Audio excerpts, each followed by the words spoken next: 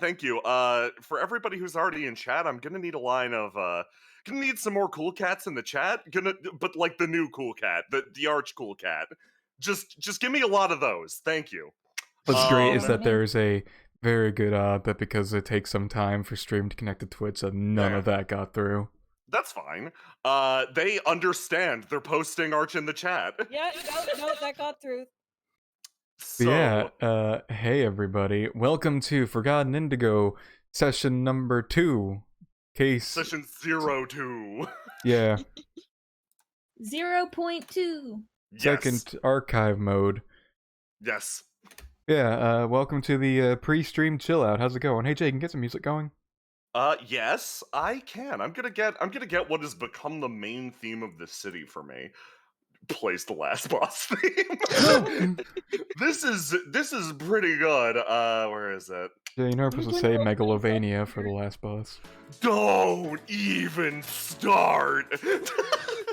So I realized the fatal flaw in me being here for the pre-stream talks is I can't hear the music, so I'm joining the Roll20. Oh yeah, really feel quick. free. That's fine. So today we are Ignore that. It's fine. Oh, because you have the stream open, yes, of course. So yeah, today we are joined by not only me and J-Man as usual and Mask, and Roma as last session. We've also got a few of the artists who drew some of your favorite characters, some of the characters you saw last session, and some characters you might have questions about. Yep, artists, sound off in order. Heart.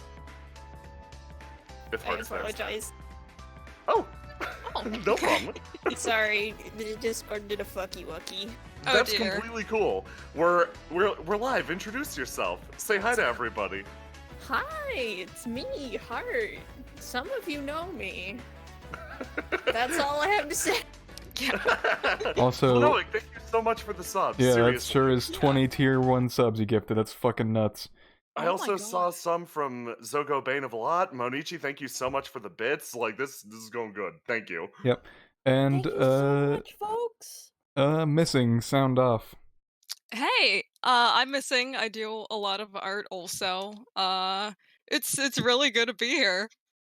I'm so excited for you to see all of the stuff we've done. It's gonna be great. Vibrates through my fucking chair. Me looking at the icons yeah. I finished, like, oh, I cannot wait for Chad to see this shit. Oh man, yeah, you guys are in for a very, very good one. Also, Mask, thank you so much. Perfect. Okay, fantastic. Let me just. Yep, we're good. Okay, cool.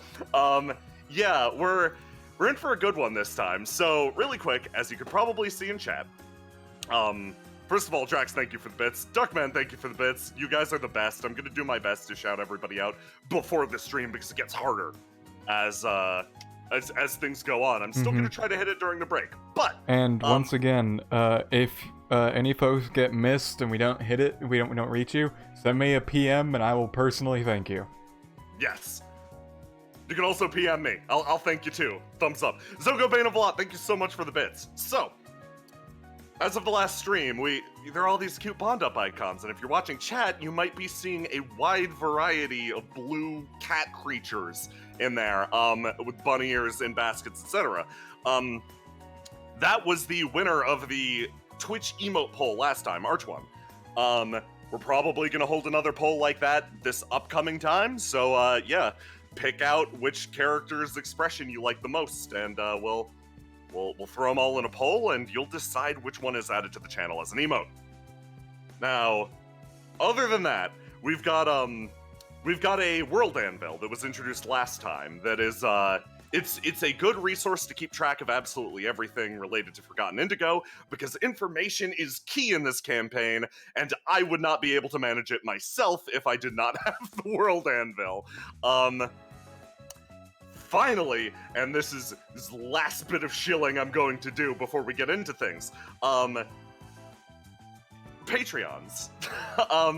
If you want to support the show, if you want to see exactly what's going on with all the players as they get updates in the games, you can go to the Windrose Everlasting Patreon to not only get the game, take a look at it, you can also At the $9 tier, you can get the play-along thing, which sort of makes the World Anvil a little bit of a mess, so I don't want to make that public for everyone, because it's half-finished sentences and stuff, but that is all the information that the players have access to, including gifts, etc. So if you want to stay up to date with them and all of the mess that they're seeing, you can sub there. Furthermore, go support Roma. Oh. There are Do it. there are a lot of designs that you will see today that there are like colored full bodies of up on Roma's Patreon.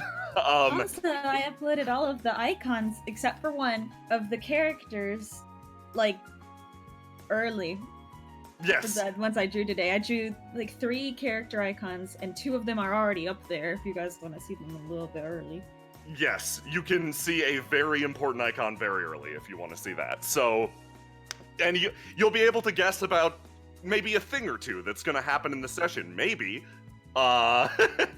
based on those icons. And then I wanna shout out finally, Missing and Heart. You guys have done so much work over the last few days. Seriously, thank you from the bottom of my heart.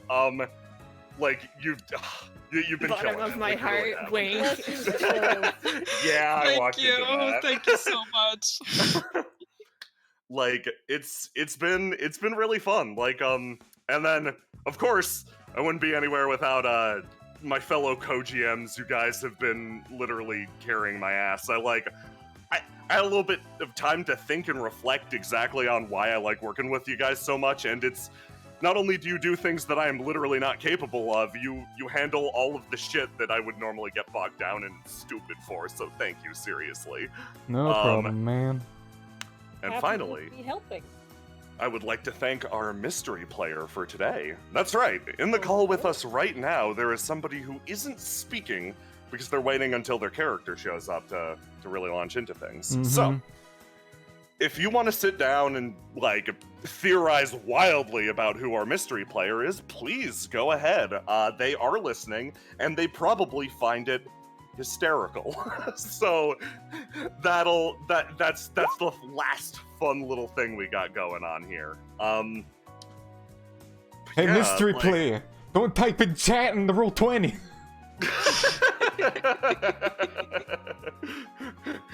I will. Yeah, good job, camera, pushing the mystery player off screen. I'm gonna be honest. At least type in your character like this.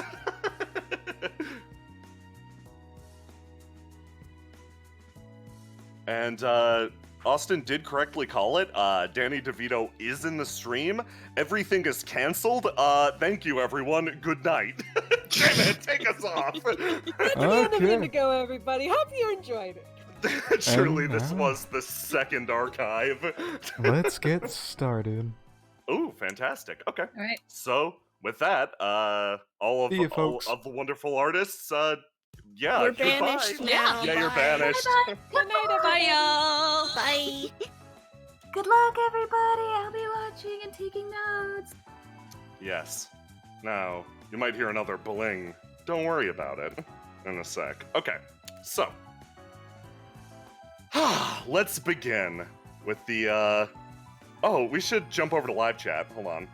Oh yeah, drag me. There we go. There we go. And there we go. So, let's get started with the second episode of Forgotten Indigo. Now, this game actually provides me with a rather unique opportunity. This format that we're tackling right now is so different from what I usually do that I can actually sort of launch in with something like this. A little bit of out-of-character narration because the nature of this game is important to me, and it, believe it or not, does tie into the nature of the narrative. This is a game where the unexpected can absolutely occur. This is a game where I don't know the consequences of my own actions as a GM. This is a game where a single pebble can cause a ripple that disrupts the entire narrative. Fuck, it already has. So, I want to start off talking in the abstract about that because it relates to our next character. Now, you're not quite sure where life might lead you. What moments become important and what moments are insignificant.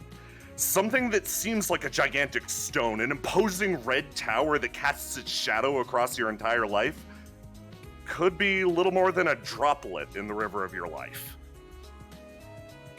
But there are certainly moments that are pebbles, small upsets against the grander scheme that provide only a momentary disruption.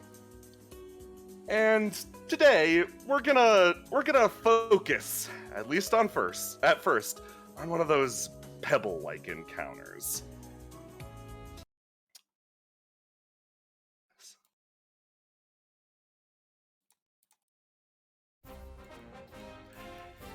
Somewhere in the back alleys of Indigo, two thugs menace a poor hapless child inside of a box fort. The two have treaded far, far, far outside of their prescribed territory. They've stumbled into this land specifically to bring something back that their bosses might appreciate. Now, why they decided boxes, and why they decided this alley in particular, and why they decided Arch's box fort of all things is the story for another time. But we are beginning with this absolutely trivial and inconsequential encounter. I think it's about time you gived us them boxes, kiddo. Why should I? They're mine. Oh, I don't think you understand how this works. You see, me and Justin here, we're the Backstreet Boys, and this is our back street. Yeah, and this box fort is now our fort, which I thought was going to be a play on words, but it's not. We don't need to play on words because we own the place. Now, ski-daddle. I don't think I will. Like, the smelly lady stinks, yeah, sure, but, like, pretty sure this is her property. Takes a look at the side. A giant eye is emblazoned on the side of it. Yeah, this looks like hers. Oh, do you hear that, Justin? That's unacceptable. Listen, if I'm gonna make my way up the Deltano, ladder, I need to bring in some cool stuff. And I don't know what's in these boxes, and I realize your defense would be, but Lance, there's boxes right over there. Why not take those boxes? You're guarding these ones, which means these gotta have good things in them. Plus, they're smaller. They're easy to carry. Yeah, those boxes are too big. You tell him, Lance. I mean, Justin. Thanks. Taps the side of nose. It's Lance Justin, you're Justin Lance. It gets confusing, but you know I'm what? confused all the time. If you're gonna cause trouble with us, I think we might need to make this a little more intimate. Give me a knife, Lance. You got it, Justin. Justin hands over a knife. Oh, that's a good knife. He puts it in between his fingers. Give me another knife, Lance. Ooh, yeah, here comes another knife. Lance hands over yet another knife. Oh, I'm gonna look like the Badger, and I put the bad in Badger. And just as this situation reaches its climax, someone, on her way back from an everyday ordinary lunch, one of her few days off, comes across the situation. Now, this would be the moment that a hero arrived, but, in this instance, gonna have to make do.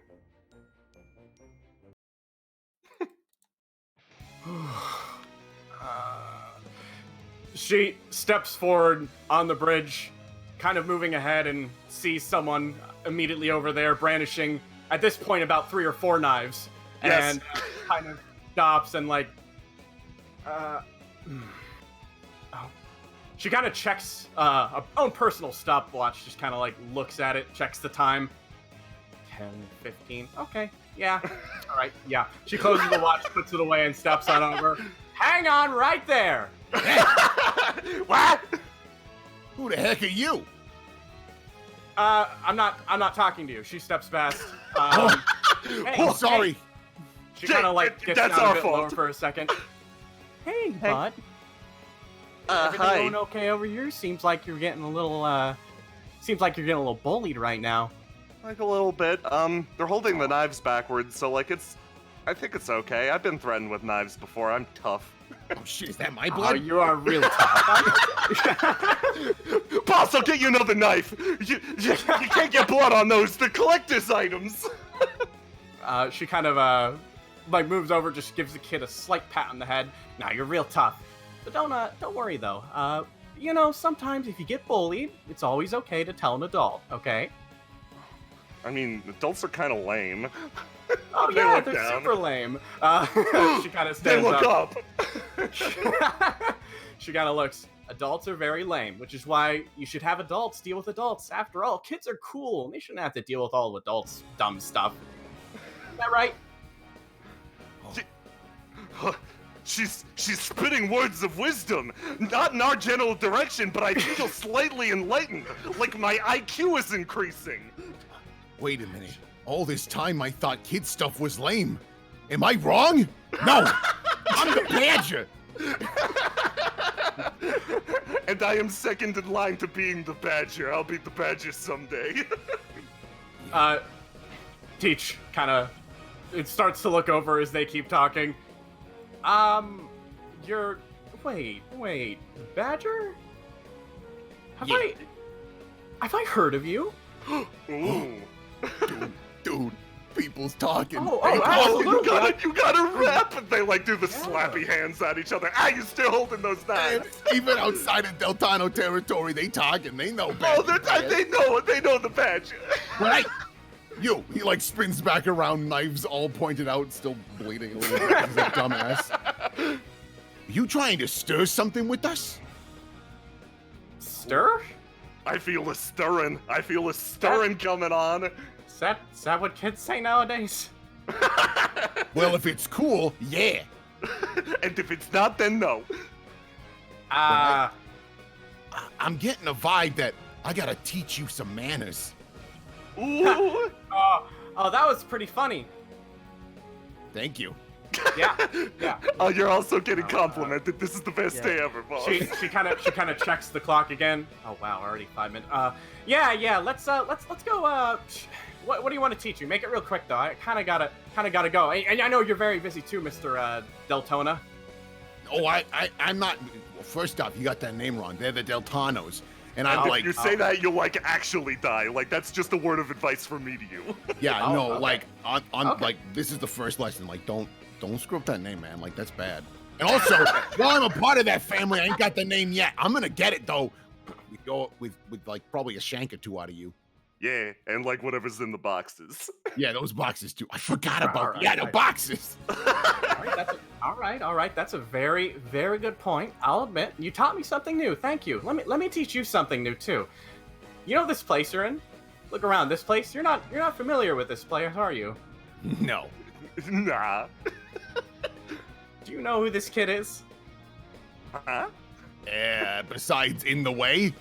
And probably dead meat. Yeah, So you don't know. Mm-mm. I think that's been established. Yeah. Just double checking. To tell you the truth, that kid's not really anyone. Not Huh? really. Yeah. You see, it's Old Town, and there are a lot of people just kind of making it by right now. You know, a lot of people trying to scrap together what they have. I can assure you, there's nothing interesting in these boxes, and all you're really gonna do by harassing kids for boxes is you're gonna cause trouble with people. Got what I'm saying? Like who? You think we're scared of the Tempest? I mean, you should be. But, no, I mean, like, I don't know. She kind of looks around. She points above at the two people up there that are kind of watching this. I mean, both of those people don't look too happy with what you're doing. They're I hear smiling. Yeah. She kind of waves over at them. She walks by this path just about every day. And, I mean, there's me, too. I mean, I don't fight, but I don't really need to, I think, with you guys. I mean, you seem smart enough kids. I'm sure you won't really want to stick around here to cause trouble, right? Justin looks at Lance is like, what do we do? Look, she She kind of raises some good points, and I am used to only receiving that from my bosses. So like, Look, I'm look. confused fundamentally at this point. I'm gonna tell you what. She reaches into her pocket and pulls out just a wallet. She kind of picks through, gets a few coins, and like puts her hand forward. Here, take this. Whoa, money! Yeah. Whoa, that's way better than boxes. Tell you what. You go straight up this path, right to the north. There's a ramen shop. Delicious. You can go in there, get some noodles, call it a day, head back home, have a sampled Old Town, and you'll have a good new restaurant to tell your boss about. Sound fair? I mean, man, that sounds like a win. Yeah, that actually sounds fantastic. We just mugged her and she doesn't even know. Oh, that's another win for the Deltano family. Yeah. Have fun. You better watch your back in the seaside if you're going that way. Yeah. Oh, I'm in Seaside a lot. I'll see you around. She turns around real quick. You see? That whole encounter was just ended the lamest way possible. Dude, we were so cool. Oh, we were so cool. They were shaking in the boots. I'm hungry. Let's go get that noodles. So yeah, sorry about that, kid. If any more adults come around, just tell them to buzz off. Okay. Yeah, can do. Yeah. That was pretty lame, but you're pretty cool. What's your name? Well, they call me Teach at the university, but Martha. Martha. Okay. Yeah. She You're one puts of, out you're her one of the hand. cool adults. Oh, thank you. She puts her hand out and shakes with the kid. Checks her clock one more time. 5 minutes. Okay, I can run. She all right. She begins just heading off in a direction. Okay. Teach, you have a very important appointment right now. You're supposed to head over to the university and meet about, like, I don't know, something with curriculum changes. You weren't listening too close because you had to get to your part-timer, and, well, it's exhausting to deal with full-time work on your one and only day off. Time's important, after all. And speaking of time, it's about this time that, two people, where is that? I'll move further up so they don't see me. Yeah, there you go, and cause a time paradox. Two people wander into the district to eat a very, very greasy lunch.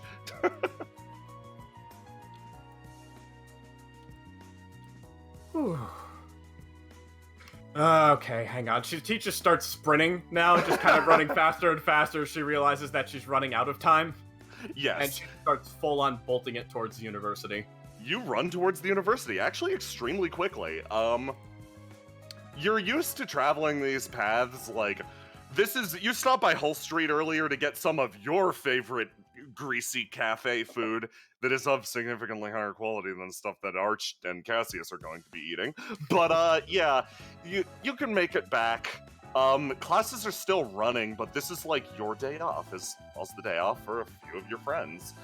You start traveling towards the university. Let me drop you a map ahead. Fantastic work, by the way. Thank you so much, Will, for stopping by. Yeah, Will.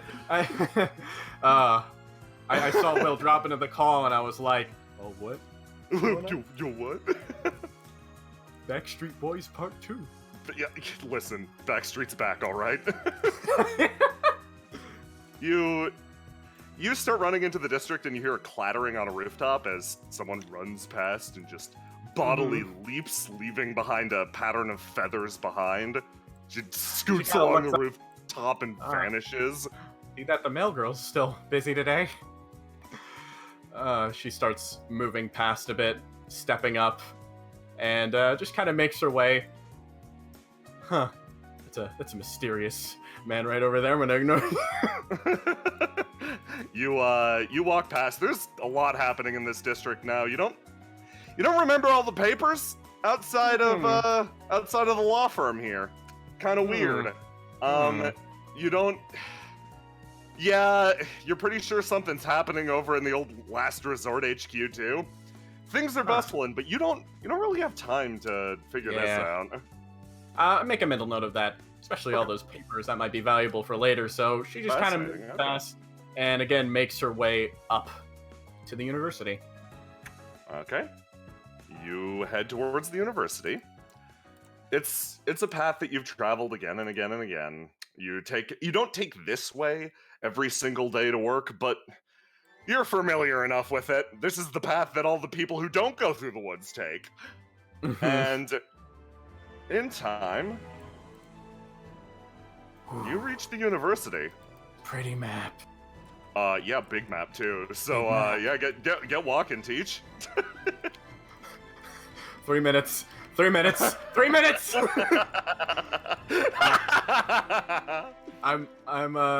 Teach is running, but I'm just taking a moment to appreciate this wonderful scenery. This is beautiful. Thank you to everyone who did maps. This is just fantastic. Yeah, thank you. I painted every individual blade of grass on this one. Hops onto the fountain, does leaps. Teach, like a beautiful swan, you fly through the air and slam through the university doors. You're not actually... You're relatively used to entering the university with panache, but this is maybe a little bit extra panache. She's preparing to run, and she's got it timed out. She should be able to make it all the way up to the staff meeting room just in time to slow down, take 10 breaths, walk inside like she's chill, and made it just in time as soon as the quote-unquote bell would ring.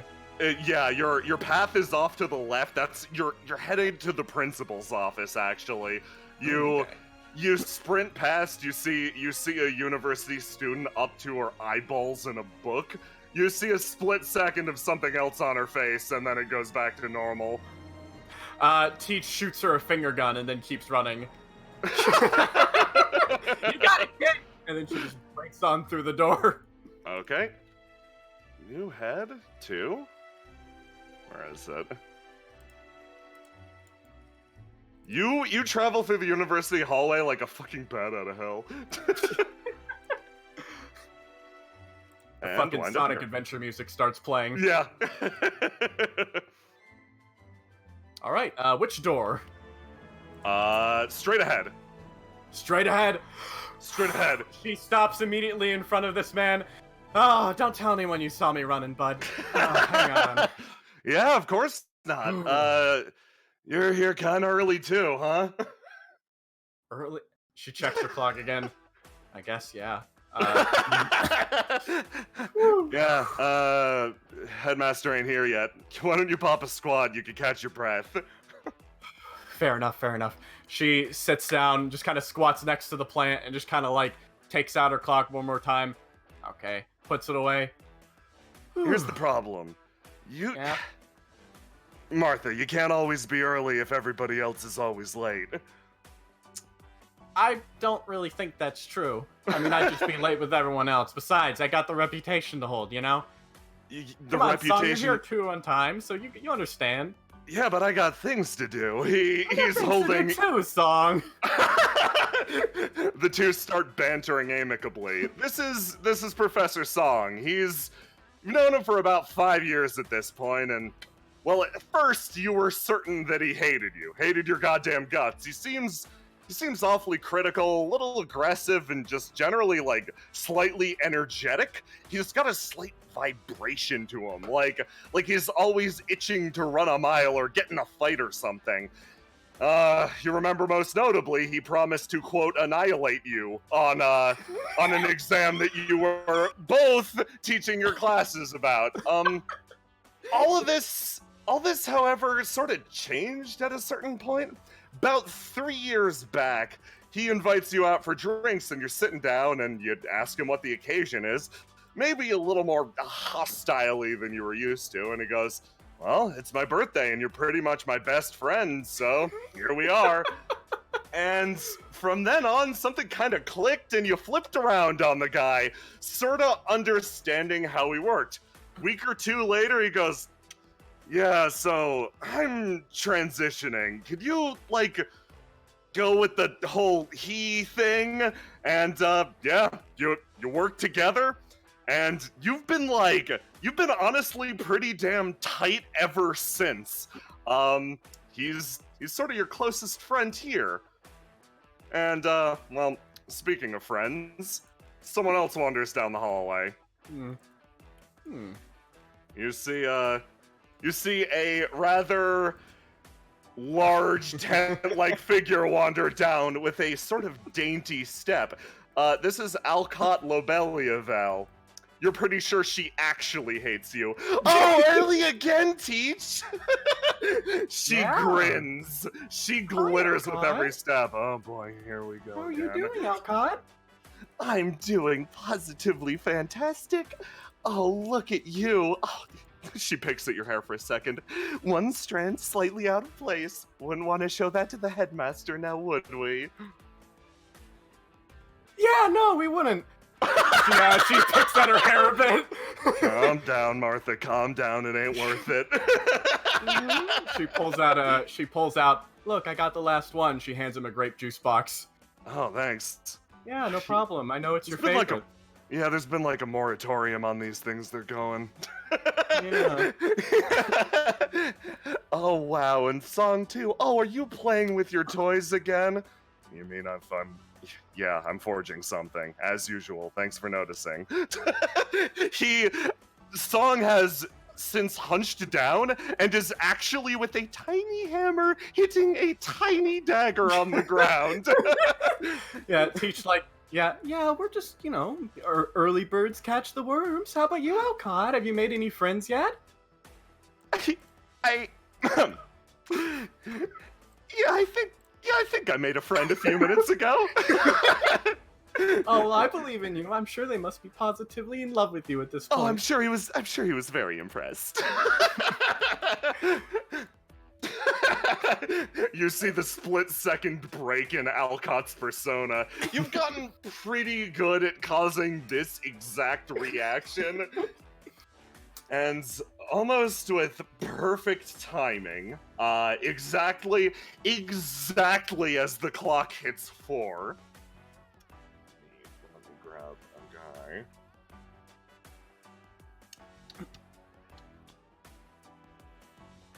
Someone walks down the hallway, sort of jingling with every single step. They're dressed head to toe in pretty thick robes with a mask adorning their face.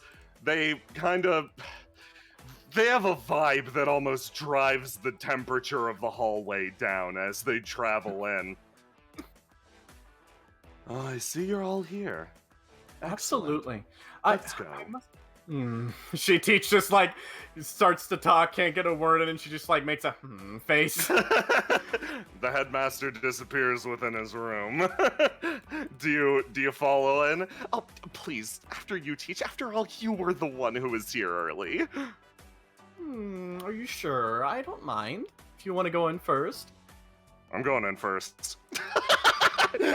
Song just quietly walks inside the room. Well, Teach kind of turns around. Yeah, that does. All right. Yeah, that settles things. Okay, fine. These two travel inside. Let's go to the principal's office. Sorry, I've got a very important juice box to replace. Absolutely fine. Absolutely fine. There we go.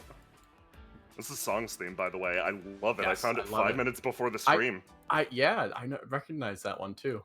Good song. Ooh. Yeah. You go inside. And the atmosphere's changed. Even though Song's sipping a juice box, he does seem to have focused his energies in. He's got more of a professional focus about him. Alcott is sitting legs folded, letting off an aura that isn't the same beaming bastard smile that you recognize. After all, you all are professors here, and you all are, despite your individual issues with one another, teachers. Teacha sits down, lets her arms just spread the entire length of the couch since no one else is, crosses one leg over the other, leans back, and just relaxes, taking this moment of professional time to actually just sneak in some nice relaxation.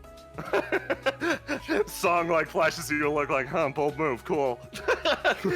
Her face, despite her rather relaxed attitude, she still has a very, stoic expression on. So, I've come to talk to you about a few things today. First of all, your curriculum. The headmaster, this is Headmaster Daringway.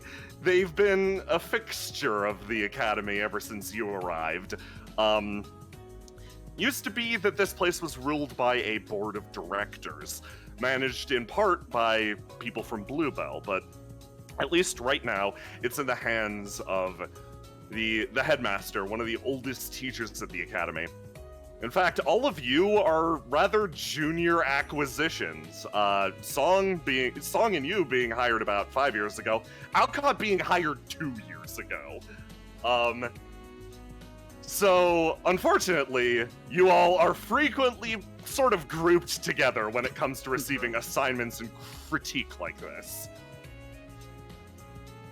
More like half good, half bad, but yeah, absolutely. Martha, Mm-hmm.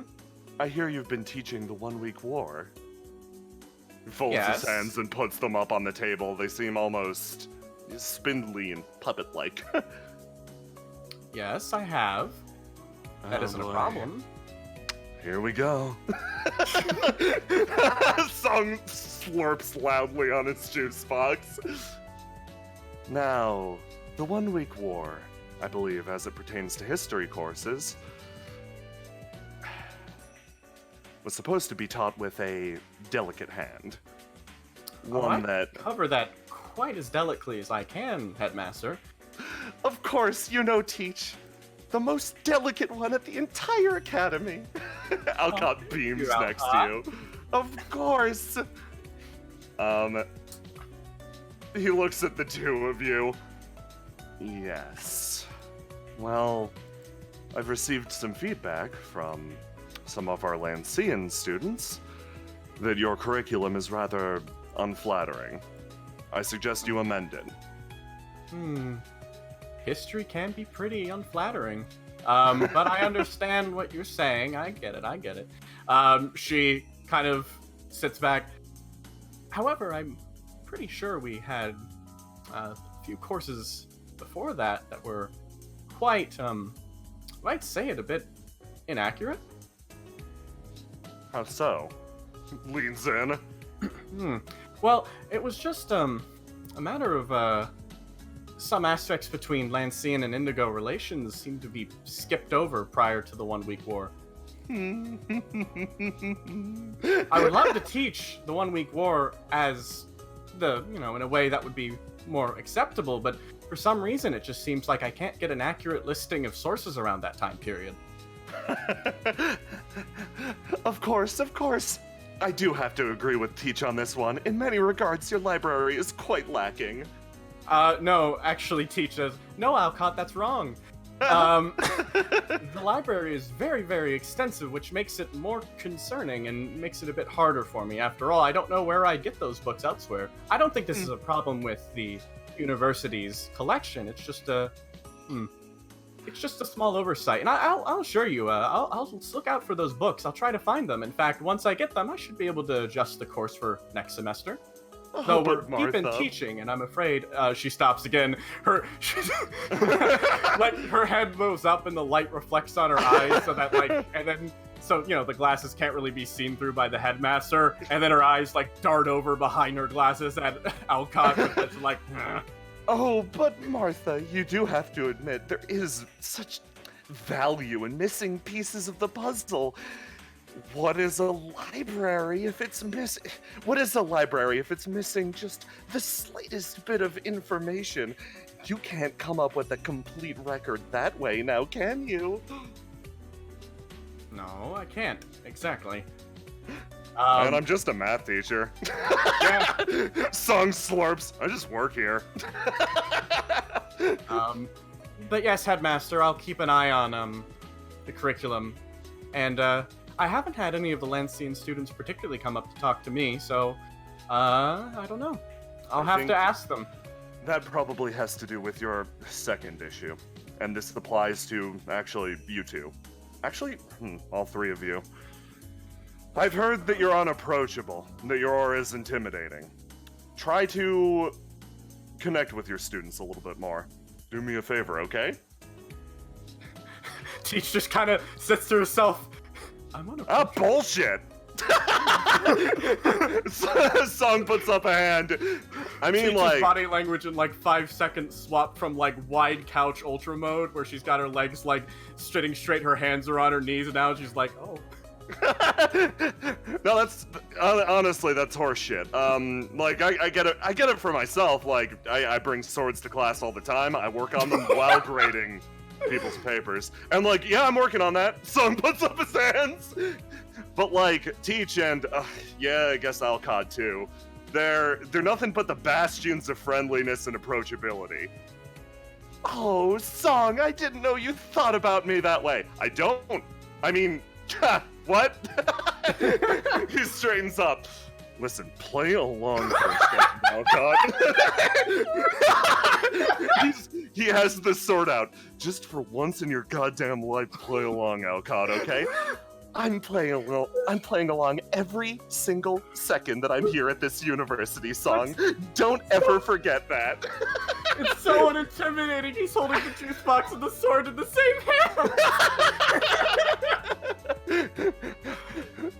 Very well. I will take your advice on that front. Just try to improve.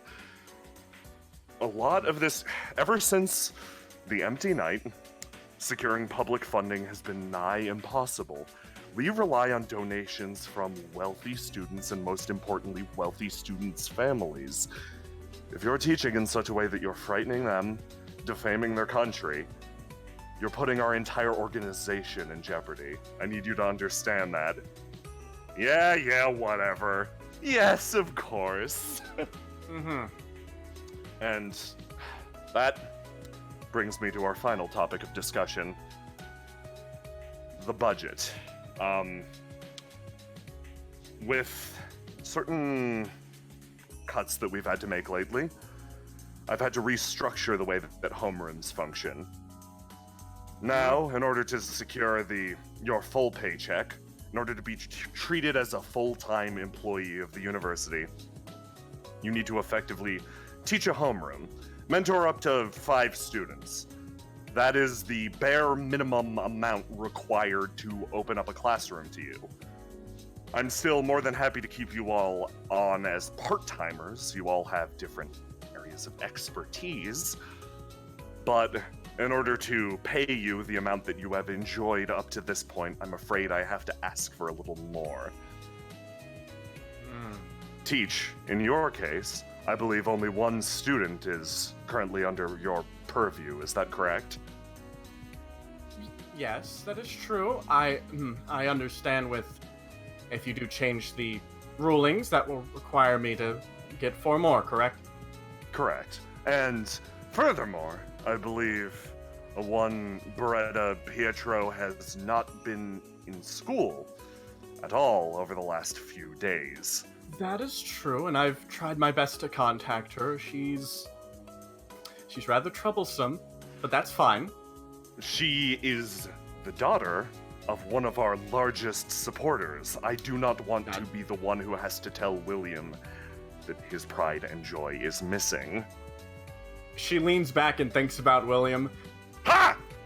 Yeah, no, I understand. I'll go look for her. Song puts up a hand.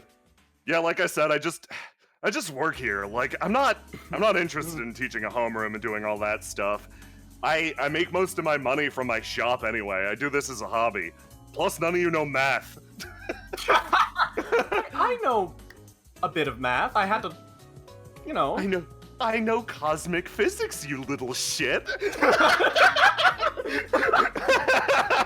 You feel Alcott and Song's like gazes meet and intensify once again. All right. Yes.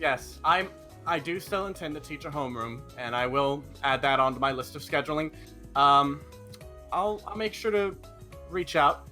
I'll make sure to check on Beretta, and I'll. Well, I know there are plenty of students that. Well, if you're switching the way homerooms work, then I'm sure there'll be many more students who need one. Yes. Yeah, that should be arrangeable. Thank you for your patience, Headmaster. Of course, thank you for your understanding. Yeah, thanks. Son puts up a hand and walks towards the door. Another productive meeting. Chicha sits a little bit longer and then kind of starts preparing to get up. She kind of stopped a bit. Anything else? I feel like I feel like you already know this, but stay clear of the Tempest. You, among all people, should know why. Yeah. She thinks a bit. Don't worry. I made it a habit to stick away from Tempest. It's just a little easier like that. You do have my sympathies. These Thank you. times are likely hard on you more than anyone, so... He looks back down at his paper again and, like, sort of rubs his mask. That stuff I said about the 1-week war. Don't take it personally, okay? She kind of stops and goes over and just kind of like stands in front and then just kind of looks at him from standing up. I won't, but in the future, if you've got to do this for some political reason, just be upfront. Please don't ever say I'm teaching it wrong. Oh, very nice. Could you, oh boy, fuck. I think that just works. I see no reason that the headmaster would not be fucking devastated by that. He looks down. Very well. It wasn't fair of me to call in your credibility. For what it's worth, I understand that you're an exceptional professor. The content itself has proven difficult for me to manage, and while I understand the difficulty of your position, also understand the difficulty of mine. I will not blame it on your capabilities, only the harshness and the cruelty of this world we live in. Yeah, I can accept that much. She, kind of, yeah, alright. I've got students to wrangle, so, hope the rest of the day goes well, Headmaster. He waves. He waves. Oh, and, if I'm part-time, can I still do my, census project? Yes, I believe Song has your follow-up on that. Alright, I'll talk to him real quick. She goes and steps and walks out the door.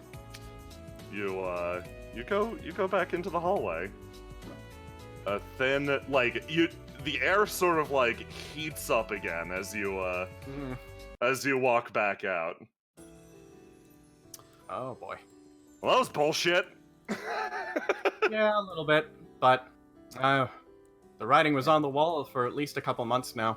Here, hold on, this one's for you. Oh, thank you. She grabs it. Yeah, this one's for you. I don't know what I'm gonna do with this, but I'll put it on my classroom wall. It looks like I'm really cool. And I have a how sword. darling, Song, I'll put this with the other one. God puts it away. Teach just kind of waves the sword around like a wand, and then just does a few like pretty competent swings with it. Yeah, that's a very nice one.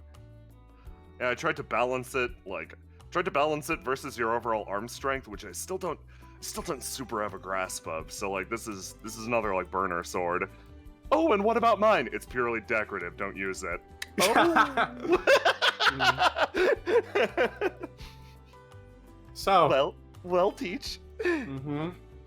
Yeah. 5 students, huh? Or 4? 5 You've already got 1. I mean, if you can find her, of course.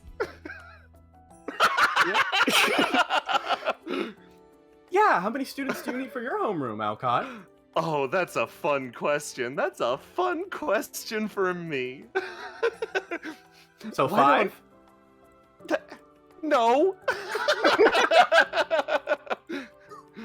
Listen, Teach, do you need, help finding these kids? Yes, we'd both love to assist.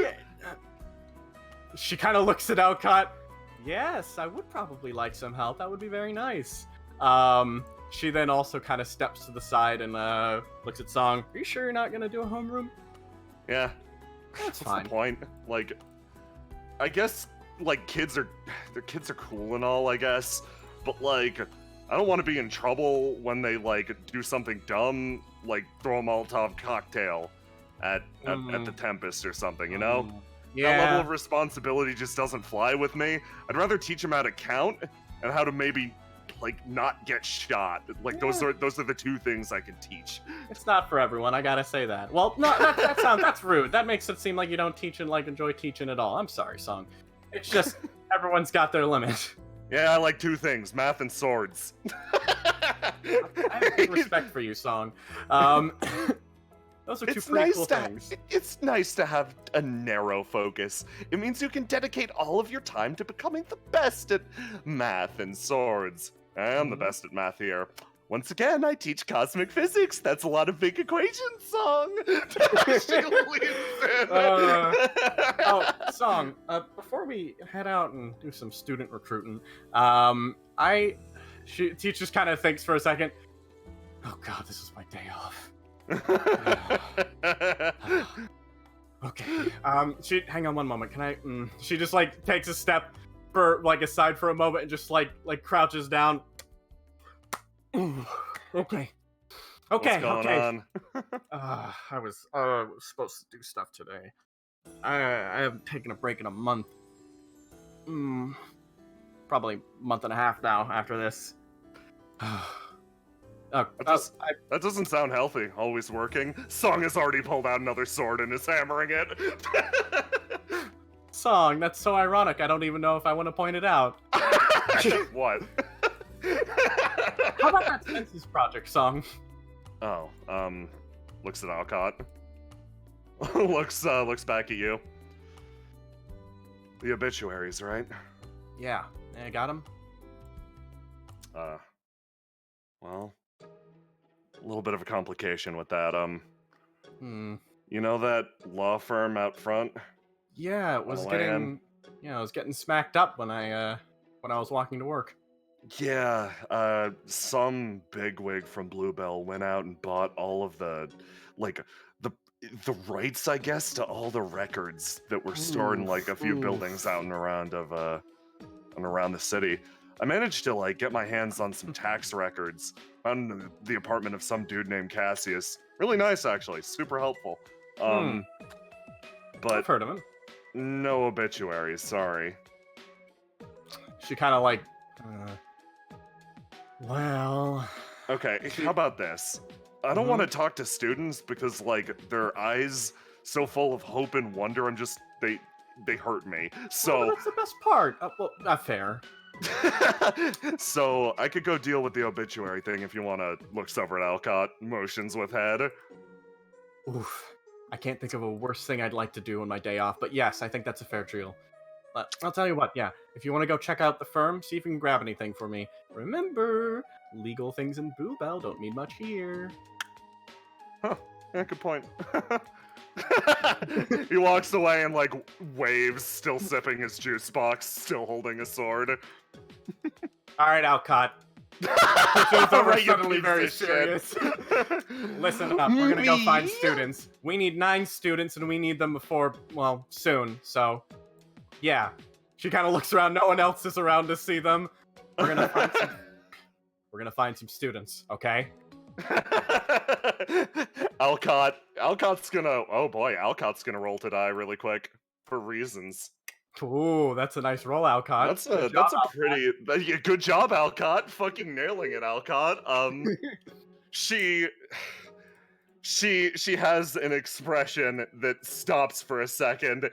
She for a split second tries to beam at you, then gets a genuinely serious look. You seem serious about this, so I'm going to be honest. I already have all the students I need. I've had them for quite a while, because, I'm something of a star around these parts, and from what I understand, your star has risen and fallen, dear Martha. Hand on shoulder! She kind of brushes the hand off. That's right. So, because I've gone up and I've gone supernova, so I need to kind of... I don't know if stars can do that. Hey, can stars do that? Can stars get back if they go supernova? She grins, knowing the answer to this. She studied Alcott looks very tired, actually unsure of if you're joking or not.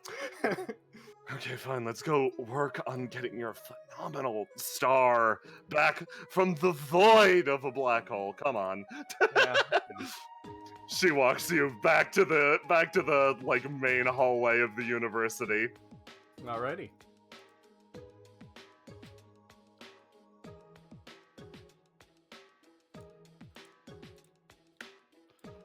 Okay. So,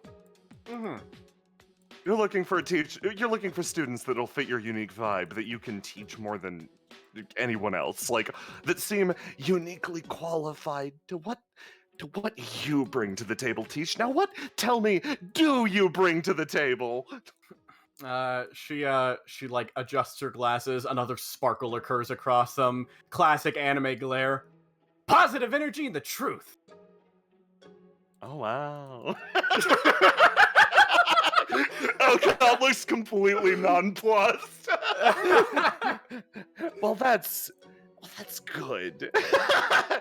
That's really good. You'll go out there and go get him, champ. Yeah. She stops and then like looks over at this student and like waves again. No, that's one of mine. Oh God, gets in the way. She kind of looks at you. Oh, you. No, I already have dibs on this one. The girl from behind Alcott like looks around. Hi. Hey. Hi. Like, she kind of looks. Oh, you're Miss Alcott's student then, aren't you? Mm-hmm. My one and only pride and joy. I thought I was one of the last picks for your class. The only one I care about. Oh God, is nervously looking at her. Teach looks at Alcott in this case and just goes over. Oh well, yeah. She's Alcott's. She kind of like force of will pushes Alcott aside without actually touching her. just like, Miss Alcott's a great instructor. I know you'll have a wonderful time. She goes and shakes hands real quick. My name's Martha Teach. I do history. Do you have a history class? Yeah, actually, I should be in one of your courses. Oh, you're teaching Modern Lancian, right? Yes, I am. Okay. Nice to meet you. My name's Mallow. She reaches out and you shake her hand, and she's got a sort of light aura around her. You can feel something coming from her. Also, you feel Alcott desperately trying to interpose herself between you and her. She's already mine. You can't have her. Teach stops and just kind of thinks for one moment, kind of just holding her head there for a second, and she says, well, I'm very much looking forward to have you in my class. I'd love to have you in homeroom, but if you're in her homeroom, I know you're going to have a wonderful time. She, again, kind of nods her head and turns over to Alcott, and then just kind of says, she gives like a face that's like, you owe me. Absolutely wonderful time. Teach moves away, understanding the true energy this student has as she walks away, understanding Alcott's future sufferings. You walk outside. Teach thinks real quick. Before she steps outside, I want to do a quick question. Inside of the university, obviously, there are plenty of other hallways and stuff. What kind of time of day is it? Would I find more students traveling university halls, or would I find more outside, like getting ready to leave or enter? More outside, because it is getting nightish. Gotcha. Will do then. Okay, you go out here. Gonna smite this Teach. Create a new one. Rest and teach. Rest and teach. So... Yes? Thank you for not stealing my student. Of course, of course. But at the same time, I am rather... I have a surplus of students. My cup runneth over. If you had to take one, I suppose I could part with them if you asked extremely nicely. You get the feeling, based on how panicked she was in the last room, this is not 100% the case. Yeah, she's like, oh, that's so kind of you. I'll put that one in my back pocket. Of course. Yeah. Any student I ask for, you'll give me one of them. That's a great No. That's not what I said. That's not even an approach. You didn't say not that until I put that in my pocket. Yeah, see, you're twisting my words right now. Teach looks around, looking. Teach. As you look, you see a fucking gout of flame erupt from the old greenhouse. Teach like, Oh no. Oh, She moves over. boy! Somebody has started a fire. How charming. Teach just kind of starts stepping up. Ugh. Teach like standing in here. Wait, that's a fire. Hang on. She steps back a bit, like just about to run straight into it. Oh, come on. It is just a fire. It goes away if you show it who is boss. Then show it who's boss. Okay, behold. Alcott wanders forward. She is going to... she earlier locked in her blue stat. And let's just... her blue looks pretty. Her blue is very pretty. Let's just do a quick roll to show the fire who's boss. Oh, good job, Alcott. Alcott walks forward and looks at the fire, then looks back at you and smiles, and then inhales and... It's really Thank smoky. you, Alcott. And it goes out.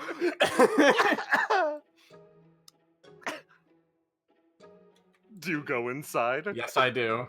Okay, you go inside. Mere moments earlier, in the middle of this fucking raging inferno, a bunch of students attempted, at least at the time, to remove this man from their number. Mm-hmm. Play this one. Okay, punk, this is our turf, and you can't take it from us by setting it all on fire. Like, we like the fire. It's nice, it's homey, it adds something to the place. Oh, shoot, fellas, I'm glad you agree. yeah, so beat it. Scram! You guys. Oh, but look at how good she's going there. I just hate to get in her way now. The fire near the door's gone. We can escape. This one runs out and slams into Teach on the way out. Yeah. This one sprints out. Oh, sweet freedom. They sprint to the exit. These two over in the corner. Well, this is it. This is how we go out, pal. It's been nice knowing ya. They clink mugs and embrace their death in the increasing It's been moderately fire. appropriate, David. Right back at you, John. That is not my name. Oh, boy. Oh, Hold on. gosh. Yeah, okay, so shockingly, this is one of mine. Not the dog. The dog gets up in Alcott's face and she just shoves him out of the way. that one over there. Wonderful student. Sparky! Oh, howdy there, Miss Alcott. Love what you've done with the place. Teach help. Oh, thank you. This one's going real good. Martha, please. Martha kind of steps over in this direction. Are you... hey, Martha, are you leaving me? No, that's fine. Hey there, excuse me. She grabs the teapot. Let me just grab that real quick. And she kind of steps over this way as well. Is this a nice bucket of water? I'll grab that too. Well, there goes our only source of safety in case the fire spreads to us. You should leave the building. Nah. I only got one life to live, and I've chosen to live it here. Mr. Sparky, was it? That's me. What can You're I do a real you firebrand. This is not good though. This is university property. You need to stop. Oh, that's a real shame. I was told no one was using this here place. University property, even though this place isn't being used too much, you gotta understand, a fire like this, she splashes the fire up onto the branches of the tree, and I'm gonna use one of Teach's abilities. Ooh, what? Professional. Oh, fantastic. About 16 years ago, Teach had a stint working as a firefighter in Indigo, back when there was an official firefighting department. And she has a little bit of knowledge of how to use water and otherwise just how to put out fires, how to, like, stop things from going. And she kind of, like, looks around. She's kind of good. A lot of these trees are old and dry, so this is a very bad situation to be in. But she knows there's a lot of water around. And she thinks, because she knows Alcott, She kind of like throws that. Alcott, put it out on that side, please. Teach tries to toss the water in a way that'll put out the fire on this side.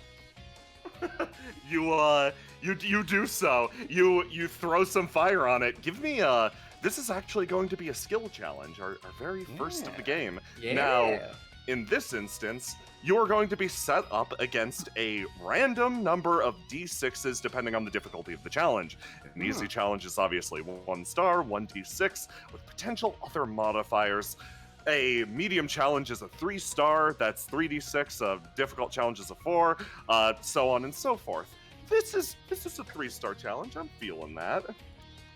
So be this. Wow. Okay, let's do that then. Killing it. Yeah. Well, I'm gonna have. So what I'll do is I'll roll it without this first. Okay. Yeah. Okay. That isn't even with the extra 1d6. That just add the 1d6 on for posterity's sake because we are recording the rolls. Okay, so that's a grand total of 25. So, yeah, you splash the fire and destroy it entirely. Do you want to splash Alcott? Yes. You do so. You manage to completely put out the fire and suppress the blaze, and also just soak Alcott. Okay, you did that on purpose. No, I just had to act very quickly. It was a mistake. She looks up at the ceiling. You are always early. Yes, I am very. You know me, I'm just clumsy and I'm always late. She steps past, she looks up. That sure was something. Yeah. Great work there, ma'am. I ain't seen something like that since back home. Is the fire still going, or is it just deleting stuff? It's still like it's petering out. Like okay, yeah. Yeah. She stops for a moment. Now, Sparky again. That's me. Yeah, I'm Teach. I want to know. It's a right pleasure, miss. Why did you start the fire? Well, you see, there ain't many places around here folks are happy about me doing all that. Mm-hmm. But then they said this place wasn't being used for nothing, so I figured, why not? I gotta do it somewhere. So, Sparky, I have something I want to tell you. I understand your arsenic. She kind of turns her head slowly. Yeah, Alcott? Go on. She turns her head back up. So, Sparky. This man is completely dry, by the way. He instinctively leant back out of the way of the car. Sparky, I don't have to tell you how fire is. I'm sure you're quite familiar, aren't you? It's birth. Yeah. She just kind of thinks about that response. It's kind of weird. But she's just like, no, wait, I thought you said it's birth, not it burns. And I'm like, the fire is birth to all things. Yeah. No, yeah, that's It is the originator. And we will all return. Flame is man's progenitor. Yeah, no, okay. Yeah, no, it burns. And you know what happens when it burns? It keeps burning. Especially if there's a lot of old stuff and a lot of trees in the surrounding area. This building. That's why I came in here. But you understand that if a fire burns too bright here, it'll spread through the entire campus. Oh, no, miss. I wouldn't let that happen.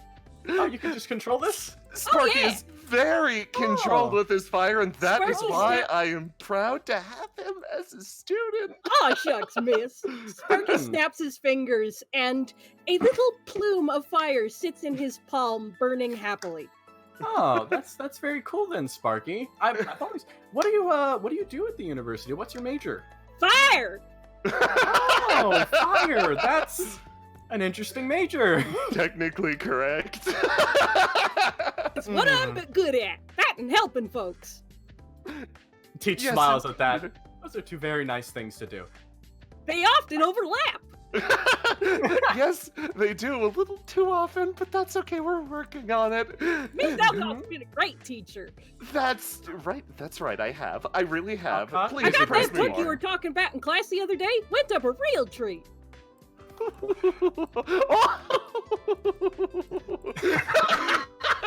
Teach just blinks a bit. Yeah. She kind of looks back up at Sparky. Well, that's quite interesting. If you don't know, I'm Martha Teach. I'm the history teacher here. We've been looking around to try to find some students for homeroom.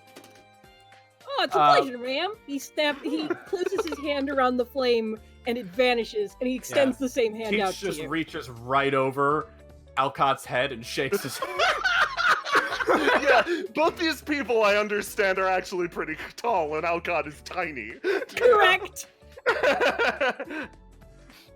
So I wouldn't want to take you from Alcott's class if you enjoy it a lot. Ah, heck, ma'am, I'm sorry. But my posse's horse is already hitched to another wagon.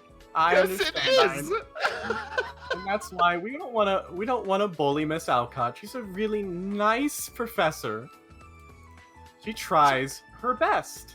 Oh, she gives me all sorts of stuff. Please Mhm. keep praising me. And back to the fire thing. No Sometimes, matter how many discs I go through, I always get another one. yeah, and never forget, you could stop this, but and she turns to Alcott when she says this. Sometimes your best isn't enough. So you should always practice cautious to make sure that when you fall, you don't fall too hard.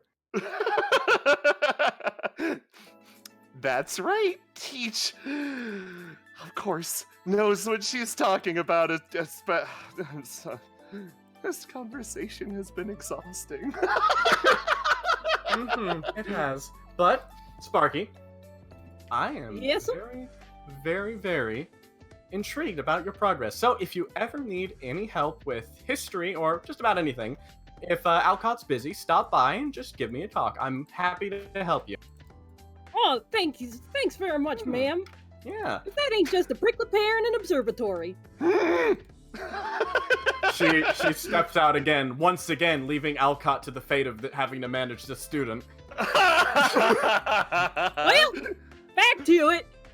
Oh no! You walk out as another blaze goes up from the classroom or from the greenhouse.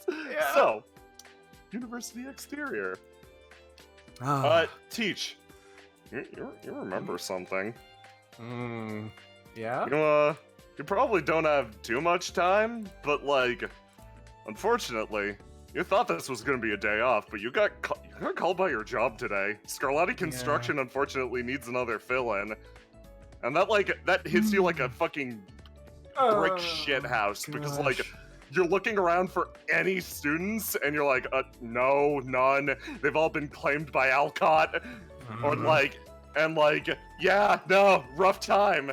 And you gotta get to work like soonish, so you probably don't have much time to investigate. Teach just kind of like rubs her head. Every work all at once just wants a little bit of Martha. Martha can't get a day off. Martha has to go to work every day. Martha doesn't get time to herself. Martha, she's like walking with she like walks by these students like, what I imagine she was like, oh man, I'm really looking for a homeroom class, and then Martha walks by with like this fucking death aura, and then they're just like, oh fuck. Oh, yeah, okay. Holy shit. Right. By construction. Go one more direction. Let's see if there's anyone else. She like stops. Wonder if any of those punks are hanging out. They probably haven't signed up for homeroom yet. She's gonna walk and try to head and see if the university trouble students are available. Oh boy, okay. I could give you a tip on the university trouble students. Sure. They are probably hold on. I can even ping you to them. Okay. Because you'd know. Okay. Yeah, they're hanging out behind the university rather than in front of it. Of course they are. Yeah. She kind of quickly goes, she checks her time, and then she makes some mental math. All right. Let me see, what can I cut? This is a kind of strange use of my ability, but can I try to roll against time to schedule in more time for myself?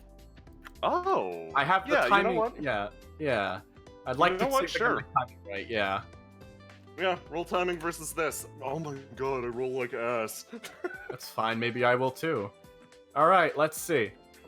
Oh, just beat it. Good Just beat thing. it barely? Yeah, you've got a look. You know what? You have enough time for food after this. She Which rearranges you her need. day. Yeah, she rearranges her day a bit. Excellent. Okay. She just starts bolting again. She moves fast. Right past here, right? Yeah, right past there. Yeah, Yeah. You hear two kids conversing out behind the university.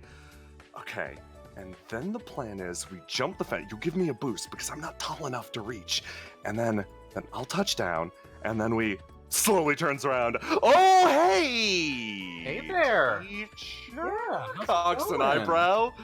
Hello. Hello. The lady behind slowly raises a hand. One of them is like this. He's like tall and lanky. The other is she appears to be some sort of moth or butterfly. She's wrapped very, very, very tightly up and looks like a nesting bat. The other one looks sort of disheveled. They're both very thin. Yeah. She just stops. Sounds like you guys are gonna go visit an athletics course soon, aren't you? Yeah, the best athletics course there is. Running from the cop. Absolutely. Yeah. I mean, yeah. you are a teacher, right? Yes. Nice. I might have misspoke better. I might have misspoke. You definitely did. She waves her hand at him. Look, I'm not here to bust up some kind of activities. I'm here to ask about homeroom. Have you two signed up for homeroom yet? I haven't been to a homeroom in the last 2 years, and you can't make me. No one can make me. He looks you dead in the eye. She kind of smiles a bit at that, like a little wider. You know, they're changing up homeroom policy. Well, you probably don't know, actually. It sounds like you're a little busy. But she kind of like, look, that's fine. It's fine. Whatever you want to do on off hours, as long as it doesn't put pressure on the university. I'm not a cop. Well, he scratches his chin for a second. That is something that a cop would say. So, prove it. Prove you aren't a cop. Okay. Well, she kind of like stops. I'm actually very sorry about him. He tends to get like this sometimes. We unfortunately had a run-in earlier with the Calamity Tempest. They happened to take his cell phone, and he is rather upset about it. Yeah, I mean, I worked 3 part-time jobs to get the thing. She looks over at him. He's like, in her head, she's like, 3 part-time jobs. Martha wished she had 3 part-time jobs. But then, externally, she's bubbly and she's like, yeah, that's oh, goodness. Why'd they take your phone? That seems rather unfair. Oh, yeah, completely unfair. I threw a rock through one of their windows. He looks at you dead seriously. She kind of looks, Then I picked a fight with one of them. I shoved him in the canal.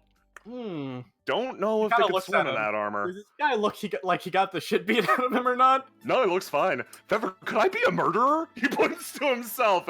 We would know if you were. That's right. I don't think you're a murderer, bud. I don't think. She kind of thinks a bit. Well, yeah. Well, you didn't get beat up. It seems like something they do rather frequently. So, were you planning on slippery enough? Yeah. Were you planning on busting in and getting your phone back? How'd you know? Context clues. Yeah, at the same time, your cop levels are rising, pal.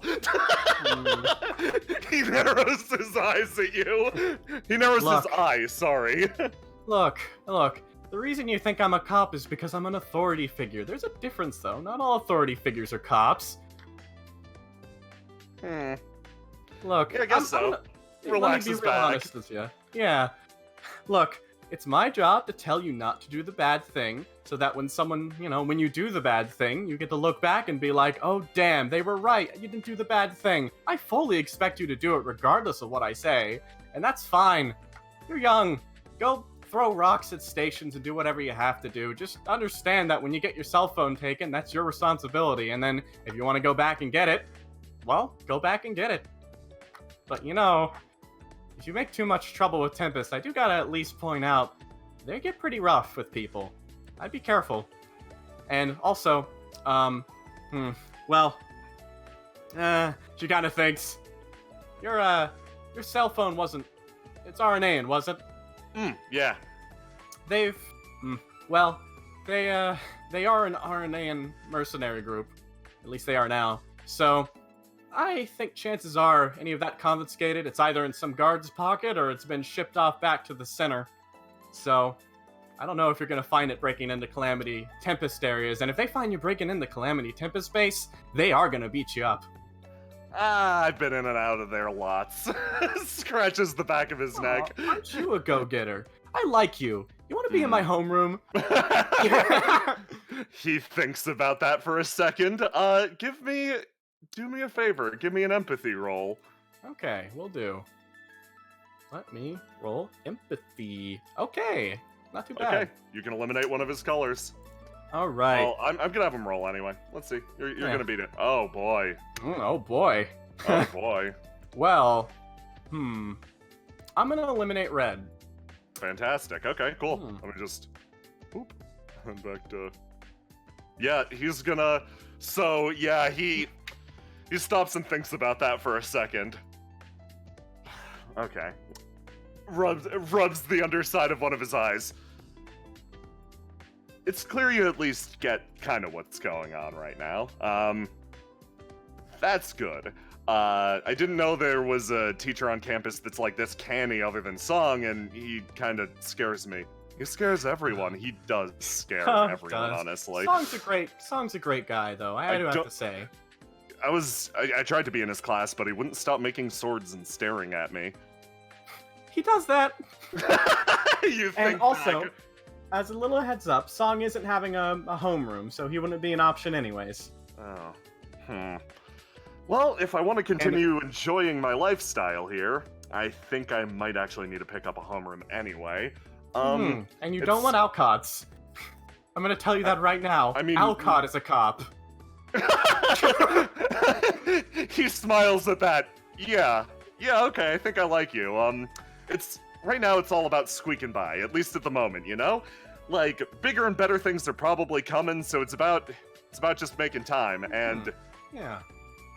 Sometimes that involves throwing rocks through windows, because, sometimes they deserve it. He straightens up a little bit. So, yeah, okay. Doesn't seem like the worst thing in the world to be part of your homeroom. I want you to analyze his remaining colors, blue or yellow. What do you think he's doing? Well, I think his attribute, I think this is kind of like something to do with day-to-day or like living life to the moment. So the question is just what color that is. Yes. I'm gonna go with yellow. Fantastic. You are not correct, actually. Yeah. My first guess was blue, but then I thought mellow yellow, and then I went with that. No, that is good. So yeah, you give me that fucking experience. Yeah, exactly. What happens when you try to empathize with someone and do not succeed? In this instance, you can choose what to take. You can choose a gift that is related to this character in one or more ways. Now that this kid has very strongly implied that he's about to break into Tempest HQ, you're worried about him. You want to see where that goes. Yeah. You can follow up on that to gain an increased amount of experience and maybe deepen your bond with this character, or you can take experience immediately right now, which has a fun dynamic with Teach. Teach thinks a little bit. And actually, I think the answer to that question will depend on the next one Teach asks. Ooh, fantastic. Thanks, she nods her head at him. It'd be great to have you in homeroom. Real quick though, she turns to her right to the tall lady next to her. How about you? Do you have a homeroom? Or are you gonna... I do currently. I'd ask, what in particular are your credentials? What do you focus on? What's your area of expertise? Why would I join your homeroom versus the various other homerooms that are available on campus? Well, quite simply, I am the head history professor of the university, and beyond that I also have an intense interest on basically understanding the current state of Indigo. I am running the census project, if you've heard of it. I have a lot of opportunities for, Adequate, acceptable. She smiles. She actually smiles at that. I like you too. I'm very punctual. Yeah, but also, Shut up, Harp. We're joining this homeroom. Oh, okay. She reaches up her hand and shakes with her. A pleasure to meet you. My name is Feather. I'm Harp, by the way. Excellent, yeah, Martha. It's a pleasure. Please don't tell the Tempest. That'd get in trouble with one of my day jobs, and I can't afford to lose that. Or maybe actually, man, I've been paying like killer rates to stay in the dorms right now, but if I actually start going to school, they said they'll slash them. Unbelievable, right? Yes, absolutely. The university tries to do what it can to help keep the students. I mean, we do have a lot of space here right now. A lot of rooms we're not using, so it makes sense. This place is like an overpriced apartment building, but it's also one of the only places you can live in Indigo these days. Yep. Everything here is so damn chaotic. Speaking of which, I'm gonna run. You two take it easy. Hang on. Yes. Step forward. Hold on one moment. She turns to Feather. Are you gonna go follow him in his little escapade? Probably not. Now that I have a new homeroom teacher, I believe I might need to study up. She smiles at that again. Really liking this lady's intense aura. It's fiery. It's great. It's full of energy and truth. Yeah. She stops. So, kid, I think with enough context clues, you're gonna go throw some more rocks in Tempest windows, aren't you? Actually, no. I sort of changed my plans. I'm pretty sure really? there's a fight that's gonna break out this afternoon, and I think I'm gonna try to defuse it. She thinks a bit. Oh, you want to defuse a fight? That's very admirable. That's very appreciated. She kind of looks at him. Could Teach get an idea if this guy's actually gonna defuse the fight right now? Oh yeah, give me a roll. Let's try. I guess that would be empathy again. No, just give me a raw d20 for this one. All right, raw d20 colorless. Yeah, raw d20 All right, colorless. let's go. Okay. And something weird actually happens when this occurs. You don't expect it. Something about this guy, just his general slipperiness, he actually clashes with you. Ooh, colorless clashing. Ooh. Yeah. Here, let's do it like this. Ooh, that's great. Oh That my is god. Unbelievable. Oh fuck, that is a. So for his crit 20, I'm going to reveal something to you and the audience so you know that I am not actually no, he gets to look like he's cheating. Harp gets to walk away and look like a motherfucker as a result of this roll. He puts up both of his hands and just goes like, I know we just met, and I know you found us crouching behind the building and drawing plans in the sand about maybe jumping a fence and robbing some people. Feather, erase that! She walks over and just slowly drags the leg over. But simultaneously, I feel like you've gotten me all wrong here, Teach. Does Teach react to being called Teach by this fucking Randy? She stops for a moment. She would correct him, but she doesn't. Because he's in her homeroom, so she's allowed to call her teacher. Listen, this city has something of a pulse, you know? And I like to think I've got my ear to the ground. Like, I know what's going on. And, I like to think I'm able to direct that pulse sometimes. Make sure people don't get hurt. I'm like something of a... He scratches his chin for a second. Busybody. Yeah, wait, what? No, stop. Yeah, whatever. Looks down. Just... I'll look forward to your homeroom whenever that is, okay? Okay. Very fair. Takes a few steps away. Oh, by the way, looks around. Jack and, what was it? Yeah, Kristen. They say thanks, you really bailed them out of a bind there. Thumbs up and walks away. You don't know these people, but you remember helping out some punks the other day. She thinks and kind of, oh, interesting. All right. Yeah, no, you get the feeling like as this fucker runs off, he knew far more than he was letting on. Yeah. Ooh. She kind of turns around. Wow, he's very, very crafty. He must be a pain in the ass. Whoops, I wasn't. Always. Teach just like puts her hand to her mouth. Whoopsies. No, it's fine. The honesty is appreciated. He's frustrating to deal with, but useful is the best word for it. No, he does give off those vibes. Seems like at the very least he knows what he's doing when he wants to. He hasn't joined a single class for 2 years at the university. Why do you think that is? She thinks back a bit. Well, 2 years would line up with the empty night. I don't know if that's what he's... An interesting train of thought. She closes her eyes again. I think it's actually something else. I think he has yet to find somebody that he respects around this place. Shockingly, you gave that to him in one conversation. Yeah, she kind of thinks, yeah, brain gets a little, She just kind of like, just stops. Yeah. Well, I'm glad I've got his respect. That's nice. Takes a very unusual person for that. I'm more pragmatic. There's a value to that in its own right. So, she kind of... She trudges ahead of you. Yeah. Teacher's kind of like doing that thing where she's like, oh, okay, I think that's enough. She kind of looks at the clock again.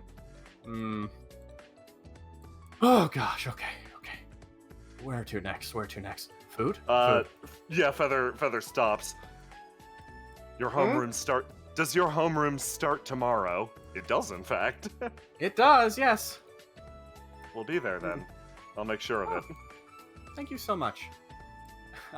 She stops a bit and just kind of like takes a moment to look around and kind of sees Feather off. She goes back to the dorms. Okay, nice. She lives in the dorms.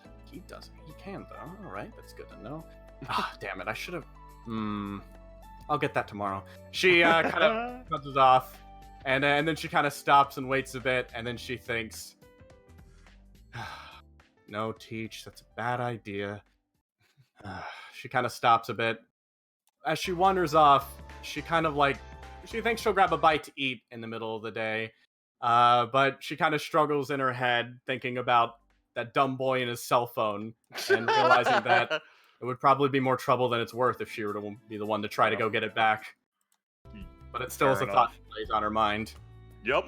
Okay, so, yeah, you can, where are you headed for food? You've got a few options on the way to your part-timer. I'll tell you now. Your favorite spot is on the way there. Okay, yeah, absolutely. Favorite spot, I mean, you know, I lost my fucking day off, so I might as well get my favorite spot. Okay. You walk towards your favorite spot. Nice. Okay. Yo, you're killing it, by the way. Now. I just wanted to step in and say you're doing so good. Thank you. This is a lot of fun. You're also doing fantastic. Thank you. Like I'm just having fun fucking around. Like I've got no idea how shit's gonna go. You just put a ball in another court. I was scrolling across the map and I thought I saw something, but I'm just gonna ignore that for now. Could be. Could be. Could also be my eyes playing tricks with me. Yep. This is a nice loading screen too. Yeah, you take your secret path down through the backwoods, and you wind out actually immediately in front of your apartment. Yeah. She kind of steps up, moving past, and as she turns the corner, I think she sees a friend of hers. Oh yeah, he's actually moving out. He's your ex-roommate. Ah, darn. I kind of stop. And Yo, Teach! Yo! She kind of steps over and just like, give me a hug. He does, immediately. This man is gigantic. Probably like got some big gargoyle in him because a lot of his skin is like stony and craggy. He gets you in a quick embrace. Yeah, sorry about the sudden move. It's okay. Things are getting busy again. Things are getting really busy again. This is my day off, did you know? Mine too. I feel you. She kind of, yeah, I'm gonna miss you, but I know. She kind of looks back. God, I might even have to move out sometime soon. Don't say that. Like, I understand rates are climbing, but at the same time, like, you always have a place with the last resort if you need it. You help out enough in town, I could probably call you a member. Yeah. She kind of stops a bit. You know, they're demanding homeroom now, mandatory, and if I don't get it, my pay gets cut to part-time. So, with the rising rates, I might just be out of it. So, I don't know. Well, you know, I'd say stay strong and all that normal stuff, but gets harder and harder every single day. Best we can do is, like, hope something changes. Damn factions are ripping this city apart, but, like, it's our city. She kind of thinks a bit about it. Yeah. That's more, I'm sorry, that's more of a me problem than a you problem, I guess. No, it's everyone's problem now. Yeah. I mean, it was even before it was a problem, even before everything started to change. Obviously, the factionalism is causing some tough stuff to happen, but, I mean, she gotta, like, looks at just the state of the city, like, thinking about all the, like, disrepaired buildings, the other stuff, the tons of different uniforms, the factions all around everywhere, but also thinking about how all of the communities have come together, and also the general state of, like, it's weird. I've noticed that over the time, it seems that the recent events have both segmented and also brought people together. Yeah. Everyone seems to act more individually in small groups, but within those small groups, they seem to do well enough for each other. Well, we don't have a choice anymore. Yeah, absolutely. But that makes me kind of happy. Not that we don't have a choice, just that, you know, when we don't have a choice, we can get our stuff together. What? You know, after about, I don't know, 20 years. God, how long have I been in this city? She kind of scratches her head. After a long time in the city. Yeah. I mean, after a long time in this city with all the stuff of the old government and everything, I don't know. There's a nice spark about the place. Kind of seems like something's woken up.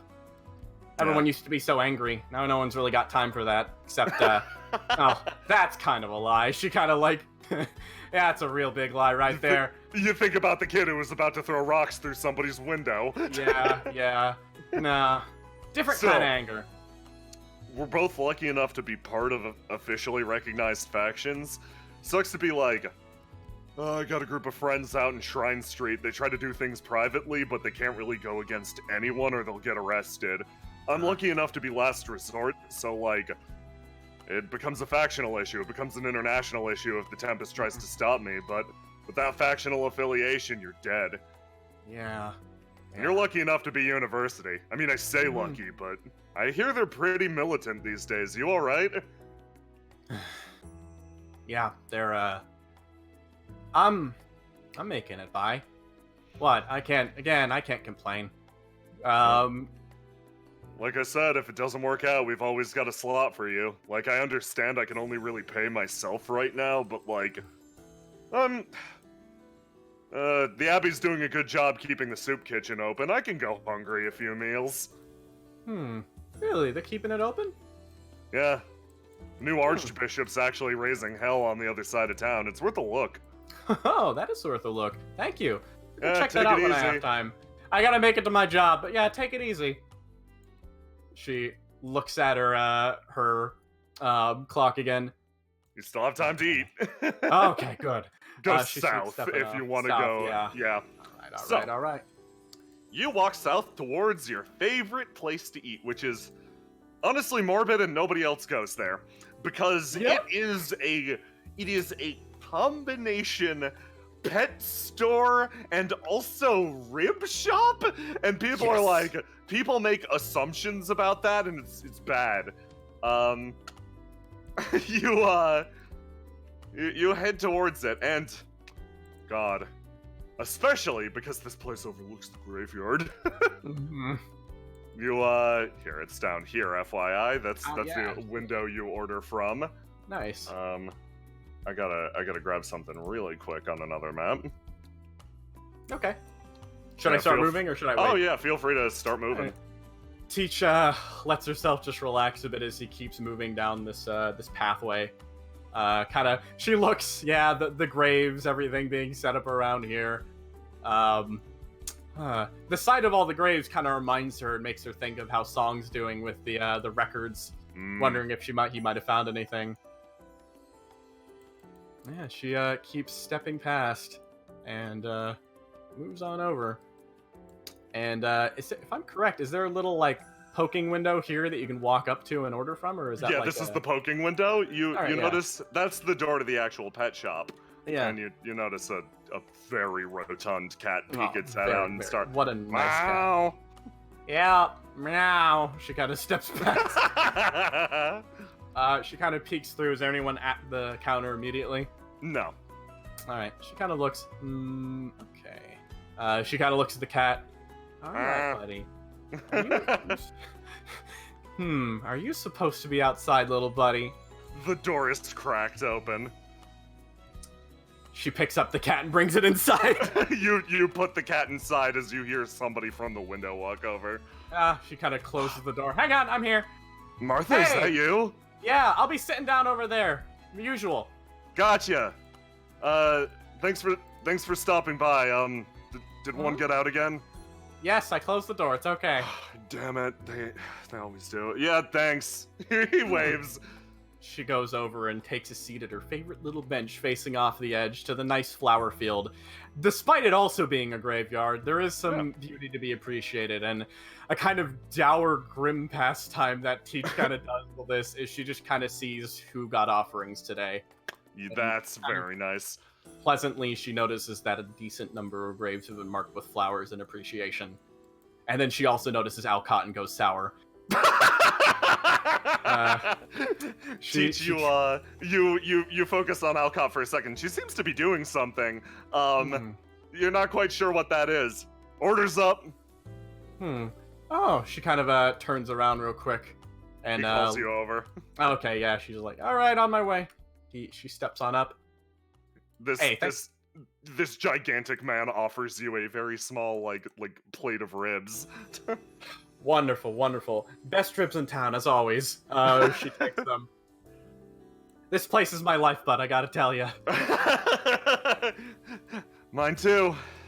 That one's a little more obvious, but she laughs and then takes a step off.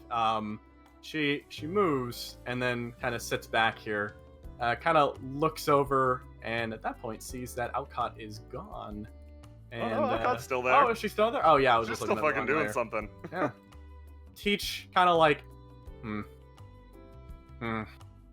She takes a bite of her ribs, sits there enjoying the scenery, the breeze. No, I shouldn't. I don't care. I don't care at all. So why do I care? She picks up the plate and starts walking over.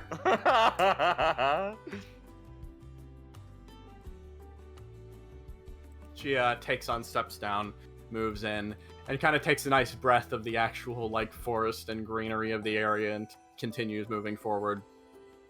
You walk up to Alcott and you notice she's focused in on something. She's no, that's too bastardy for her right now. She's sitting in the middle of the graveyard and there's lights dancing all around her. No one else seems to notice or focus in on them, but you can see them and you watch as she extends a hand and one immediately winks out in front of you.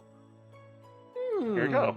Oh, that looks great. It's weird. She's got a different vibe most of the time. Like the big bastard is generally present, but right now there's sort of a storybook, almost picturesque quiet to her as these things entwine around her and one by one begin to wink out. Teach, roll to die really quick. I can't because I don't have my pog selected. Oh yeah, of course. Sorry. Yeah, that's Sure. no problem. Back over here. Yeah. Bring it back. All right, thank you. Ooh, not too bad. Pretty good. Okay. Choose which color you're locking in because it'll give you a bonus. Blue. Okay, fantastic. And then click the keep blue and it'll print out that total for you. Okay. Bam. There you go. And it'll swap you to blue automatically. All right. Exactly. Why does it say 5? Whatever. I don't know, but yeah. That's okay. So, yeah, You look at Alcott and you see these colors entwining around her, and you recognize that those things are sort of like spirits almost. They're the remnants of people. They are particularly strong emotions, things that are left behind when people die. You're used to watching them at night, twining up and around Indigo, and for a while you were pretty sure you were the only one that could see them. She kind of stops a bit, noticing that she's kind of looking at them. She decides she will speak up after considering just, like, walking away. Paying respects? Excuse me, what? All of a sudden, the air dips. Hold on. Teach, what are you doing here? Please, who just wanders up on someone in the middle of a graveyard like that? Who wanders up on someone when they're in the middle of doing something very important? Like that? Teach? Who does that? Martha? Martha does that. I just happened to notice you next to my favorite dining spot. And it seemed that... Will you come to that little morbid store up there? Of course you do. That makes too much sense. I hate it. Yes, I do. It's delicious. And on another note, I was kind of curious. I was going to come over. I thought you might be stealing flowers or something from graves. But no, actually, it looks like you were... That is beneath me. Absolutely. You were respecting the dead. That's so nice of you. I didn't know you could see them. Of course you can see them.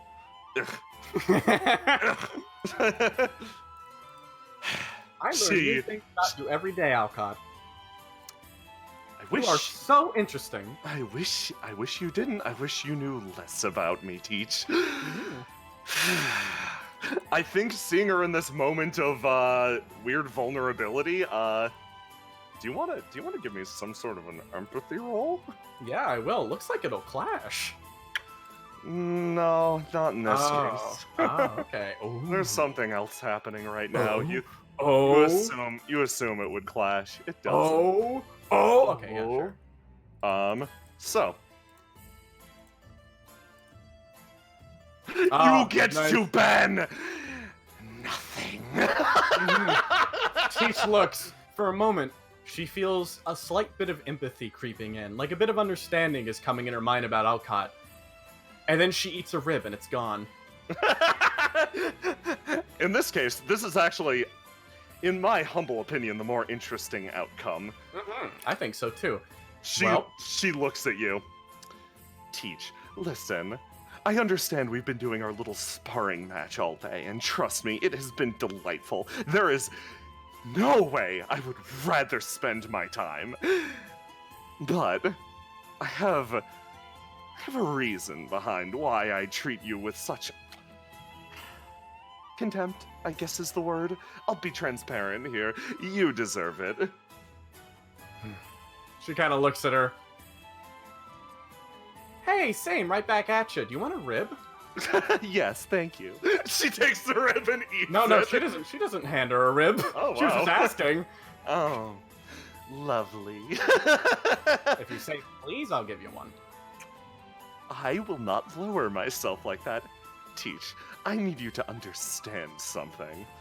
I don't have anything against you in particular. Well, I'm starting to get something against you in particular, if I'm being fully honest. The grin returns full power. I have something against the people who give you your orders, and no, I am not talking about the university. She kind of, like, thinks a bit. Oh, She stops a bit. Well, I mean, the headmaster is... Not that one. Yeah, you said not the university, but... Listen. I don't really get orders from anyone else, Alcott. Let's put it this way. You're the open eye. I am the closed eye. I think we have a fundamental disagreement in the way we see, or perhaps don't see the world. Remember earlier what we were talking about in the library? All that wonderful information. Sometimes there are things that are better forgotten. I see. So you're a book burner. That is unbelievably rude to me. How dare you? She actually gets pissed off at that. Yeah, and then seeing the reaction. Ah, so it's the other way around. You're just. Listen, sometimes there are things, there are people that are in pain that are better forgotten, that should be allowed to pass on. Now, I don't know you personally, but I know that those above you would wish spirits like these to exist in perpetuity, an eternal record for the sake of record keeping. She starts poking you in the chest. And that, to me, is unforgivable. So, I'm here to create a small section of oblivion where it's most sorely needed. There are things in this city that should be forgotten, dear Martha. Not all records are meant to be kept. She kind of thinks about that for a second. Yeah, maybe there's some truth to that. What? Yeah. I'm sure there's absolutely some stuff that's deserves to be forgotten. You're bullshitting me, right? There is a catch, yes. You're very clever, Alcott. I am.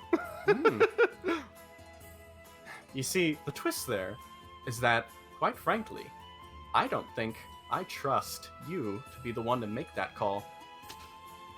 The world could be perfect if you just chose to annihilate all the bad things and keep everything else. You could obviously do that. There's some things that would be so great to get rid of and ignore never happened. She kind of stops for a second. And I understand. I understand where you're coming from, I think. No, actually. She kind of stops a bit. She drops out of her color. Oh, I don't. Fantastic. I don't understand. I don't know where you get off thinking that for some reason you can just make those calls. You do remind me of some people. Some of those people you say I work for. Some of the people that call the shots, where you just think that you can go around and maybe break down an archive, take some history, and just drop it away into a pit, acting like you are the spirits that you seem to say you'd like to pass on, are the ones that you can choose. But I'm going to be very honest with you, Alcott. There is no one in this world that I can think of right now that can make that call. Oh, delightful. She smiles.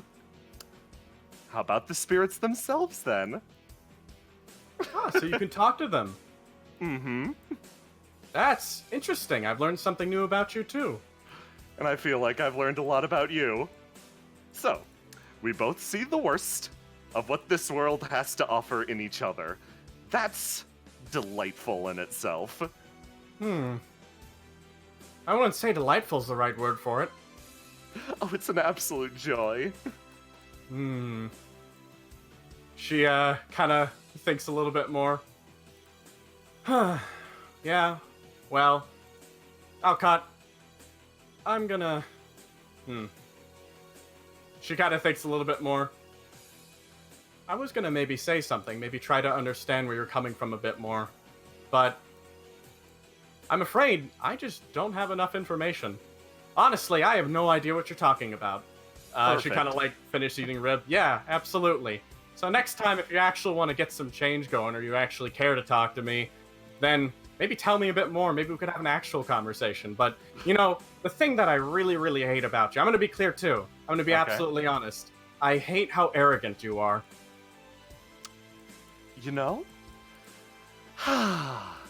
That much is truly delightful, because she runs up the stairs, turning backwards and looking at you. All of this persona, is something that I've worked for. This is something that I've earned. And every last drop of arrogance that you see is something tied to the glorious name of Alcott Lobeliavel. If I'm arrogant, if I'm upsetting good, that is the mark that I leave behind on this world. And with that, dear Martha, I bid you adieu. She walks off.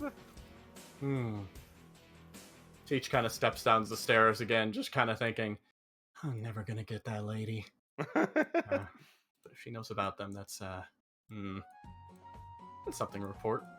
She kind of looks down there and sees these spirits kind of going there. She thinks a bit. One single fact kind of in her mind. Is it what the spirits wants? And she kind of thinks to herself that kind of... She couldn't let it off because she didn't want her to win, but that does kind of ring in her head a bit too. So kind of ties to her own motivations a bit. do me a favor. Now, I should point out that certain things, certain weirdnesses can obscure colors for certain characters, but do me a favor. What color do you think Alcott had? I think I'm gonna take a guess that she had red. Hold on a second. Just give me half a second here.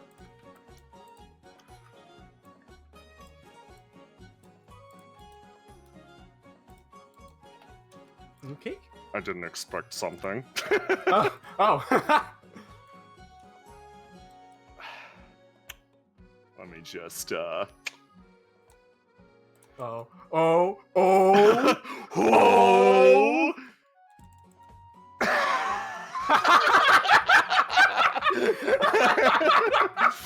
Upsettingly, Oh. yes. Oh man, I knew it. I fucking knew it.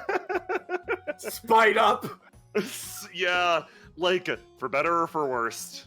Yeah, you understand Alcott a little bit better. Like, you're like, man, I'll never understand her. And then you look over at the spirits and you think about that bit where it's like, oh, but is it what the spirits want? And frequently enough, when dealing with these souls of the departed, they've wanted an easy passage. Some of them have died in pain or in embarrassing ways, and fuck, maybe they just do quietly want to go into the sweet embrace of the night and sleep for an eternity.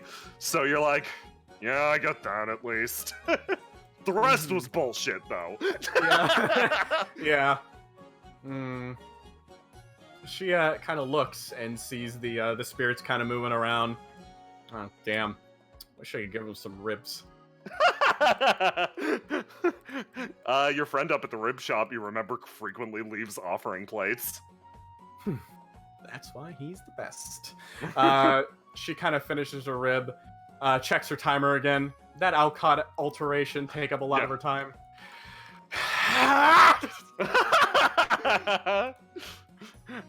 Hold on, I need to roll something really quick. All right. You know what? Teach, just give me a random roll to do. Okay, random roll to do incoming, Yep. boss. That's great. Okay, I know exactly what happens now. I'm kicking into my anti-Cassius now. Yeah. No, it's fine. Fucking hell. Okay, yeah, we're doing You this know, a scene that I spirit didn't that expect won't. to happen.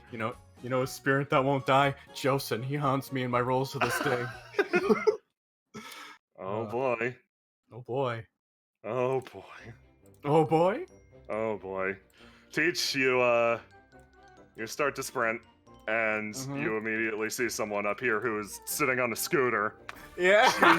She tries to get started. Okay, let's go. Come on, please start. Turns around, hold on, in slow motion. We're doing this play by play. She starts to see Teach sprint up. Please start. Please start. Please start. Please start. Come on, start. Start. Start. Start. Please. Oh. In an absolute blaze of energy, realizes, oh, person, small, wait, ow, and just like impacts the scooter and just like collapses into just a mess, like vaunting over the scooter, like flying forward and kind of like landing again on Alcott. They both fly the same Poor, direction. you brutish poor! You couldn't let me have my monologue and go? No, I did not intend. Look, she sees. She like, look, you took up a lot of time. I gotta go to work. I am not talking to you. This is the worst. You're the worst. Who's paying for this? You. She starts like, wait, where's my work? Where's my work? God damn, she's scratching. It's this way. It's back. Yeah, it's back. I thought so. Well, please start. She tries starting up her scooter. Hang on. Can I borrow your scooter? Would you if you can get this confounded thing started, yes, sure, please be my guest. She gets on the scooter and like, Alcott looks at folds it. her arms and waits for you to fail. Did she have the key in? Yes. The scooter is broken, but do you have experience with machines? Let me think. I don't know. I used professional in this case, so I can't pull that out again for the rest of the session.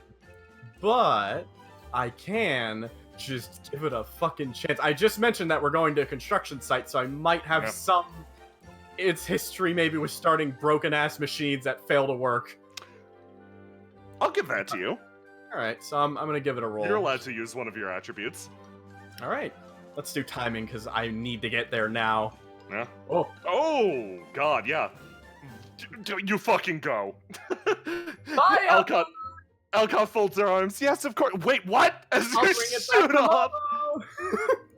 you notice it has a bike horn on the front of it. Yeah, Alcott's nice white dress is now covered in rib sauce. That's a very good point. Azis teaches a lab code, but she just starts riding off on it, scootering over to work. You leave her behind in a fucking gout of dust. Oh, boy. Oh my god. That's... That was his... You fucking... These two are so bad. Yeah. Oh, God. Okay, so... You head to the 13th Ward. This is your destination. Okay, yeah. This is where you are. Alright, she just starts riding forward and moves as quick as she can. Like skid scooter racing. Pulls on over and just kind of drives as further up as she can. Alright, where's the construction site? What's it happening? She continues riding in and takes a look around trying to find where her work is. It's dead. It's dead ahead. You've been working on this building on and off a little bit. Yeah. She skids to stop on the scooter, takes out the key, props it up against this tree in the building there. Action music. Yeah. You managed to get there exactly on time. You sprint into your job site. With just enough time left on the clock, you throw on your hard hat and roll in. Awesome. Let's see. You feel pretty cool, actually. I'm gonna give you a gift related to driving scooters. I don't think it'll be relevant. Well, if I have to skill Alcott's scooter again, it will. Definitely just have that now. Yeah. Hold on. Oh, I'll give it back to her tomorrow, maybe. Let me play a song. Okay. Let's play something. You go into the mansion. You've worked here before. It's still under construction because some foreign bigwig just bought the place and wants renovations. And you look in and you immediately see the, I guess, combo project manager and also the client in this case. He's a gorgeous man.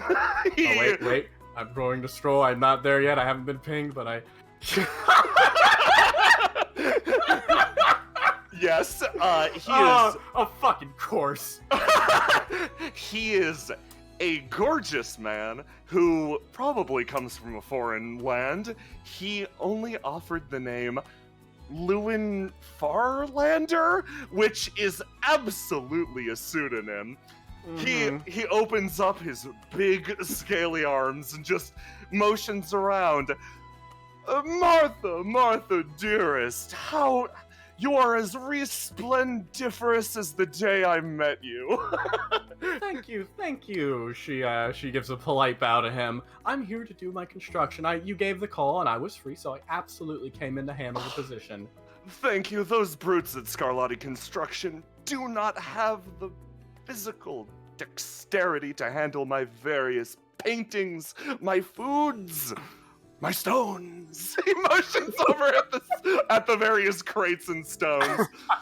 Only your own skill as radiant as the sun could properly transport all of those boxes from over there to, like, a storeroom in the back. Yes, that is And quite a skill. of course you are as radiant as the sun, ever shining, ever brave. I only engage with you around 4 p.m. When he turns around to step for a moment, she quickly takes a look at her clock and tries to figure out how much time she can take with this man before she needs to get to work. You've worked with Lewin before. You can work while he talks at you. Like, Oh, yeah. shockingly, he's a pretty good host. Like, he likes listening to stories as you do, Yeah. and you got a lot of those. Yeah. She is like, yes, let's go. She steps on this way. I'm gonna get to work. She just like Of course. pulls up a crate and very easily just plops it on her shoulder. Okay, where do you want this one? The storeroom over in the back. What Okay. delightful tales have you brought me today?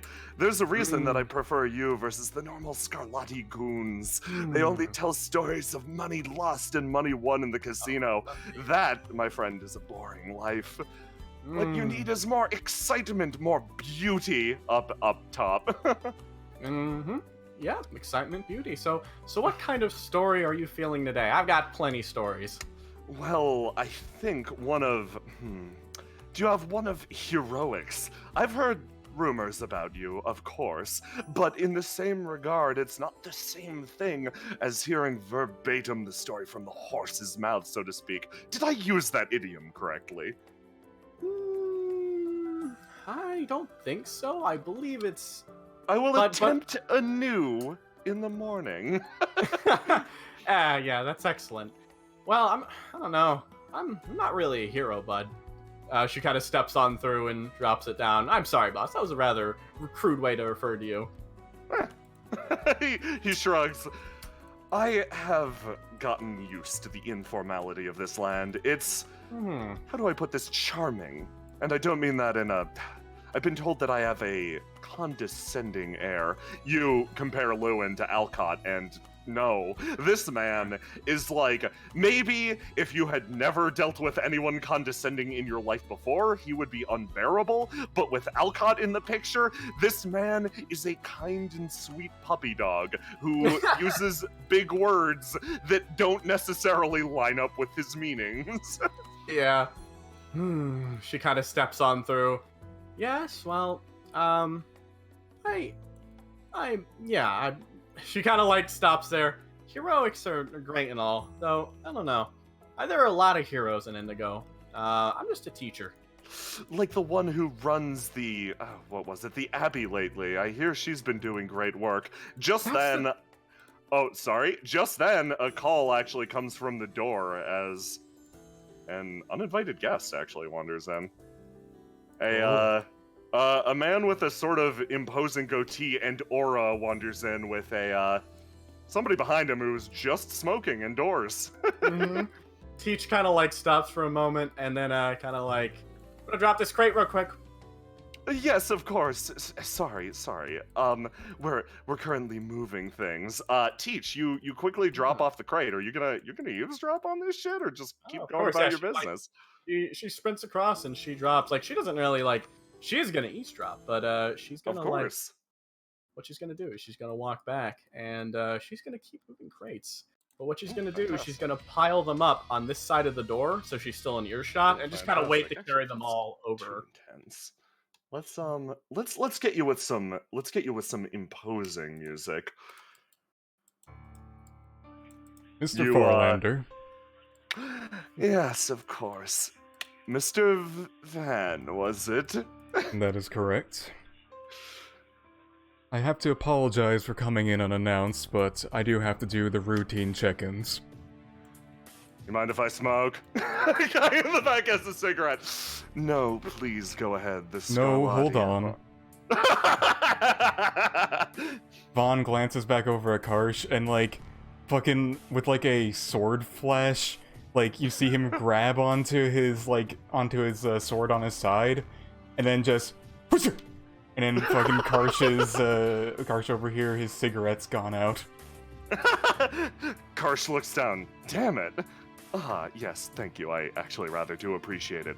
Oh, hell yeah, 2 cigarettes. He puts them both in his mouth and lights them.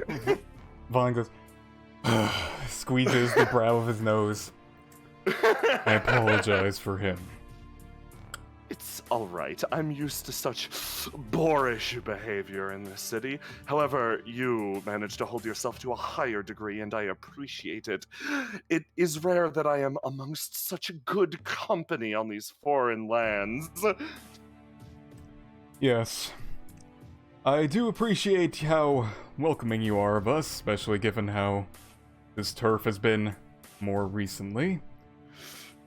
Of course, you know that the 13th Ward and the Tide's Edge have had close relations, and what would I be?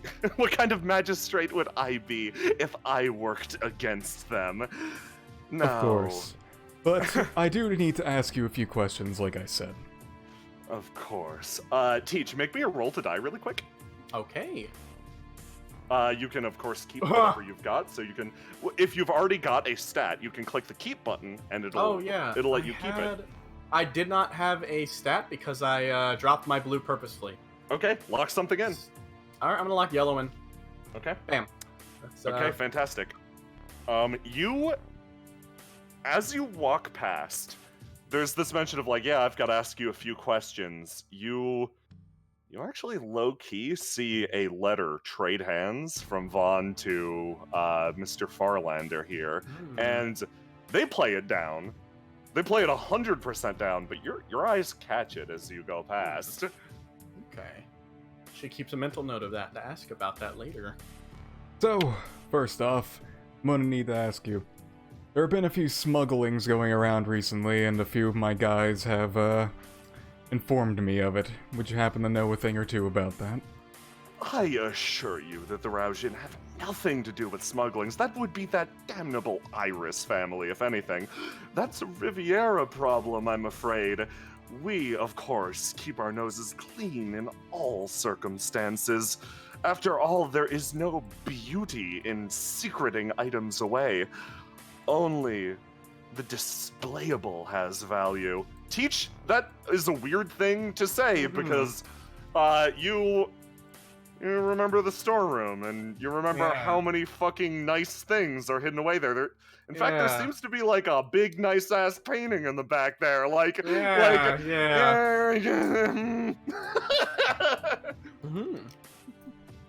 Well, Teach thinks about something real quick. She drops off this crate. And she has like just a slight slash of inspiration here. She's gonna go to the storeroom now and let them continue their conversation. Oh, fantastic. So you will not catch the next few bits. Yes, I will not. Okay. She moves on through, and on their mind, what kind of illicit goods would they be talking about? Does Teach have an idea? Ooh, now that is fun. Teach, you, so are you gonna quickly rifle through all this stuff? I'm going to essentially. I noticed, like, this painting, and there's some high-quality stuff in here. She's gonna kind of take a look, yeah. Okay. So, give me a roll to do. Alright. Can you I'm gonna say use one of your stats for this? Yes, I'm gonna use timing. The reasoning is because, at this very moment, they are doing a conversation, and they said they were here to do an inspection. Teach realizes she has very little time to do this, so she does this at a very efficient rate of trying to move through and find anything that might be a problem. Okay. That makes sense. Give me that timing roll. All right. It's rolling. Okay. Teach, you go through everything pretty quick, and that isn't a great roll, so you'll only get to some of it. Before that instinct kicks up and you gotta run back. Ass load of swords, ass load of swords, ass load of swords, so many swords, weaponry, weaponry in the back. You've been boxing up weaponry. She just realized, and you're like, shit. Yeah, and you have that like ass clench moment of like, She has a few thoughts in her head right now, and then she's like, okay, fuck, that's not good. She immediately tries to realize, is there anything I can fucking do to... too many weapons. Like a thought runs through her head. kind of like hide them in the knight armor. Like say they're back. But she's just like, oh fuck, no, there's too many swords. Full of swords. Swords. In the back of your brain, Song is like, oh, dope swords. Yeah. She she kind of stops. She realizes, okay, there's absolutely something there. She, without any way to really hide anything at this current moment, she's just gonna have to kind of go back outside again. But she does keep in mind that she's in a situation where if she's noticed here, could potentially be placed as a conspirator. Yeah! And as I was saying, the situation with Tempest, as it is under control. They will not find anything out of the ordinary. Very good. Well, I suppose I need to also ask you. Have you heard anything about Basilica recently? Ooh, those, oh, no, those are ruffians out of my purview, my eminent domain. He twitches visibly. It's the problems with the crime families out on Seaside are none of my issue. I can make that abundantly clear. I want nothing to do with them, and I do not want them risking the lives of the people here. He seems dead serious about that, actually. Vaughn crosses his arms. I see. Well, given your reaction, in all honesty, I don't exactly know which way to go on this, if I'm to trust you or not, but I will take your word for it for now, since you haven't done any immediate actions to cause any trouble. I mean, we'll forgive you if you throw in, like, 2 of those nice cakes you gave us last time. Karsh starts scratching his chin. Vaughn blinks, and in a split second, Karsh gets fucking knocked on the side of the head. Nobody sees what happened. Karsh is suddenly just down in the background. Excuse him. I will. What just happened? Do not worry about it. Also, ma'am? Yes? Would you happen to be a part of the Scarlatti construction team? I am. I see. I was under the assumption the Scarlatti weren't scheduled to be here today. She, like, stops, and then she's like, yeah, they weren't. That's why I got called in. They all canceled. That is unfortunately my fault. He puts up a hand, and actually, he stands up for you. Yes. The normal team wouldn't do. I do not like them particularly much. They're all brutes and bores. Martha over here is a thrilling conversationalist and handles the job in twice the speed, and also does not make horrific cat puns that send my skin crawling. Vaughn, you remember. You feel that, and it hurts. It hurts on a fundamental level. For a split second, you see like a fucking vein like explode out of his head and then just go right back in. Yes, I do understand that.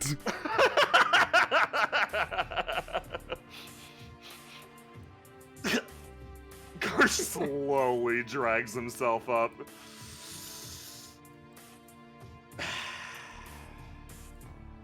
Yeah, that's fine. You enjoy the rest of your day, Mr. Farlander. Yes. My lieutenant is correct. As I see it right now, there's no need to perform a physical inspection, especially since, as I see, you have workers here. Of course. Must thank you for your time again, Mr. Farlander.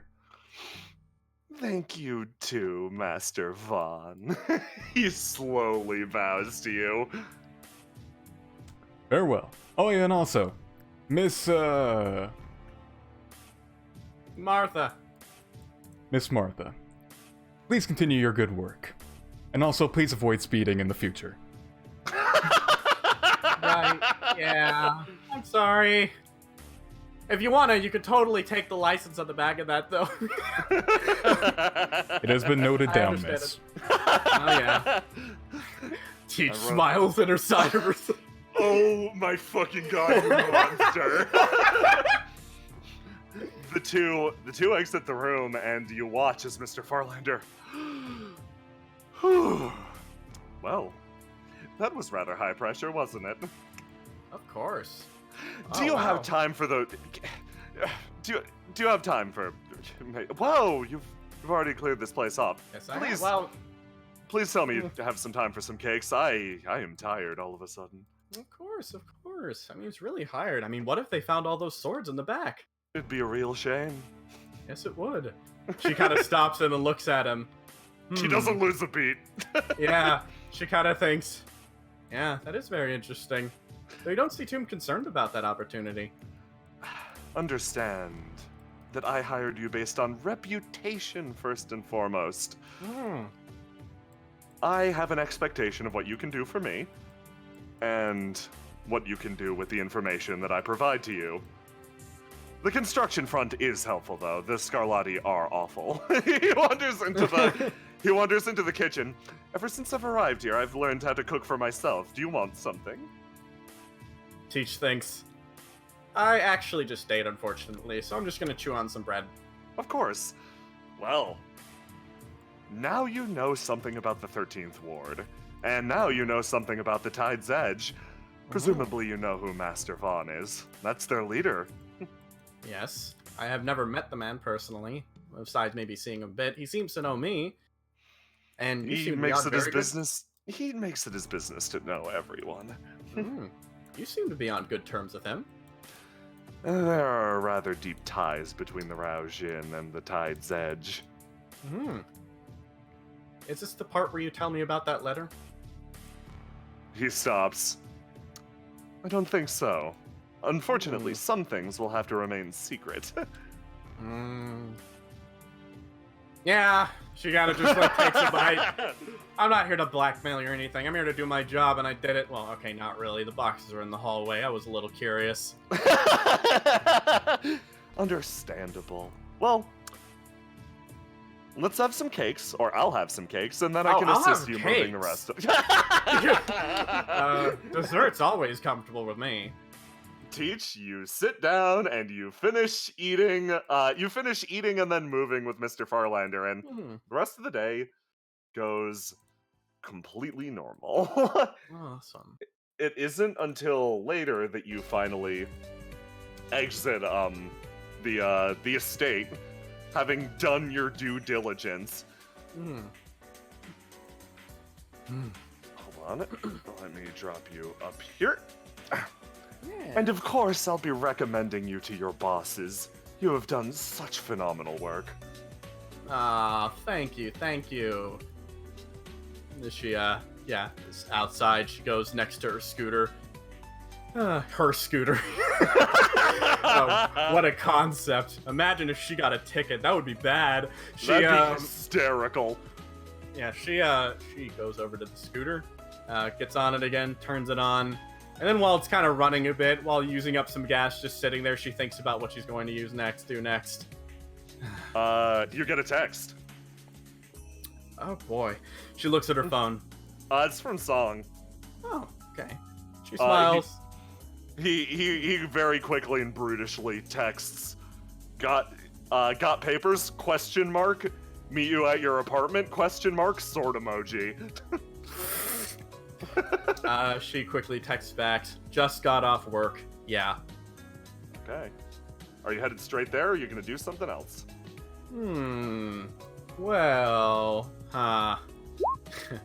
She starts to scooter on out, and then she stops for a moment and looks kind of over at like the cathedral up in the area. This is twice I've heard about that Frelia lady. Take a mental note. Yeah, later. I respect continuity. It's fine. Continuity-wise, Cassius is already fucked up and is washing dishes at this point. So yeah. you go back home. Let me drop you over here and annihilate Alcott. Perfect. Everything is going exactly as planned, and Yeah. you walk into your haunted-ass apartment building, Uh-huh. and you go up. And like this, there are multiple floors to this. I'm not gonna make you walk up them. We're just gonna cut ahead to your apartment. It's you slowly creak open the door, and it is. Yes. Oh boy, it's busy. You've reclaimed My- all the space that Garm had Mhm. My almost palace. immediately. Yeah, it's a lot. Hmm. Finally, some room, she says. Holy Miss the shit. company, though. Yeah, she kind of goes. She thinks to herself, okay, let's see. She takes a sword out of her coat and deposits it with the hammers, Yeah. planning to take it out again later so that she can have Song look at who produced it.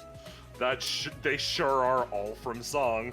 Yeah, okay. In that case, he's just gonna go ask some questions. So yeah, she goes over and moves over, grabs a nice drink, pops the can open, takes a step. Okay. She moves around a bit. She thinks for a second. All right, time to. No. Hey, no, knock. No, it's Song. It's fine. Hey, Song. She pulls the sword out immediately. Oh, Hey. nice. Where'd you get one of those? I got it from 13th Ward. Oh, huh. Yeah. Already doing stuff with those?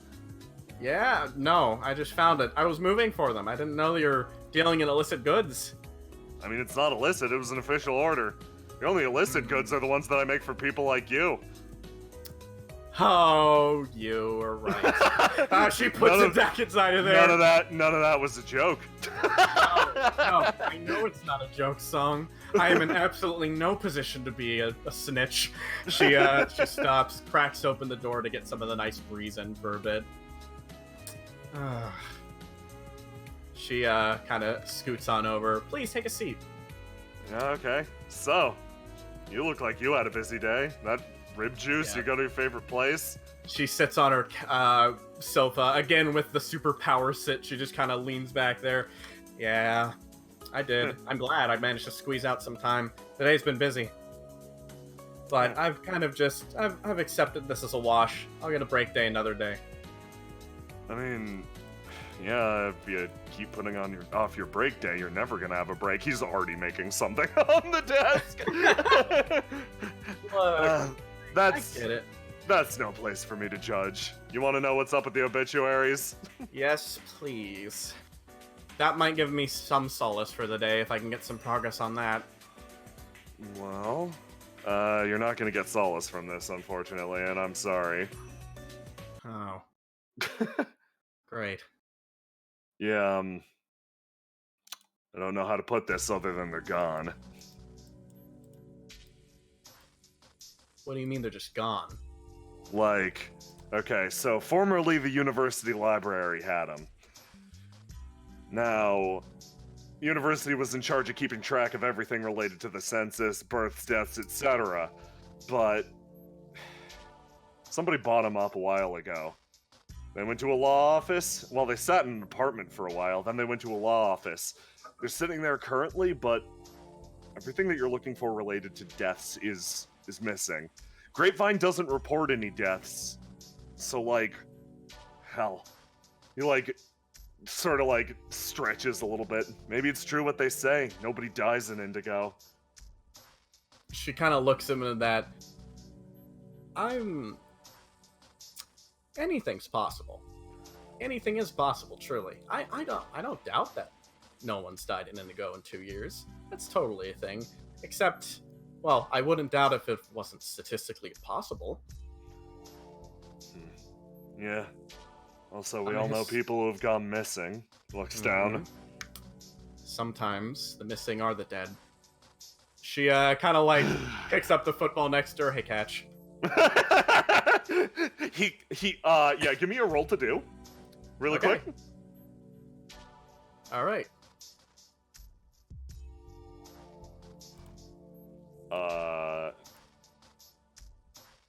Let me just really quick. Oh, Song bombs it. The football just whangs him in the side of the head. Hey, what the hell? Oh shit! Sorry, I was just tossing the football. Yeah, that's I fine. think when I'm active, she kind of looks at Yeah, him. same.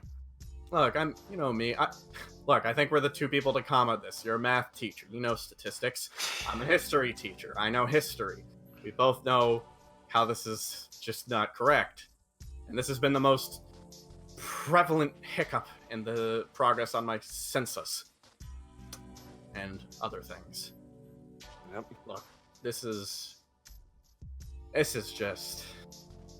I'm starting to... Who bought it? Do you at least know that? No idea.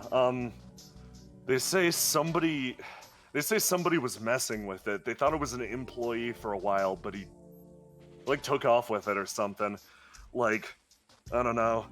Supposedly there is obituary data, but supposedly it's also clean. So like, I've got no idea what to make of this. Nobody's dying. You want to see a blank page that says jack shit and nothing? Because No. like, they said they'd copy it for you. But at No. the same time, that section of the record's missing. Like, if there's a blank page that says jack shit and or nothing, why wouldn't they just copy that nice and easy, you know? Sometimes a lack of information can tell us something very... Well, I guess it's kind of like a Missing You know puzzle piece. missing puzzle piece. More of like a... God damn it, Alcott said that. He throws the football on the ground. Yeah. Ugh. I had an interesting conversation with her today, too. Yeah. She seemed, I know I don't like the lady, and I'd be very rude of me to just shoot things on her just suddenly, but she made an interesting point about people being forgotten. Listen, Yeah. you find me a person that can just disappear like that, and I don't know what I'll do. Shake their hand? He shrugs. Yeah, disappearing's hard. She kind of like just leans back, and unless Indigo's a city of master escapists, I really highly doubt that. You know. Listen, I'm afraid. He looks down. Afraid that one day it's gonna be one of my kids that goes, you know?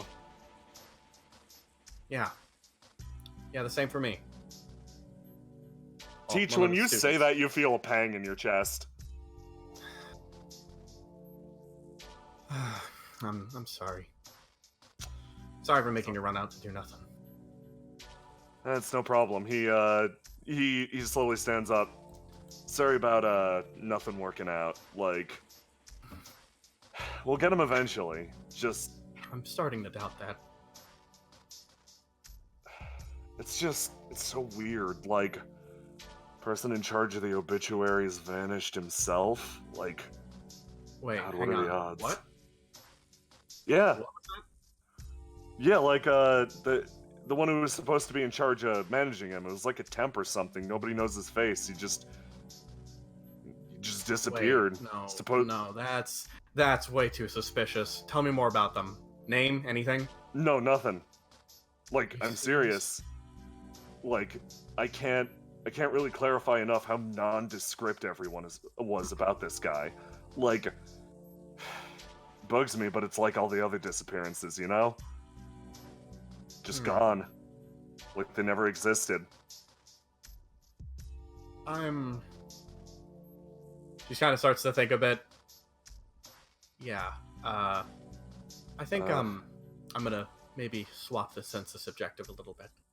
I don't think we're gonna find obituaries. I think more likely we need to be looking for holes. And there are plenty of them. Son of a bitch, missing puzzle pieces. Son of an ass. Fuck. No, Fuck. this isn't... I'm not actually sure that's even correct. I don't think it's missing a puzzle piece. I think, it's a bit more like when, I don't know.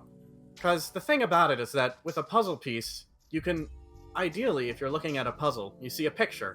you know what the piece is that you're missing for the most part. You can kind of visualize it. You can, yeah, this is a part of a building, this is a part of that, but we haven't even gotten that much. This is just nothing, and that's the part that's so frustrating.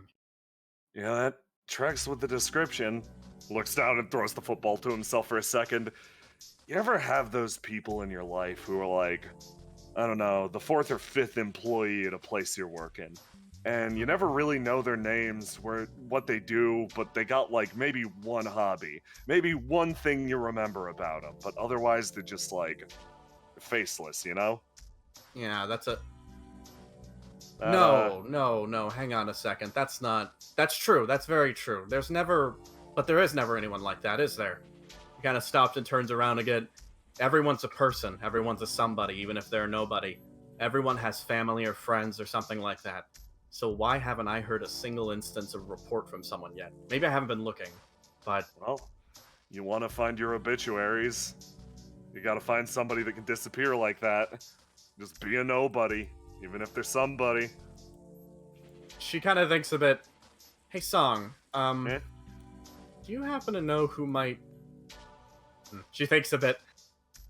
I want to switch up a bit. I kind of want to know who else is looking now. I want to know if there's anyone who's... Well, I guess just follow my train of thought.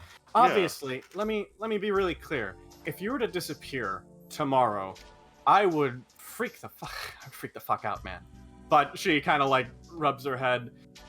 But I'd put out requests. I'd ask a ton of people. I'd look. I'd see if anyone's noticed you or seen you. There has to be someone like that, right? There has to be someone out there who's looking for someone. Are there any reports from families? Any reports from friends? Who's missing someone? And try to find a... Don't look for the people who are missing. Look for the other people who are looking. Huh. Yeah. I could try to put out feelers. That's different. Okay. Yeah, I can ask some of the people from, my group. She kind of thinks a bit. Oh boy. I know someone who would have that information, probably. Who's that? Aranea. Oh boy, you're gonna deal with them? Really? Yeah, probably. If that's the next lead we have. I don't really have a choice, do I? I'd hate to make you go and do it. Yeah, no, I was about to say, you actually do have a choice. You've got full-time work ahead of you. How many kids do you got now? About 3. Once, Nice! Yeah, That's yeah. pretty good, okay. Yeah. So, you keep doing your thing. I'll look into RNA, I guess. She stops a bit. Oh god, I can't believe we're doing this. Hey, Song, hang on a second, Can I grab you real quick? I need to talk. Huh? Yeah, sit down again. Sorry, He sits down again. Martha complains time, sorry. That's fine, you listen to plenty of me whining. Look, this is a lot. Today's been... I think I've messed up a lot today. How so? I haven't been having trouble talking to people recently. I think I'm just stressed. I think you're right. She kind of brushes her head against, her hand and just... I misread a student. I think I even misread Alcott a bit. I think I kind of pieced together, but that's the worst. Misread Alcott? Gee, do you hate her?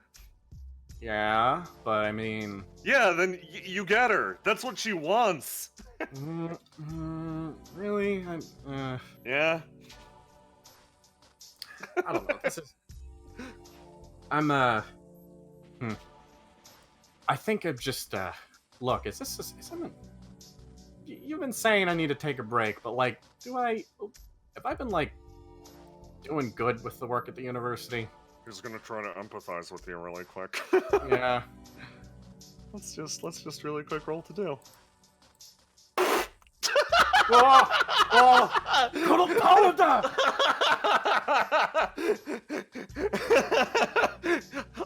For a crit 20, yeah, he just gets you. Yeah. Let me grab that bound up screen really quick. You have been empathized. You've been empathized. Song looks at you and you're like, am I doing okay? Am I doing all this shit right? He goes, Nah, probably not. Like, okay, look, you have so many plates spinning at the same time right now. I think you're trying to accomplish just a little bit too much. And like, I'm doing my best to throw in and help because you're important to me. And if you went missing, I'd be the one to send out the search party for you. But at the same time, you gotta realize, what's more important, your job with Scarlatti Construction or finding these missing kids? Like, you're gonna have to pick eventually, and like, I'm here and I'm okay to make it work. But at the same time, you keep picking up more and more work, and eventually you're gonna have to make a choice. You're gonna have to make a choice between, well, what you care about in your life. Because, Teach, I know you, and you care so much about everything and everyone. He tosses you the football back, even Alcott. She grabs it. That might be an exaggeration, but I mean... she tosses it back at him. Look, That's... You're right, but I'm... Let me just... Yeah. God. You're just... Okay. Yeah, fine. I was gonna ask if I should maybe go part-time too, but I don't think that's right for me. I think for one, I'd just be trading that time I could get for more work to pay for this junk heap. He points around her room, and at the end of the day, I'd be, that's why I'm here. He slowly stands up, actually grinning, and he, like, spins the football on one finger. You picked the name Teach. Might as well stick with it. God, yeah. Listen, you're my best friend. Anything happens to you, I'm ripping this city apart. So, like... You're my best friend too, Song. Salutes and slowly starts to walk out. Take it easy tonight, okay? Hey, don't take the football. Yeah, fine. Yeah, toss it. Come on. He's gonna roll to do again? He's gonna throw you a football. It's okay, Song's kind of a god. Yeah. She catches the football and deposits it right back here. And kind of looks at him. Hey, thanks. Take it easy. Honestly, I'll try eventually. She kind of stands up again. Okay. She moves back again and kind of looks around her room again. What do I gotta do? I've got 2 students left. No more work for today. It's getting kind of late, so you've actually got a choice. You can sleep, and that won't end the session, I should warn you. Or you can go out and wander. She looks at the bed a bit and kind of sees like what's going on. Actually, do me a favor. Give me a roll to die. That'll help inform the situation. Okay, yeah, fair. Ooh. Okay. That's not too bad. Yeah, you're feeling pretty tired, I'd say. She thinks a bit. God. I guess, if anything, well, sleep's alright. She considers it. She steps on through into her bedroom and kind of moves over. I'll take like a nap. That's it. Yeah, that's fine. She pulls out her... You get ready to take a nap, and yeah, you're used to night exploration, right? Like, yeah. This'll kick forward the clock to night, is all I'm saying. Yes, and that's the thing. She kind of wants to wander a bit, and because honestly, wandering helps clear her mind a bit. And so what she does, she pulls out that stopwatch again, that little hand clock. She sets a timer on it, and it'll start buzzing and beeping when she needs to wake up. Fantastic. Okay. Yeah, she just hops in bed and lays flat. Some barbecue sauce gets on the sheets, but she doesn't care. So, we're gonna put you to a loading screen really quick, and that is a good point for a break for us. Yeah. We're gonna keep going if you're down with it. There's still plenty more. Yes, I am in love so far. Oh, fantastic. I'm glad you're having a good time. And Absolutely. audience, you guys get to vote on something pretty damn soon. Ooh, nice. I'm going to start the poll. Let me know what you think. Let me swap to I hope everyone's having a good time. Yeah. This is the very intrigue heavy session. Okay, let's get this rolling. Yeah, I'm gonna go grab some water while everyone's waiting. We're taking a break. Be right back. Absolutely. Yeah, I'm gonna grab some water and a drink too. Mask J-Man, would you be down to hold down the first shift? Well, howdy. Yep. Do this. Okay. Set that one up. And I'm going to set up the poll when I get back. Hope everybody's having a good time. Well, how you folks in chat doing? How's it going, everybody?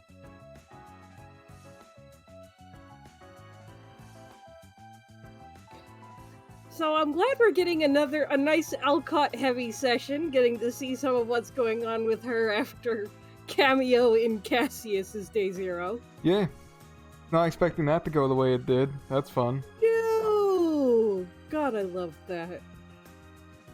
She just has her scooter now. Oh god, I'm so glad Karsh and Van got to show up. Mhm. I adore them. I adore them very much. Yeah. Oh yeah, I knew instantly, Jello, that Alcott would be the one that you would like. Yeah, that makes sense. Could feel it in my bones. Alcott is getting the exact reaction that I at least kind of thought she might, which is polarizing, but also in a good way, both sides. Like, people are either hugely appreciate her or think she's the devil, but she's just this mess, and yes, perfect. Getting her perfectly. Oh my Welcome god. If you guys want to take a break, now's your turn. I'm good for now. I got my water right here. Dope. Yeah, fantastic work so far, everyone. And stream, I hope you're enjoying this. This is like, oh boy, this has been really fun. Mm-hmm. Like, I'm very impressed with how the session's gone so far, and oh boy, a bunch of unpredictable shit has occurred. I really hope one thing that I've got set up occurs during this session. I hope it occurs so badly.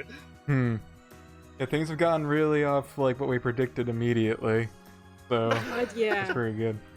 I'm so excited by it. Also, I'll say sorry, Jay, for immediately throwing you a prompt as Vaughn that you probably weren't expecting. Oh, I was so fucking... That's beautiful. So, yeah, basically, the way this works is you saw it play out in real time.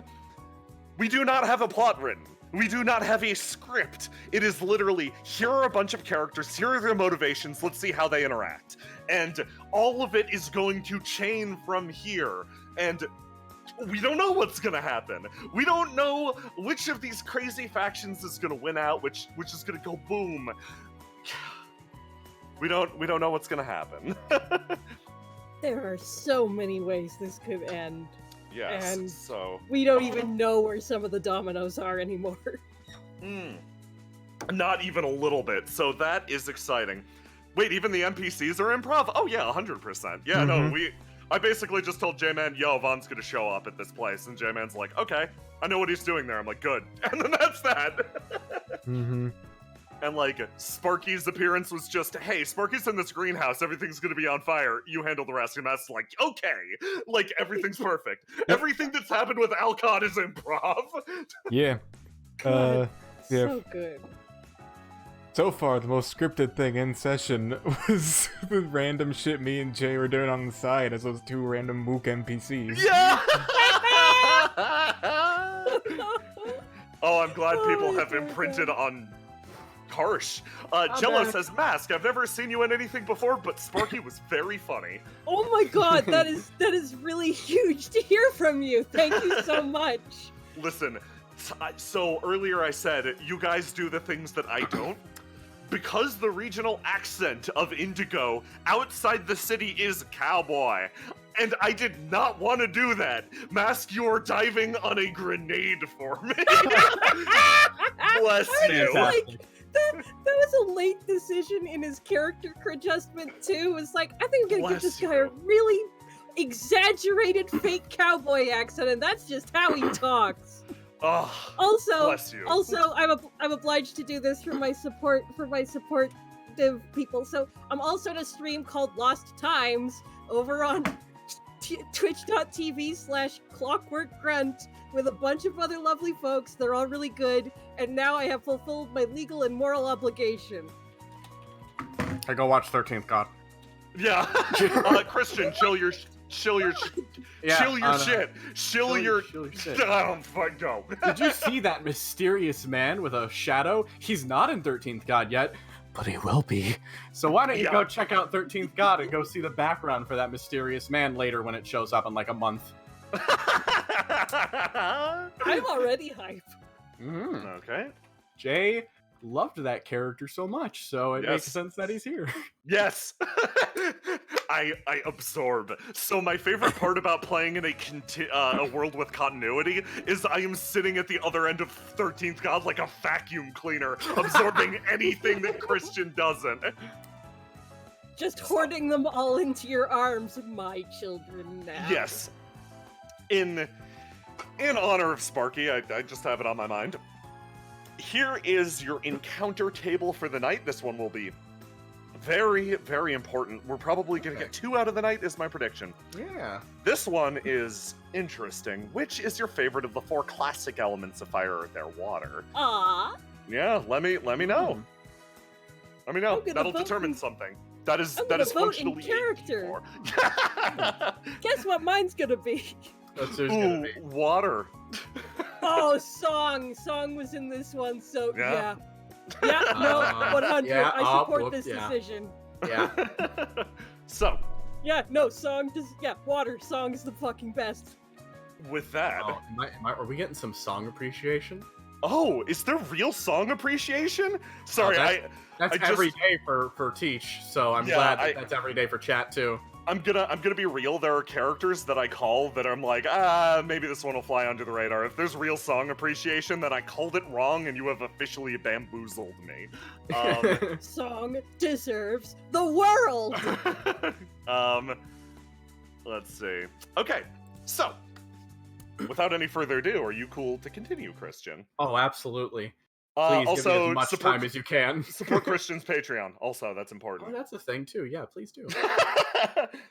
So, Teach, you do drift off actually relatively quickly, and you feel the sensation set in almost immediately of like that good 20-minute nap. Like this is gonna be a short one. This is gonna be a good short nap. You can feel darkness overtake you, and you can start to hear it.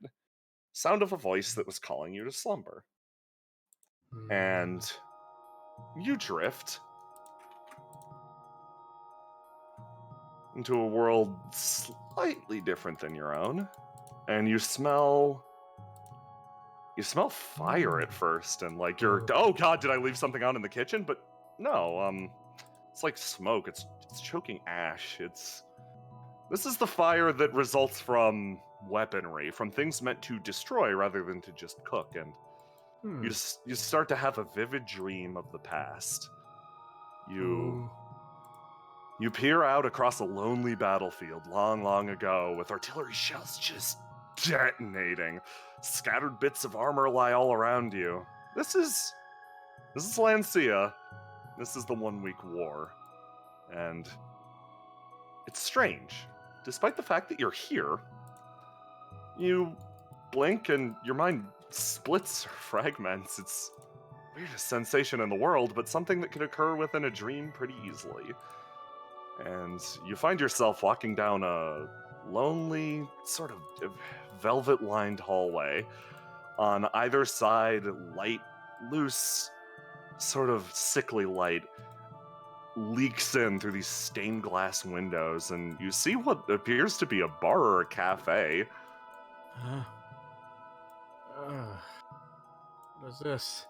You look in, and you see someone behind the counter who is honestly just staring at this picture of a fish and spacing the fuck out. Oh, hey, wait, you. Nice picture, huh? Sorry, excuse me, what? She turns and looks at you. She sits down. I don't ever thought I've seen that before. Don't know why that's in here. Hi. Nice to see you again. Nice to see you too. Sorry you're here. I don't know if I'm supposed to be feeling bad about this or not. What's going on? It's Just having really a wild dream, but yeah, unfortunately, not a good or a bad thing. Well, welcome to wherever this is. And as she says that, you're back on the battlefield again, and you look across, and yeah, you fought on this hill. Any of the people at your sides, your comrades, fought and died for this hill. And that's not all. Somebody else here, and you hear the woman actually say that there's somebody else. There's somebody else, and you look around, and oh yeah, there's somebody sitting up on that rock. oh, Just yeah. looking out over this imposing figure in jet black armor. And yeah, you start to remember this person. This person fought on the hill with you. Yeah, he did. And suddenly draws up to his full height, which is pretty tall actually, like good 6'2", 6'3", and he's a lot skinnier than you expect. And he immediately looks at you. Oh, hey, hops down with the voice that Hey! you don't exactly expect from this person. Hey there. So, what brings you here? That's a good question. What brings you here? I'm pretty sure we stopped fighting for this hill about, what? God, 23rd? Christ, how old am I? You mighta. I got impaled out here. I lived. That's- Like you're looking at me yeah, like you're a yeah. ghost, like I'm a ghost right now, and that you is lived. that's yeah. not the case. Good job. Sport. He like moves over and pats him on the pauldron. Damnable armor. Yeah. So Hey, you got impaled and you lived. I'd say the armor kind of helped with that, maybe. I wasn't armored at the time. He looks around. Yeah. So, good Hang on a to see you. Yeah. Yeah. Yeah. You grew up real nice. What? He looks down at you. This is like you start to actually confuse this person for somebody else. You had a Yeah. friend who was very young on the Yeah. battlefield. Yeah. This is not them. Yeah. This Wait, is no, somebody you- not? No, hang on. Oh god, I'm sorry. So many damn It's- faces. No. It's my fault. It's because of the armor. It's because of Yeah, the can you- stupid armor. can He you- takes a can- step away. Hold on, I've got a solution. He wanna quickly take pulls your out a helmet piece off? of paper and Oh no. no, I can't, unfortunately. My beautiful face would actually cause your mind to implode or something. Hold on. He pulls out a slice of paper and begins to write something on it. There we go. Oh, A that- nice and charismatic face, as dashing as I am. Well, that's actually kind of difficult if you okay, catch my yeah, drift. Okay, yeah. we fought together on the hill. You were wait, okay, let me place it. Oh god. You're how old? I can't fetch your name, and I swear that is not what I Why remember. don't you take a guess? Like give me a number. 19. Close, but nope. 18? You talking at the time or currently? Because if I was 18 in this war, I wouldn't have been born yet. Wait, okay, hang on, that means something. What? No, take your time. Think about it. 16? she's going out. Oh boy, that's fine. You're doing wonderful. Call me a potato. fine. All right. No, I'm asking the age you were at the war, not the age you are now. Oh, Was okay, that yeah, our that's confusion. Yeah, were any of those right then? At the time, I would have been. He stops and thinks for a second. Probably about 24. Yeah, that sounds about right. Oh, okay, cool, excellent. That's not no, okay.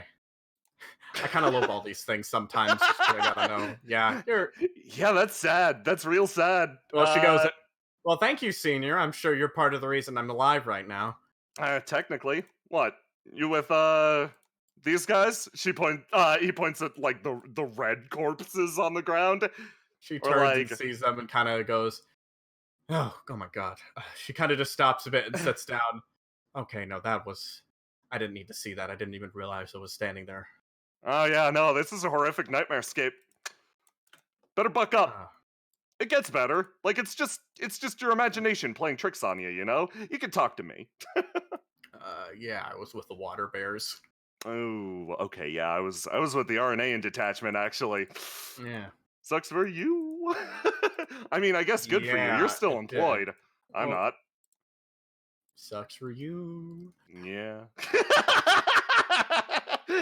Hey, I'm still Wait. making do. So hang on a second. I have a question.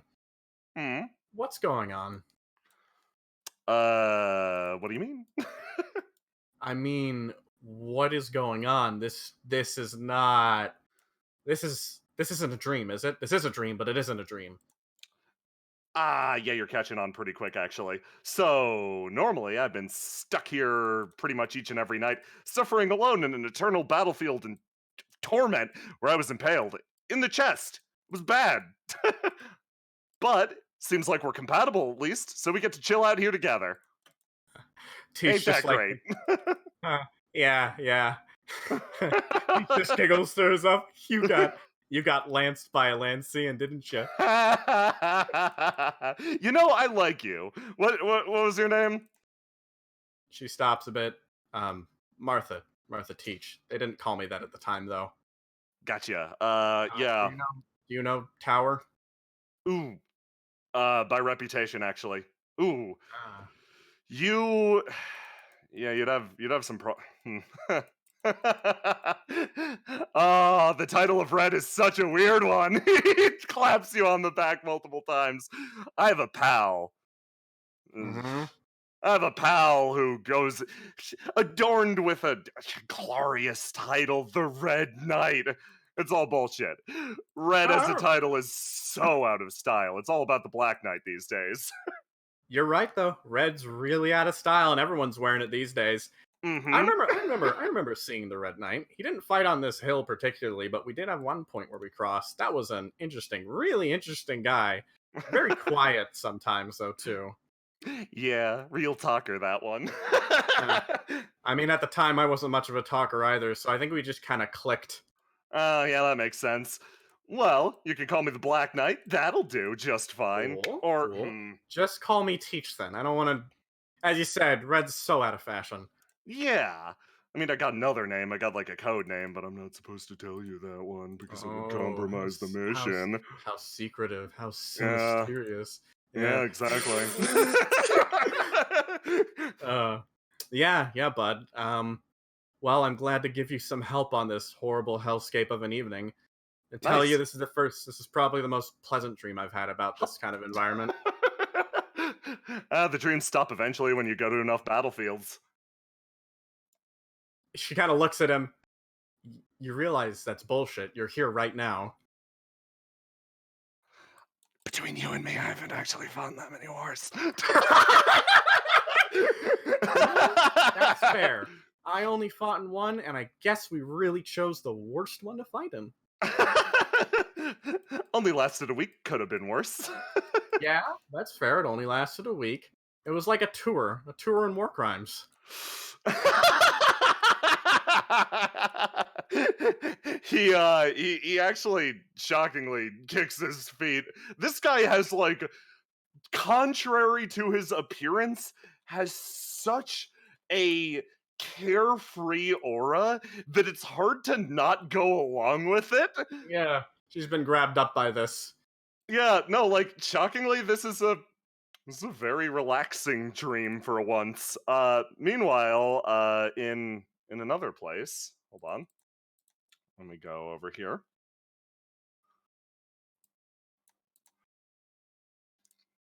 Oh, cool. Are we just gonna stand here and stare into the distance? Like, I could vibe with that, she says. And her face retracts into her Yeah. turtleneck. I guess so, yeah. Cool. The conversation continues over here. She kind of looks at him again. Okay, so I have a question for you. Yeah? Are you getting paid any recompense for the war? Oh, like some sort of a pension? Yeah. No, actually, but I've got a different gig, so it's fine. It's not fine, but yeah. Trust me, it pays well. The best around. Yeah, I don't know. Okay. She kind of sits there again. So, I'm gonna take a wild guess. You're an Indigo right now, aren't you? Mm-hmm. Okay. Why are you in Indigo? Well, that Confidential. would have to do with my job. Yeah. Yeah. All right. Good try, though. I appreciate the effort. Yeah. Ooh. I have another one. Is your job gonna cause a lot of trouble? Can you tell me that much? That normally I'd say that's a secret, but between you and me, yeah. We'll probably cause some issues here and there, but like, sometimes there need to be problems. Sometimes problems affect change, Mm-hmm. Yeah. She kind of like sits back on the rock a bit more. Yeah. But you get too many problems and, well, it's kind of an interesting thing about that, change is really, really good thing. But I think a lot of people overestimate it being a good thing sometimes. Mm-hmm. Absolutely. It's kind of like she kind of looks at the surroundings, and for some reason her brain kind of goes to like a strange place, and then it's kind of like over here when you see that happened over there. I remember trying to get up this hill. It's kind of like when you had too many people standing behind each other, they started tripping over each other. That's kind of what change is like. You have too many people trying to change things at the same time, then someone gets changed, and then changes again, and it loops over. And then I know it. Everybody's pulling in different directions. Instead of being like one army fighting another army, it's like 5 different armies fighting each other. And which side do you even go to in a situation like that, Mm-hmm. Yeah. That's a good question. Well, hey, this is a little bit of a question. This is something hit me with it. Yeah. Have you killed anyone in Indigo in the past 2 years? In Indigo? Nah, afraid not. Haven't been around long enough for that. Yeah. Have you heard of any cases of that? No, that sounds absolutely tragic. I'm sure the Tempest swept it under the rug like they do so many other things, Yeah. Yeah, I kind of feel that. But that's not my style. I'm not here to kill anyone. No. That's not what this is about. Nice. I gotta ask, you seem like a really, really great guy. I just, yeah. Look at you. You. She kind of like moves over and tears the paper off his face real quick. And kind of looks up real close to the visor. She just wants to get the color of his eyes. Okay. Red. Oh. Red eyes? Yeah. She kind of looks at him. Look at what you did. The eyes are the only part that's wrong of me. What? Annoying, but understandable. She kind of like looks at him again and kind of is like, really hate red, huh? No. The rest of me is correct, which is why I'm like, I need to be a certain way. But the eyes, the eyes were always wrong. He starts mumbling to himself. That's weird. You are an interesting fellow, and I'll be honest, I've been trying to pull stuff out of you for the last couple of minutes, and I have gotten nothing besides you being Wow. just a wonderful person to talk to. That is Well- fantastic. That's great. How about I offer you a little bit of advice? Yeah, sounds good. First of all, good to know ya. Good to know you too, bud. Second of all, I think you should probably stop looking into those obituaries. Just between us. Mm-hmm. Yeah. And then, over here, you suddenly wake up and you feel someone actually repeatedly jamming a fork into your finger. Wake up, wake up, wake up, okay, wake up, okay, wake I'm up. Awake. I'm awake. Someone I'm else is there. Someone else is there right now. What? Okay. Wake okay. up. Teach immediately realizes what's going on, stands up, and she bites her lip with her little tusk. Fantastic. And as you do, you feel the clock or the timer start to go off. Just somewhere distant, you hear that slow rhythmic beep. And here we go. I need a second. Ooh. Look at some shit is occurring. Okay. Good vote. I need another poll, chat. Ooh.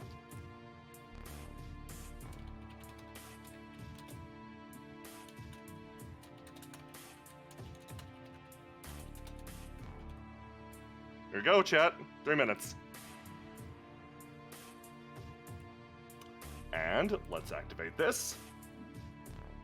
And I've gotta update some maps very fast, so enjoy your split-second reprieve. Okay.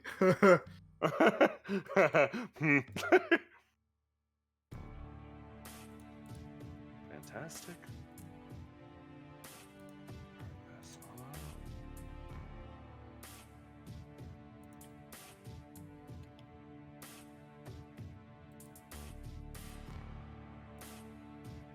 And then one more. Because the time and date have advanced. So Teach! Ooh. Yeah. Ah, Teach, you wake up somewhere you didn't expect. Oh.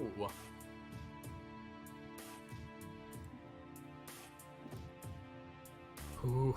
You can see? Yeah, I can see. Fantastic. So, for the sex pit, I'm going to have to ask a favor. Yeah. The dynamic lighting is new and a little wonky, so please move slowly, only a space at a time if you could. It'll make the camera Okay. movement a little smoother for J-Man. Okay, gotcha. So,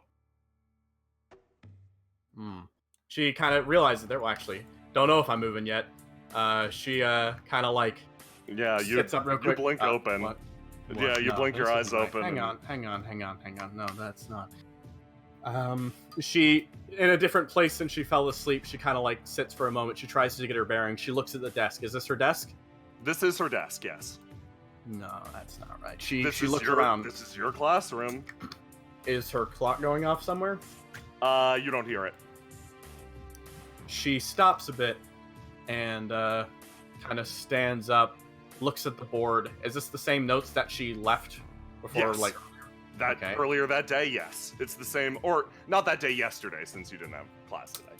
yeah. Okay. Let's just calm down, Teach. She thinks back immediately to the last thing said by the Black Knight before the dream ended. She thinks about the kid that was like, stabbing her with the fork, what was going on, and now she's in here in the middle of the night at the university, and she just kind of holds fast real quick, and the first thing she does is she reaches in her pocket to see if she has her phone. You do have your phone, yeah. Okay, are there any missed messages on it? Nope, none. She's gonna call Song real quick. Oh yeah. And unlike most horror scenarios, you give him a call and yeah, it rings for a second and then it patches through. Yeah, what's up? Hey, You take Song. that nap? Yeah, it was a rather eventful nap, if you believe it or not. I'm That's cryptic. I'm at the university. What? I just woke up. Hold on, I'll be right there. No, it's fine. It's fine. Don't come here. I need you to do something else, okay? Okay, what? You go back to my apartment and make sure the thing is still there. That is way more important than my well-being right now. Someone was in my apartment. You need to go to the apartment right now and make sure it's there. It's locked. I'm not worried someone using it, but if it's lost there, so much worse stuff could happen. You know, it's bullshit that there's something more important out there than your health, but yeah, I'll do it. Thank you. I can take care of myself, you know that. Yeah, good luck. Yeah.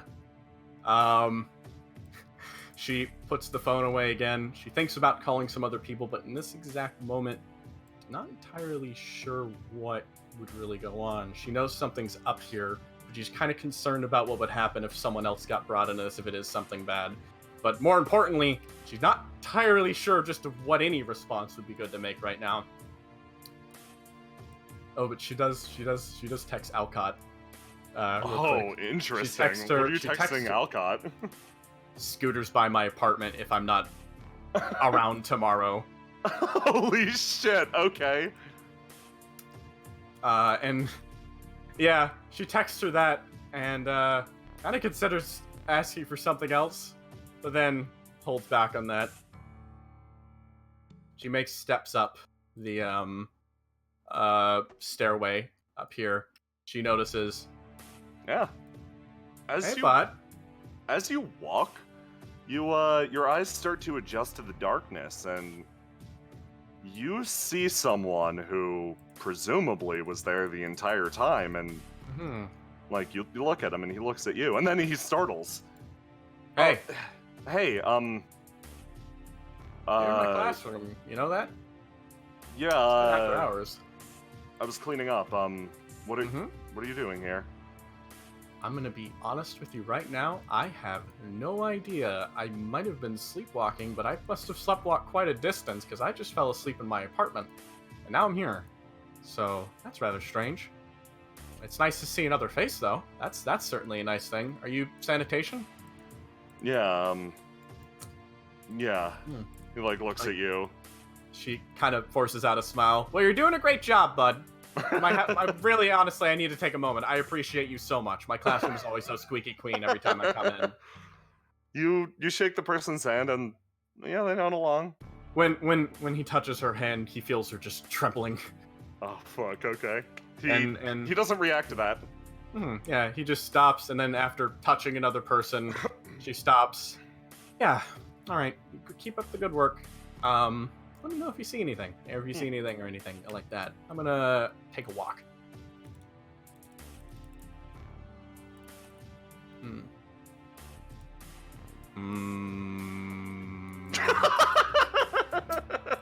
That was perfect because I just moved my camera a bit up, so I saw only 1/4 of the pug. So I'm gonna say Teach didn't see that either. Teach, you start to walk out, and yeah, this dude's giving you some fucking bad vibes, Yeah. but you decide it's time to leave. Yeah. Actually, one moment. Give me Okay. 1 second right now. Teach thinks as she stands at the door, thinks back to sanitation, and then she kind of runs her head through it real quick, and then she kind of hang on a second. What time does sanitation clean? Do they clean around late night, or they come in the mornings? Yeah, you say the phrase late night, and person just nods. Yeah, late night. Late night. Late She night. checks her clock. Does she have her clock, I guess, is a question. She does not. But she has a phone? She does have her phone. Yeah, you What check time is the clock on your phone. It's like 11 p.m. Is that, what's that lining up with right now in her head?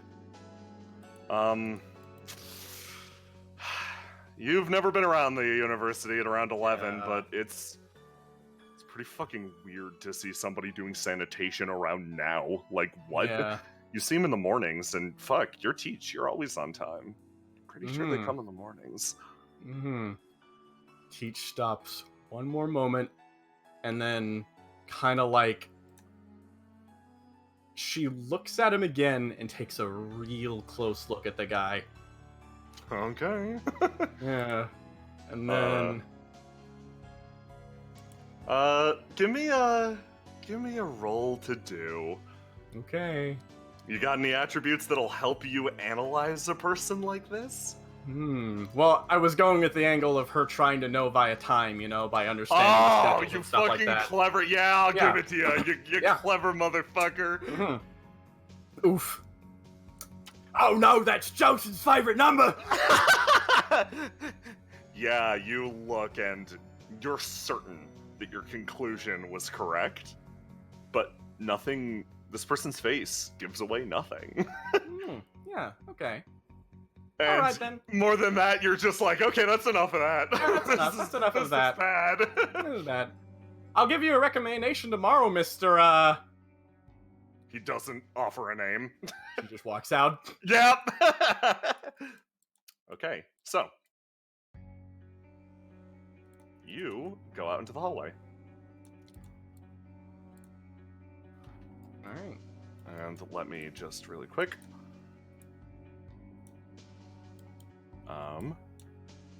Okay. Move you to the right map. Okay. You walk out, Ping and me? it's dead. Oh yeah, sorry. Oh, yeah, sorry, no problem. It is dead silent. Mhm. You've never been in the university this late, but Mhm. like, you can feel the echo, the presence, and the absence of people. She kind of steps forward then, moving across. Alright then. Well then. She has two conflicting minds about this situation. One side of her is screaming to leave right now, but another side of her is sitting here and thinking, no. This is, this isn't particularly right. She's a bit too curious about this right now. This just does not seem appropriate. Ooh, boy. She keeps Teach, walking. do me a favor and give me a roll Mhm. to die. Yeah, okay, absolutely. Ooh. I'm gonna... Yeah, what are you locking in? That'll actually be important here. Oh, God. Are you doing it? I'm doing it. There's nothing else here to do. Oh, boy. Alright. Alright, let me just, Click keep red. Yep. Yep. Oh, yeah, because Oh, you're yeah, adding yeah. a plus to it. You Yeah, just yeah, add the plus flat one, number. yeah. So, yeah. 9, 10, 13. Fuck. Teach! Mm-hmm. You feel this person tracing you. And they take a step out, and you look around, and rather than be afraid, you're mad. Because you're like, what is this weak shit? What is this goddamn garbage that's sneaking up behind me? And you whirl around, face full of fucking fury. And that is adequate enough. You see this person in front of you, but no. This isn't a person. This is somebody who you met on a bus in the very back, who your memory has filed down to a toothpick. This is a remnant and a fragment, a necessity of the human mind that exists to guarantee we don't go mad from detail. This is the filler that occupies the space between people with names and faces in a city. And you look at this thing that is normally imperceptible because by definition, looking at it denies it. And it raises a hand, and it points at you, and it opens a mouth that has no feature, and lets out a yell that you cannot comprehend. And Teach, I'm gonna need another roll to die. You can keep that Yeah, locked in blue yeah. if you want. Locked in red, you mean? Locked in red, yeah, I'm sorry. Yeah, no problem. Let's do that. Okay. Okay, let me add in. Yeah, we're gonna. Yeah. Holy shit. Okay, Teach, this is exactly what happens. Okay. Teach, you feel this thing scream. And though you cannot perceive the scream, you know it is not for you. It is a call to something else deeper within the university. It is a call to what brought you to here. You can feel it still calling to you, drawing you deeper and deeper into the university. Because this thing, it has to know. It has to know what you know. There is something locked up in that noggin of yours that is unique, one of a kind. That is its food, and you can feel it calling to you. And you look down to the doorway to your classroom, and you just see hands moving along it.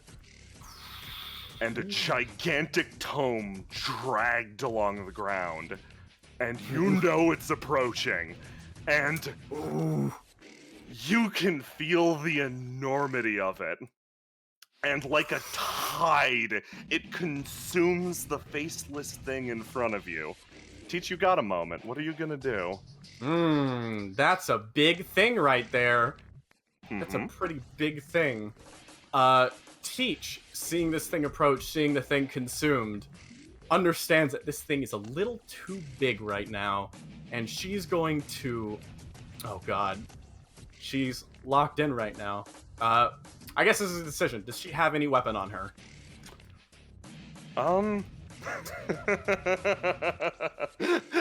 You know what? Song got that crit 20 earlier. Let's pay it off. Your bonds are tight. Song left you a sword in the classroom. Oh gosh, okay. Oh, okay. So, Teach is going to pull out the sword, but she's not going to attack immediately because she's going to backstep. This thing seems to be moving, but is it moving fast? It's moving pretty quick, but you know you can outpace it. Yeah, I'm gonna outpace it for now, but kind of still be... Yeah, I need to outpace this thing. Yeah, and while moving, she takes steps back and kind of observes it. From the corner of her eye, she sees shadows and just slight movements, but she's trying to piece together what it is doing, what its intent is. So, okay. Teach. I'm gonna give you a chance to gain some insight on this thing. Give me a roll to die immediately. This will erase your swing. Okay, do I still keep red and then do it? If you try to comprehend it, hit that reset button. All right, yeah. Then give me a raw roll to die. All right. Oh!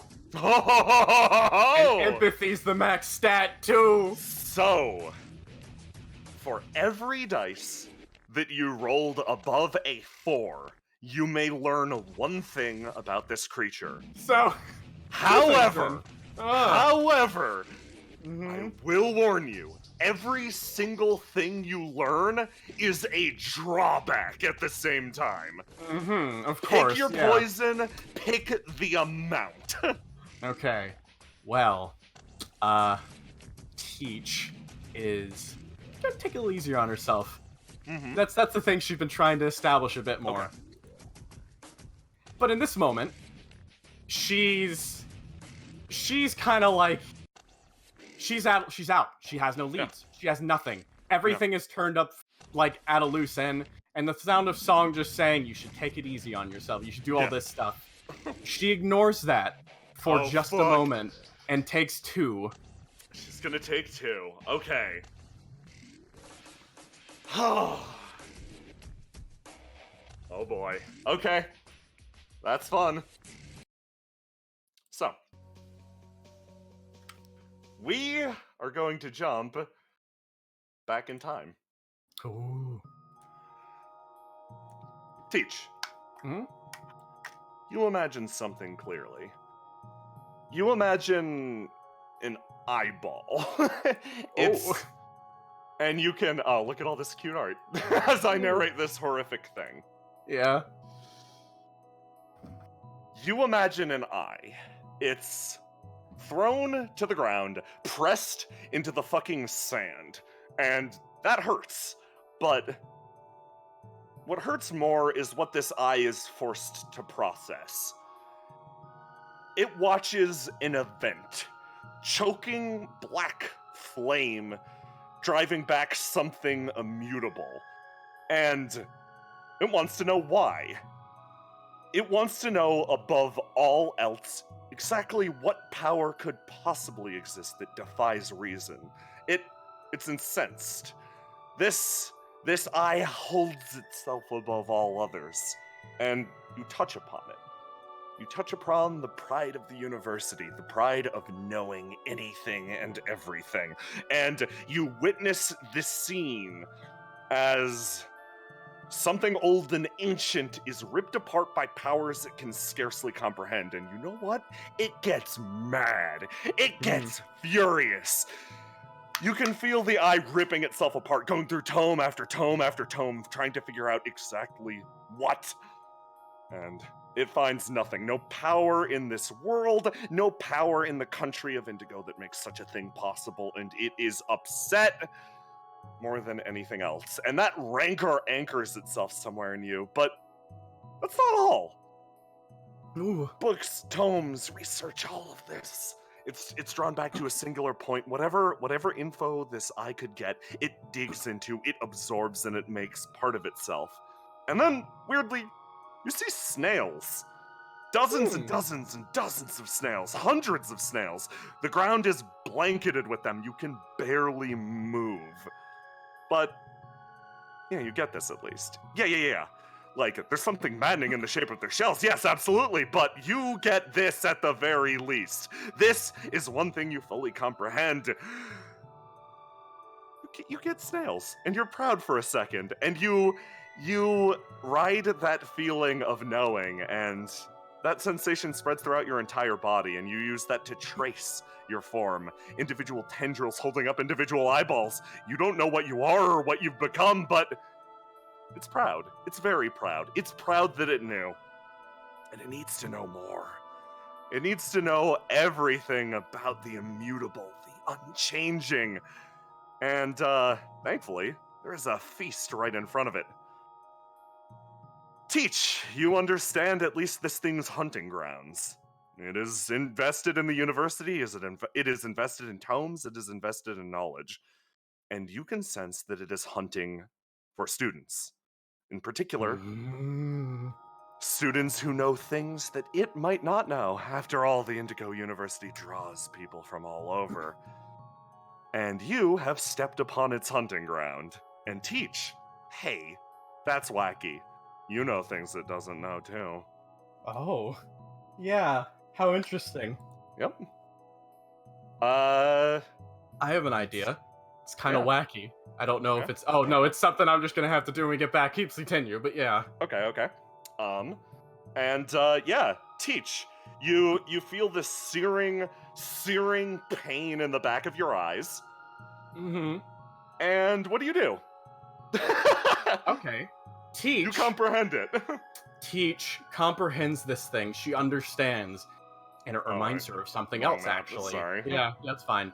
She gets she can comprehend it, and that alone kind of terrifies her, but she's read something. She's read something this reminds her of this feeling, this rage, this consumption, this wanting to know why. It reminds her of something in the library. And she thinks about it, and she thinks about this thing. In a moment, she has an experience. She's wondering, yeah, this thing's gonna fucking devour me. This is bad. I need to get out of here. But she can't. She physically cannot bring herself to run because this thing is hunting students. And in that moment, she realizes how, nope, can't do it. And yet, the power that brings her forward, what she does, she's not going to kill this thing with violence, weaponry, otherwise. She understands it. And because of that, I'm going to lock in my blue empathy dice. Oh, and you're just gonna try to comprehend with this thing? Not particularly. I've comprehended okay. enough. I have a different idea. We're gonna go on a little trip. We're gonna go to the library. Oh, interesting. Okay. So you're running to the library? Yes. Okay. I have an idea, and I don't know. It's gonna be something. Gonna give it a shot? We'll see. Yeah, we're gonna give it a shot. We'll see if it works. Okay. All right. So yeah, I just start. I kite this thing to the library. You yeah, haul ass on to it. the library. I understand enough that it's coming for me that I don't need to play like footsies with it. I'm just gonna haul and know that it's coming. Okay. You charge. All right. She moves her way to the library as quick as she can. Yep. Don't worry about it. I got you. I'm gonna move you in there in a second. Ooh.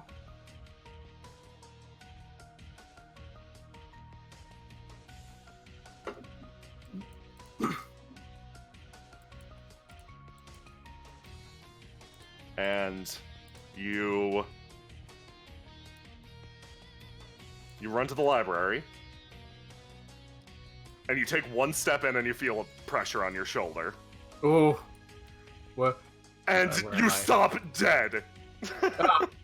Oh, hey there. Shh. Okay. She kind of She pulls you back. Yeah. Okay. Thank And- you saved my ass. She nods along and then mouths back to the door. I don't think it can hear, but it can see. Gotcha, then why are we whispering? That's a good point. I'm really afraid. She stops a moment. Empathy's locked in. She'll do this. She's like kind of goes over, puts a hand on her shoulder. It's okay. I'm not gonna let anything happen to you, okay? Exhales. Trust your good old teach. She pats you on the shoulder. I'm looking for something in here. Can you help me out? Yeah, what for? Find me a history of Raoji. Specific book. Written a decade ago. Oh, yeah, okay. Title should be The Revolt of the Squid. Yeah, that's the one. You hunt around. She kind of moves slowly. She realizes she's standing in the open and quickly, Yeah. runs past and moves. And she kind of charges over here. She's been to the library before. She's very quickly going to, scavenge through some of this stuff. And just try to see if there's a ledger where she remembers. Actually, no, I think this is something she might be able to find without a ledger. If she just keeps looking. The big... No, wait, yeah, no. The big thing, she needs to know if someone's rented it out. In this case, she's fucked. Oh, boy. Teacher, I got some bad news for you. What's up? There is no record of the Revolt of the Squid within the library. She pats herself. Of course there isn't. I know that. That's my book. That's my responsibility. God damn it.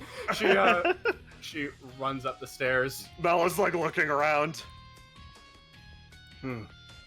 Yeah, hang on. It's not here, and I know why. It's because it's my responsibility. God damn it. There are some books in this library that are not for public consumption.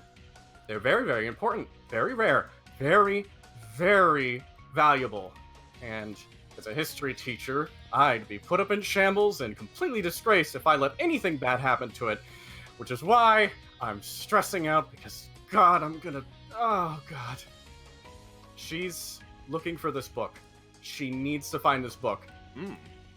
Look, kid, I'm I got a little... she looks up at you. Yeah, I guess you're older than me, probably. Looks down. Yeah, sorry. It's a habit. You're right. It's fine. Look, I got a little secret. And, I think we're gonna go...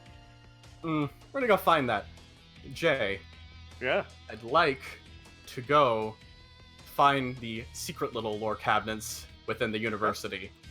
You're gonna hunt around? Oh boy. So, you go out with every intention of finding your hidden lore cabinets. Mm-hmm. You take a step out, and then all of a sudden, you empathize with this thing. Mm-hmm. You feel it fade. It's gone. Like a thick smog lifting from the university. Huh. Nothing. You know it's gone. She thinks for a second. Oh, wait, no, that's actually not very good at all. She just realized what she What's said. up? She realizes what she just said. No, we're gonna go check up some stuff real quick. We're still gonna go check right now, but Yeah. it's gone. Oh. And Huh. no, I don't think that's a good thing. You teach. I'm going to, for the sake of this series at a large, I'm going to say you investigate this off screen so we can have that Yeah. reveal be Yeah, later. And absolutely. teach, you find nothing out of the ordinary. She's And yeah. and like time passes, and you find yourself outside, having combed the university. You have some scary moments for sure, where you think you see it, but it's just quiet. She stops a bit. Well, that was terrifying. Yes. Yeah, that thing is I'm glad you can see it, I guess.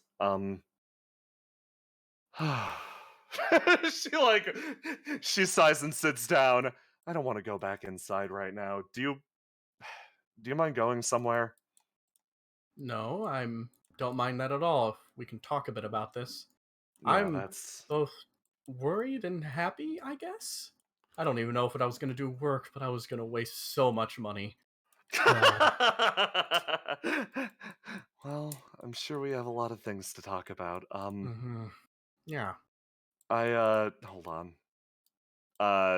Mallow runs ahead and actually comes back with the scooter. Oh. It's not your scooter, it's not Yeah, Alcott's yeah. scooter. Mm-hmm.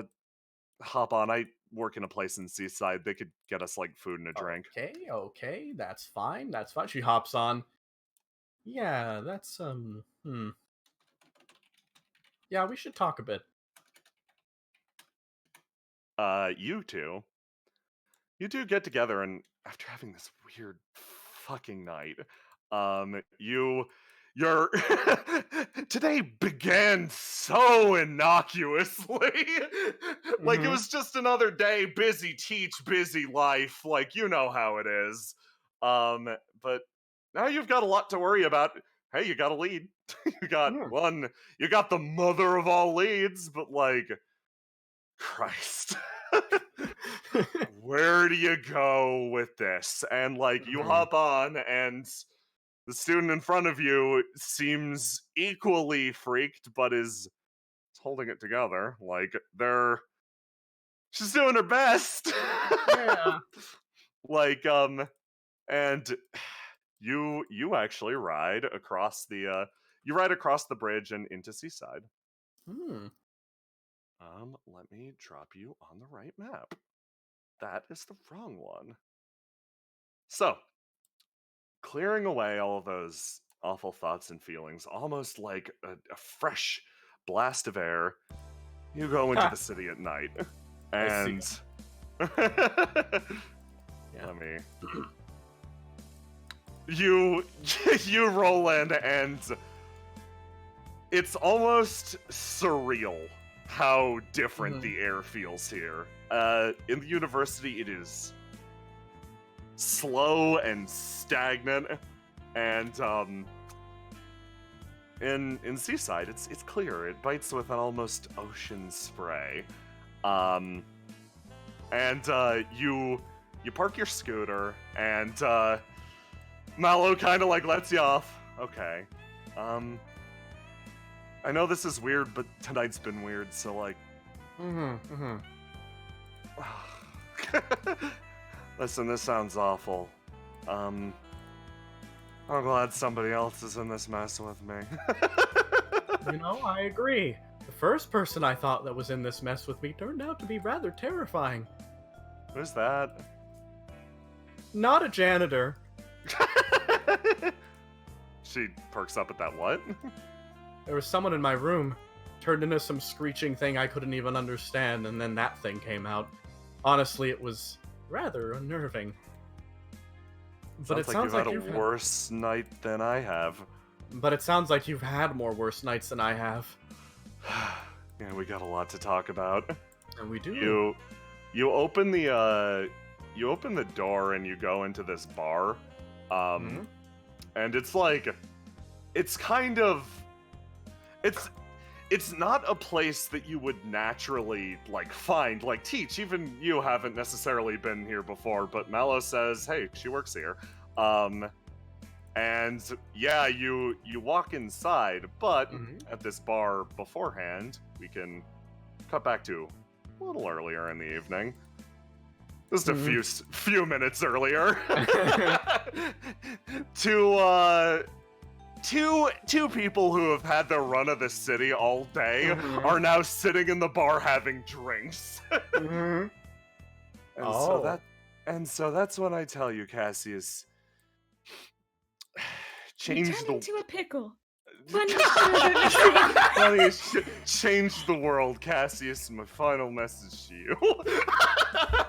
Arch flips upside down. No, I'm kidding. Okay, I was gonna say, are you leaving? What's happening? No, not at all. What were you, like, what did you get up to today? Well, after I left you, I was going to go check out stuff that was happening in the city, and I met the leader of the Calamity Tipist, and that was scary.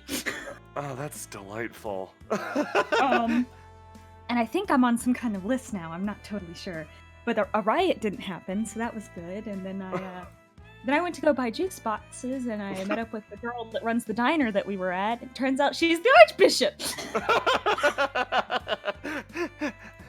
You kind of have a knack for this, just running into whoever. She looks back across the counter. Hey, can you hit us with another round? Guy walks over, yeah, sure. He slides over some, like, incredibly, like, sugared up, damn near neon drinks.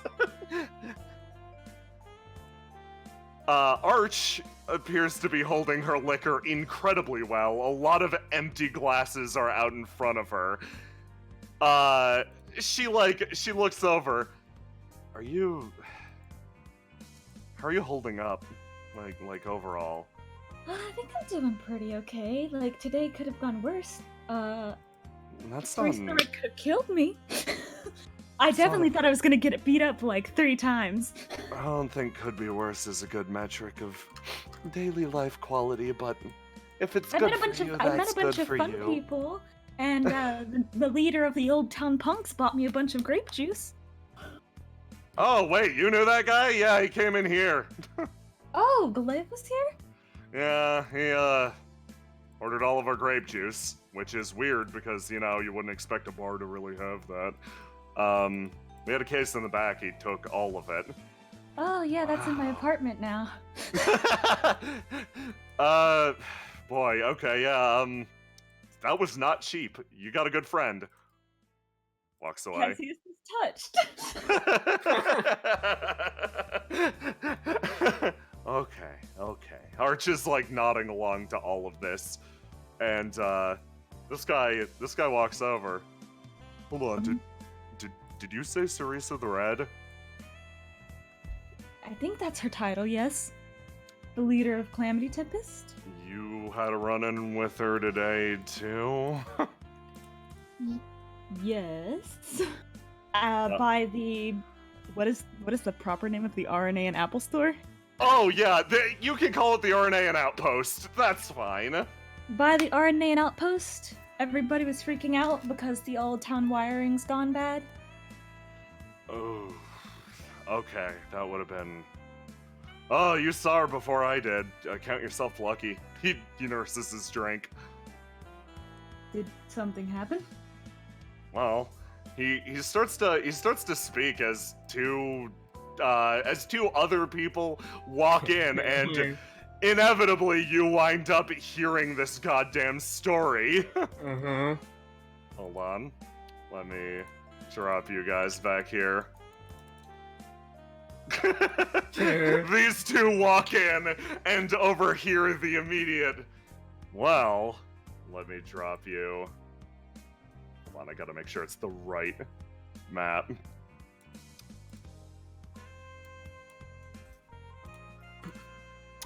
go. I'm here exclusively to get the information. Make sure everybody gets it. Here we go, and let's hop over to... Let's change the track. We aren't chill anymore.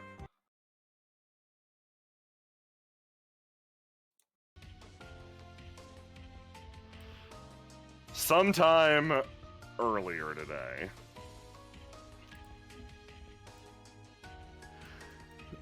due to increased tensions, let's say, between the Tide's Edge and the Calamity Tempest caused by a visitation from the leader of the Tide's Edge to Old Town.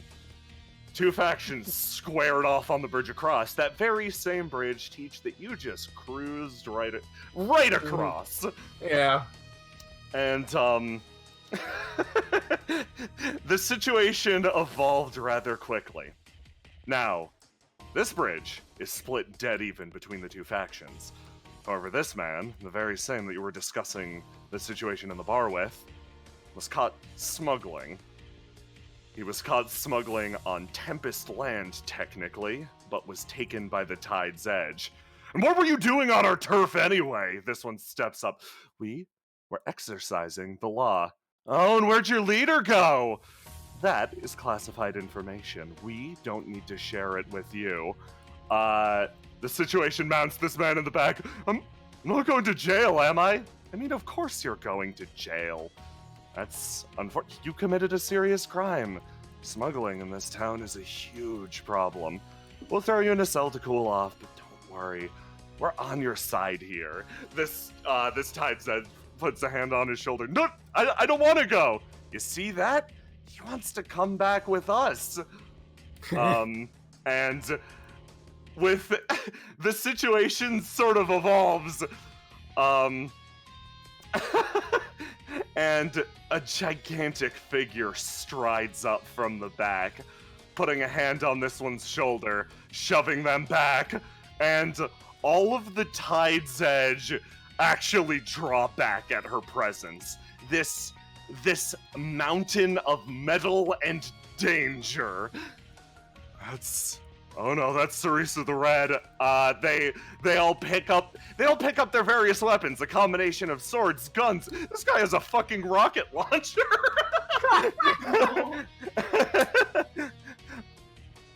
Boss, you sure about this? Yes. Leave them to me. She takes another step forward. That's a citizen of Old Town. He belongs with us. Suddenly, her aura flares around her, a feeling of pure dread spilling over the bridge. All of them, despite probably knowing better, draw their weapons and swing in at her. They all bear down, a fucking hail of gunfire ripping through the ground behind her. Cerisa stands amidst the devastation and simply begins to count, locking a shell into this ugly, gigantic weapon on her back. Man.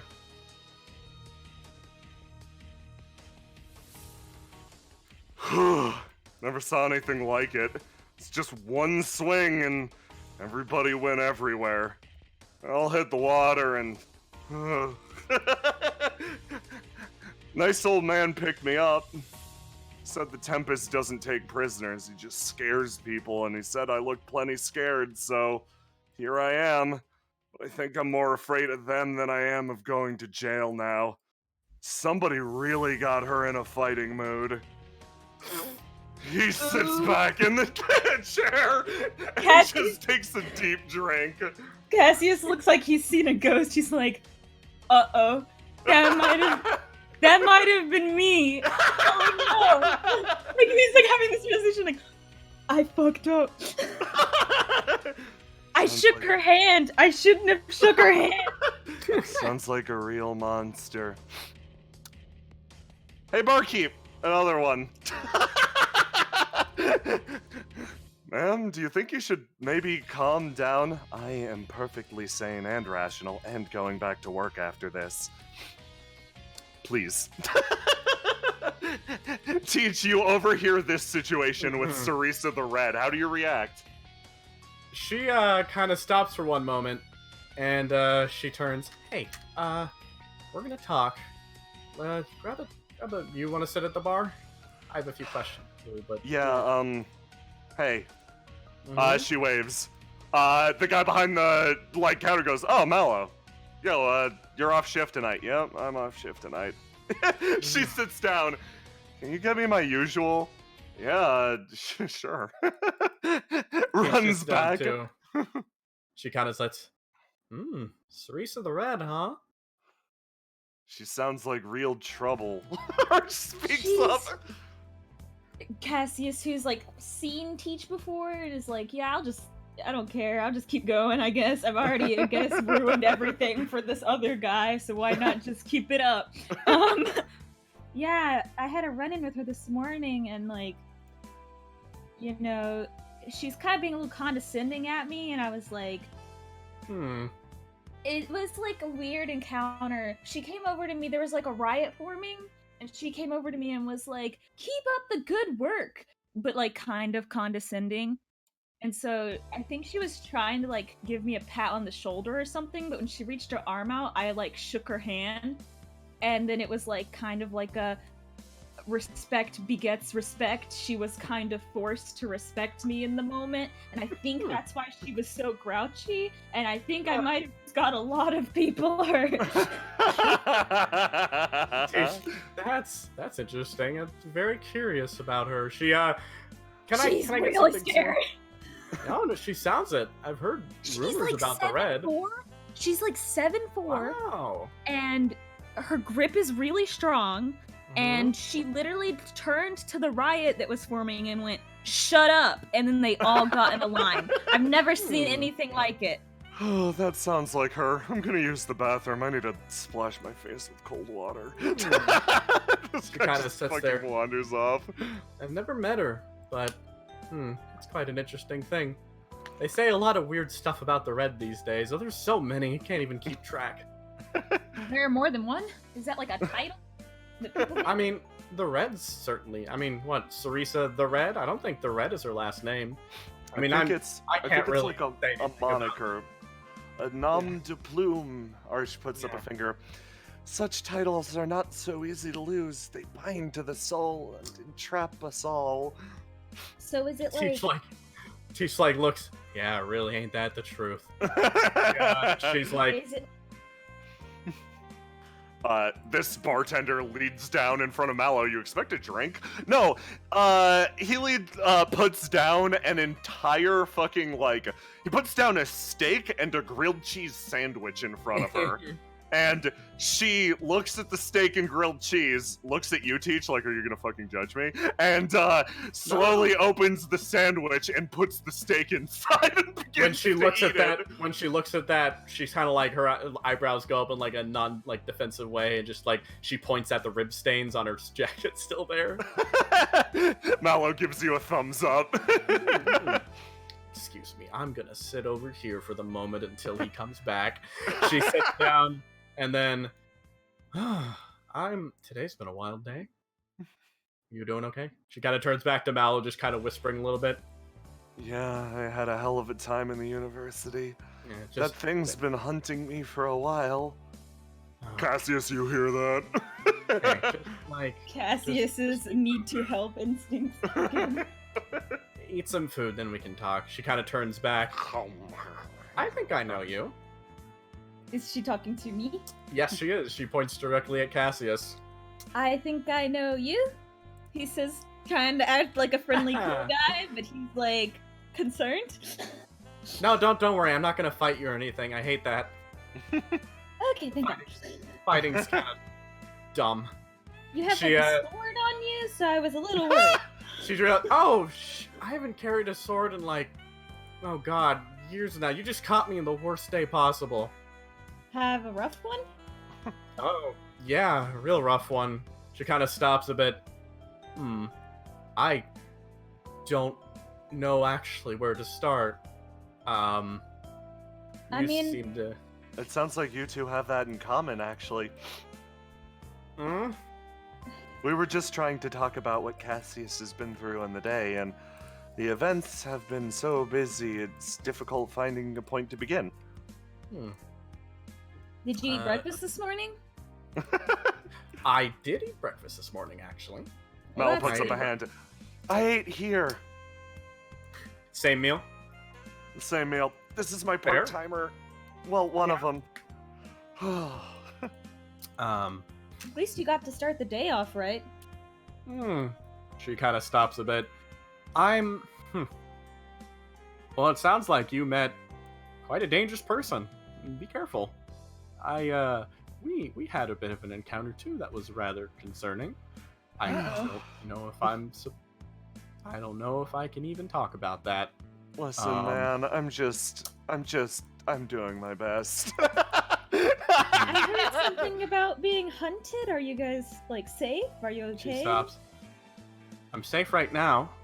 I feel safe. She kind of looks back. I'll give you a formal introduction. Sorry. Martha Teach, university professor. History head department. Apparently a sleepwalker. Though no, I don't think that's true either. I found my no.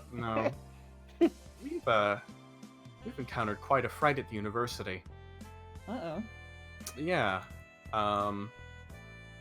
She stops.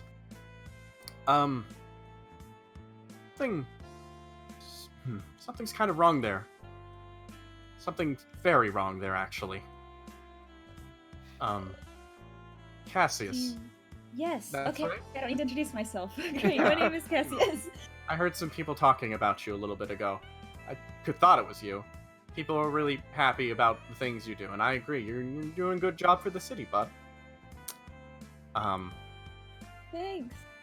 I'm sure you do a great job at the university, he says, not sure how to compliment people. Thank you. She kind of like,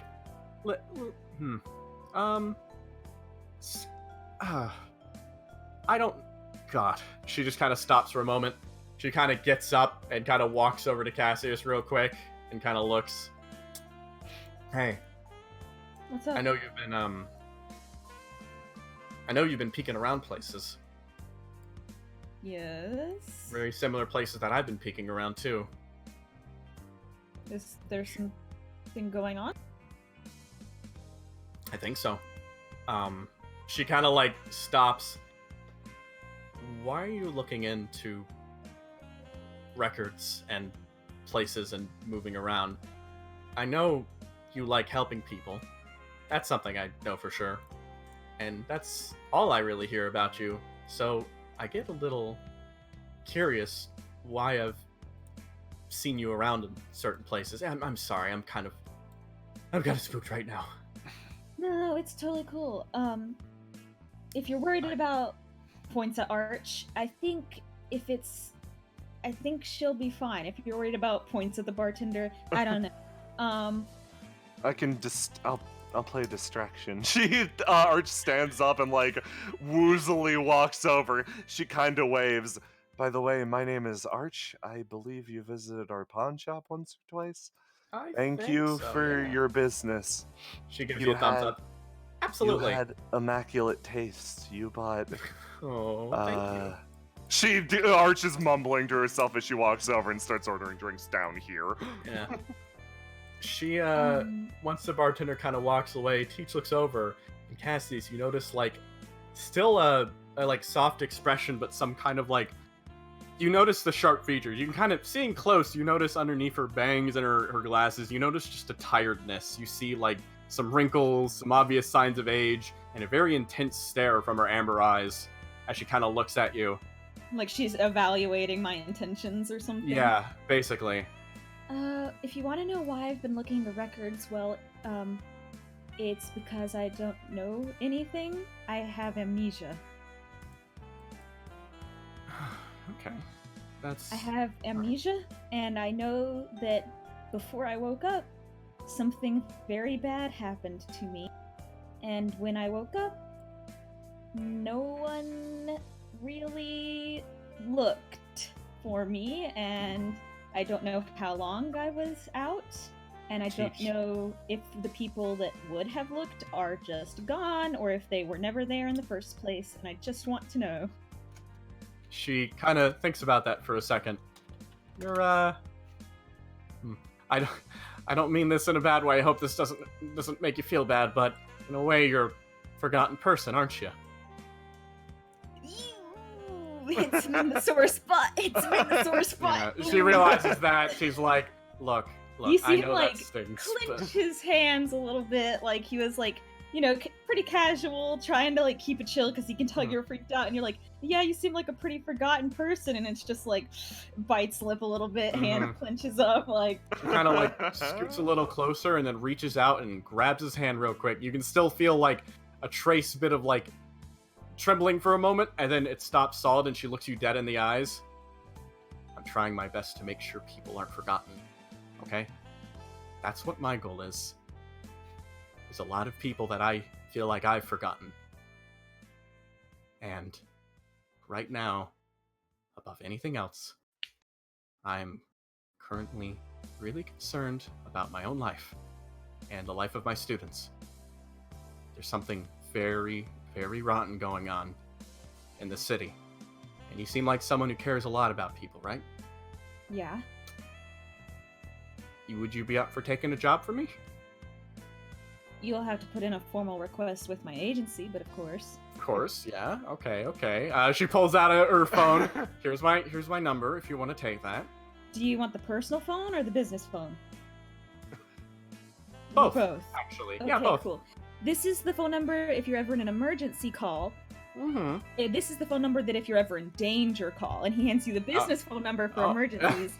And he hands you his personal phone number for if you're in danger. Oh, so nice. Thank you. She hands the phone number back to him. And this is the number just in case you need teaching? You are Or- a teacher. Yeah, that's all I can really offer you, unfortunately. But she kind of leans in again, kind of getting a little more focused in again. So, there's so much stuff going on, I can't even know where to start. But I'll leave it for a bit of a request. Today, I have been threatened. I saw something I can't even begin to wrap my head around, and there's so many things I need to talk about. With that lady over there, she points over to Mallow. Mallow has impaled the sandwich on a sword and is eating it off of it. But she kind of looks at him and says, listen, if you're looking into things too, be very careful. Today, I got confronted. And just from one person, one, from contractor to employee, I don't know. Be very, very careful who you talk to in the city. Be careful who you open up with right now. There's something going on. I'm sorry. I'm not. No, it's This is all probably really out there for you. I can but tell that something happened, and you're just trying to keep it from happening to me because you think that what caused it to happen to you might also apply to me, right? That's the vibe? Yeah, those are vibes. And also because I have an invested interest in you now, Cassius. Because I'm in the market for a detective. Because, quite frankly, I've reached the end of all of my leads. I know nothing except one very terrifying truth about myself and the universe. And she kind of like puts up her second finger that I have been threatened by a very kind man. He wears full black as armor. you're talking to him, he's like, okay, casual eyes. Then he gets wide eyes and he like blinks twice, and he'll like, and then it's like sometimes he'll say something, his eyes get wider and he'll blink twice, and he's like, oh, blink, blink, oh, blink, blink, blink. I see. The armored black knight. He was there when I met Cerisa. She blinks now. Oh. I didn't really talk to him. He had some weird vibes, but I didn't want to look any further. He's very chill and also threatened me. Also threatened you. Okay. So don't for worry the about most talking part- to him, but please be careful around him. Okay. those are mixed signals, but okay. I'm getting so many mixed signals today. I've Speaking tried of to which, talk to Teach, your yeah. phone goes off. Okay, she looks at her phone. It's Song. I text him and tell him I'm at a bar. He But I'm gonna- texts you back, everything's fine. She sighs a good sigh of relief right now and kind of relaxes a bit more. Okay. And then there's a follow-up text, you're at a bar, caps lock, question marks. Yeah, she texts the location. Cassius, when you look up, is like holding out a business card to you. She takes the business card and like slips it into her jacket. It's for Thank the you. potato detectives. Ah, I right. guess in canon they're called poem potato detectives, but it's Yep. Yeah. it means nothing. So, yeah. Okay, do you want me to okay. So I'm just gonna assume that your request is going to be approved because I'm going to ask that it is approved because obviously something horrible has happened because you were freaking out. Mhm. And I have seen you a couple times because we tend to be in the same circles, and you seem pretty calm and collected type, so this is a little concerning. So you were threatened by the Black Knight guy, Not and then in a dream. It's very weird. in a dream. Not a not the dream, but a weirdest thing. dream. Okay. That's not the yes. weirdest thing I've heard. Okay. I've dealt with ghouls before, so I got that under my belt. Though I don't know how to do that stuff. Okay. And then something happened at the university. It was a monster. There's a monster in the university. Okay.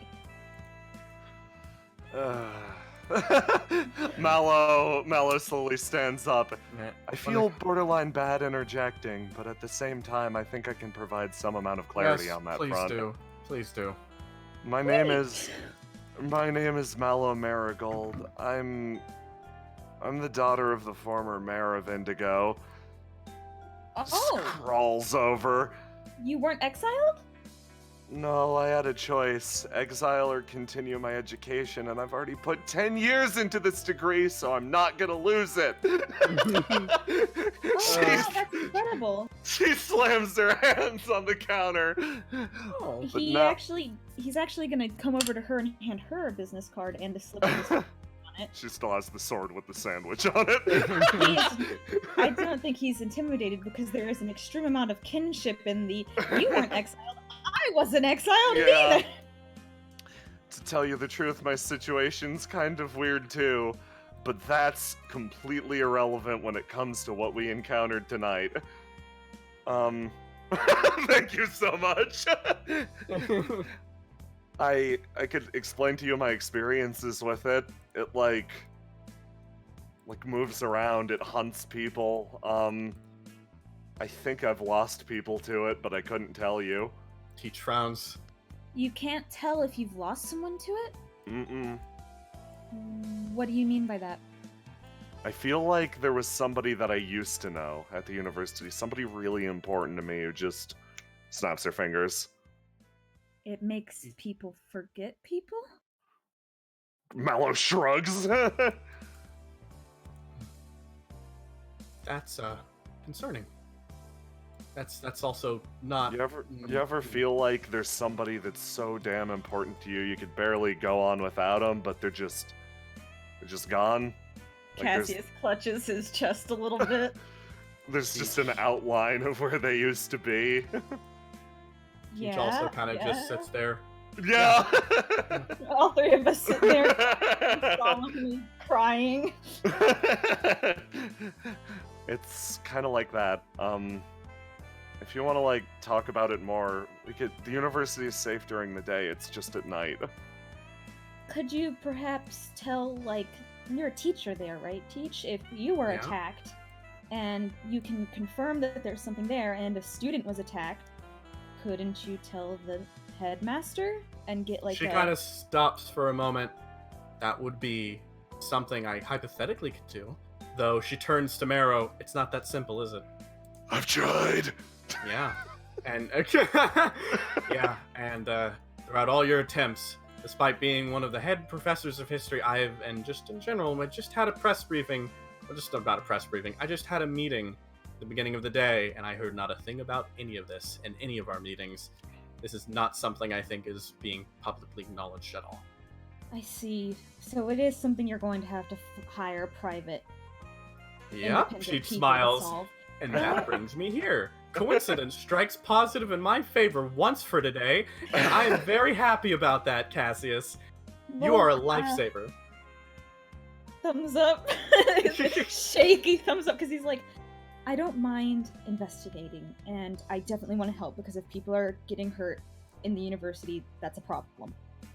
That's especially if it's making people, like, forget other people, that's unacceptable. But I'm not necessarily what the kids would call a fighter. But we do have a guy at my agency who might be helpful, so I might... Is it okay if I ask for him to accompany us? Yeah, absolutely. Yeah, I trust you to hire people on. And Okay, just because, like I got like a gun and I can shoot things, but I'm not like, I don't really like. no, I don't like fighting either. Okay, cool. Okay. Speak of the devil, you hear the chime as the bar door opens. This place open? Hello? Speak of the devil. Gestures his arm out. This is just the guy I was talking about. I thought he was not in town. Actually. Yeah, we moved everything in. Hi, you guys. Oh, did they actually get everything in? You don't need any more help unpacking? Unpacking, I could use a little bit of help, but like moving stuff, nah, I'm good. Oh, nice. Hi. You guys looking for a job here too? He cocks an eyebrow. No. Mallow puts up a hand. I already work here. No. I'm here with points at Arch, and she's here with points at Mallow. You are looking for a job here? He says quizzically. Yeah, I'm right upstairs, so I figured, like, you know, he shrugs. If they need an extra bartender, why not help out? I could do that. Like, I did stuff kind of like that back home. He thinks. Well, I've got a job for you if you're willing to take it. A job for us. It would be for the agency. Yeah, it would be for the agency. I don't know if that's... I understand if you're looking for part-time. Everyone I know is, but... I could do both. Honestly, I need a lot of work. Yeah, absolutely. You see like 80 emotions across Cassius' face right now, but he is trying his best to just look chill. Teach kind of looks at Cassius. Yeah, so... Yeah, let's... He, like, walks over. Sits down, like, over here and, like, waves to Cassius. Cassius so who do I speak to? Is there, like, a manager? Mallow, I am the manager.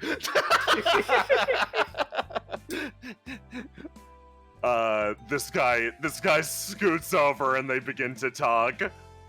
If you guys need recommendations, I think technically his supervisor, and I can give them. Okay. Very hardworking. Would approve. He's not judging me for my sandwich on a sword, so he's cool with me, I guess. She takes another bite out of the sandwich. Alright. Excellent. Glad I got a little team now. I do have one more important thing, though. Marrow. It's Mallow, but okay. I'm so sorry, God. This, Marrow, she just puts her hand on her... that happens sometimes, like... No, you don't understand. No, my family's... so bad. You don't get it. My family's had dealings with the mob before, and they said, oh, that could be your mod name, Mallow. Marrow. Marigold. That flows off the tongue. You look like you take bones from people. I don't think I have that aura. I don't think you look like you take bones from people. I'm just gonna put that out there. You look a lot nicer than that. Well, thank you. I was gonna ask, before butchering your name, if you would be willing to transfer to my...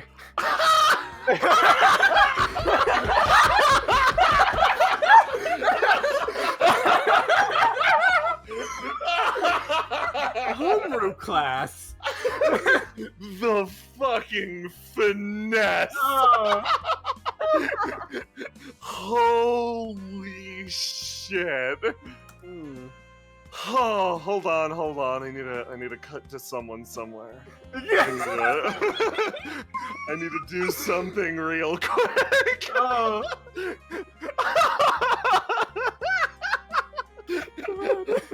I'm fucking dying. She owes me one. Let's see.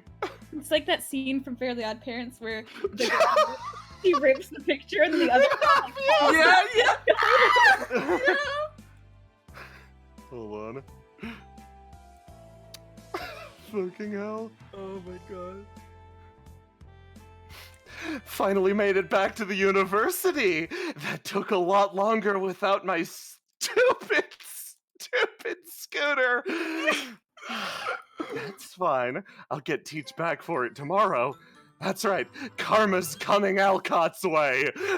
Looks up at the stars. Teach, you feel very validated for some reason. Oh. Mallow stops and thinks, well, that does sound nice. But like, she's thinking. I need to bring my crew with me at least. Well, that's quite fine. Meanwhile, back in the university. Yep, nothing could get worse.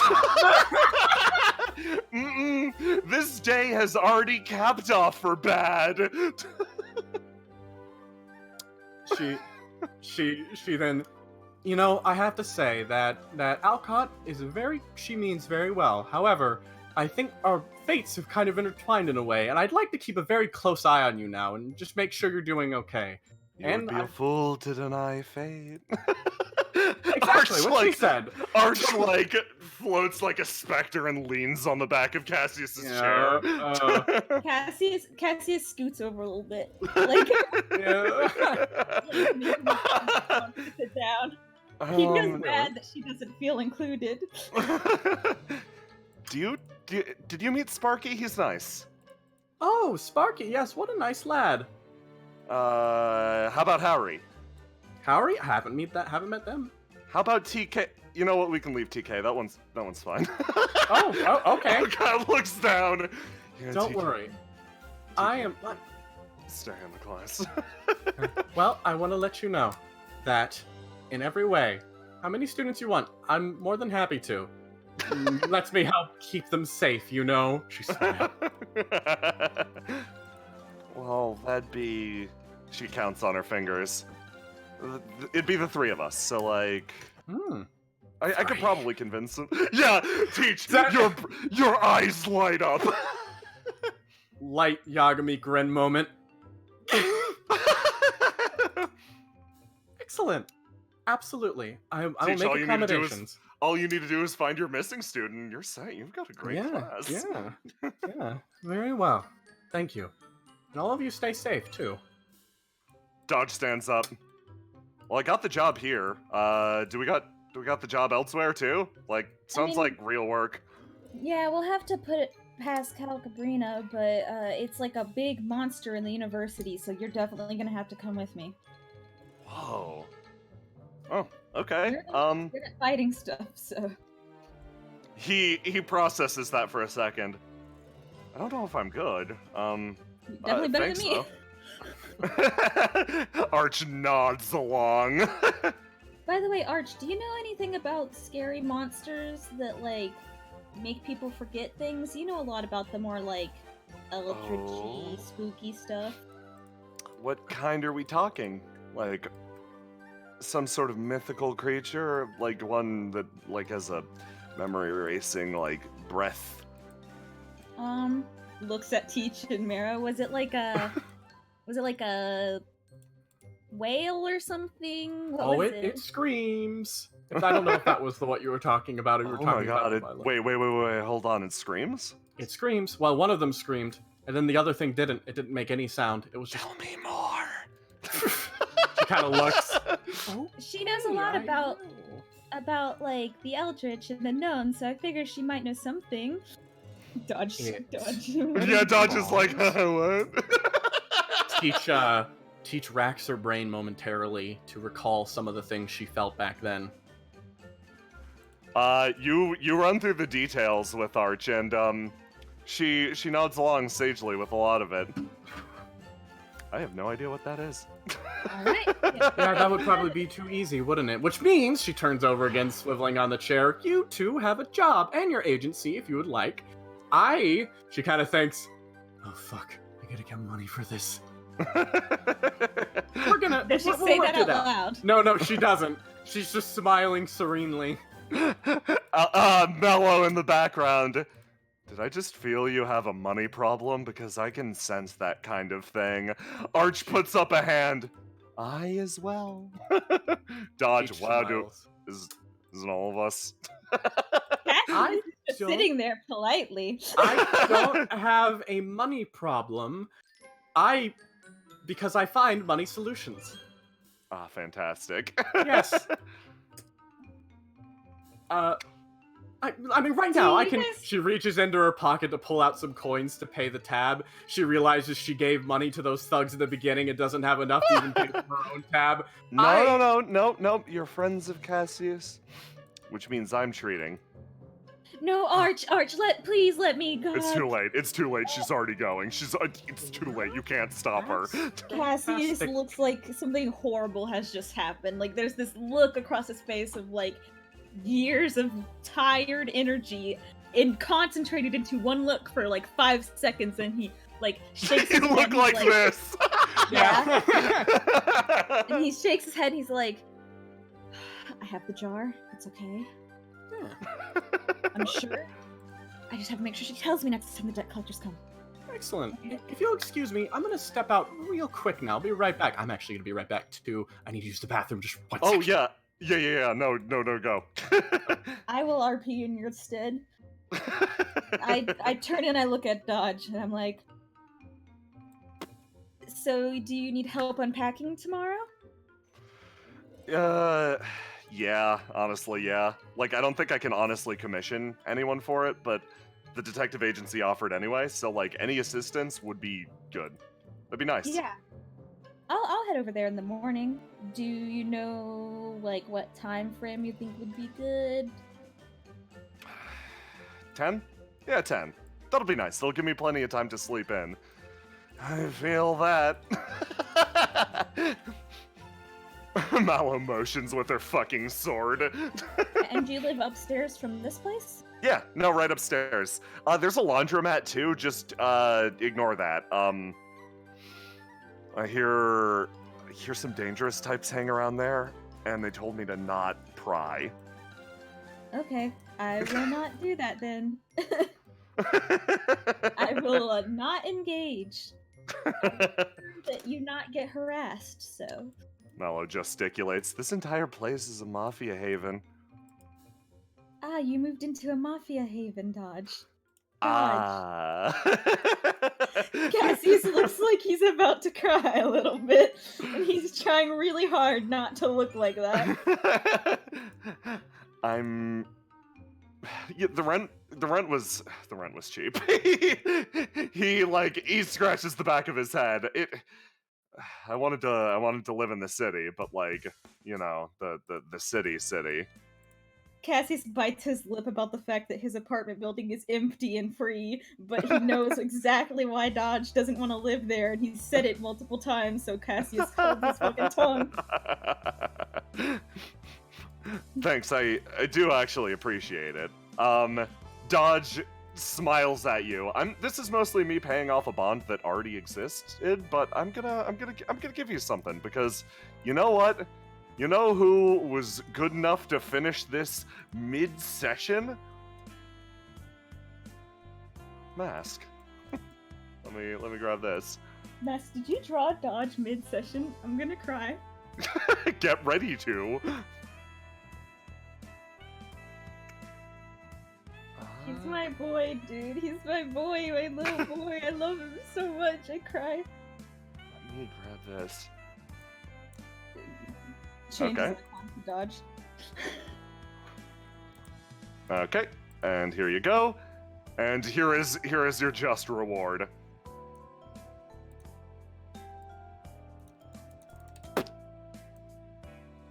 There you go. Yeah, no, Mask is low-key a legend. And yeah, as that happens, I am back. Welcome back. You was back, but just muted. Whoops. But yeah. Yeah, That's good. That's good. We got to see. Teach, you're probably outside and enjoying the night air. Like, fuck. Yeah, absolutely. Want to cut to that or not? I don't know. Yeah, no. I think it'll be good to cut to that. Yeah. Let me grab you really quick.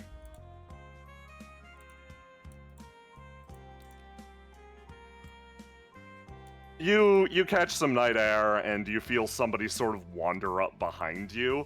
Like, with very set steps, she takes a step out and like you've just been catching the air, like your breeze appearing amidst all this fog. She kind of waves. Hey. Hey. That thing you're messing with? That's some real shit, as the kids say. Yeah. It certainly does feel like it. And I'm going to say this as helpfully as I can. Please don't get my friend killed.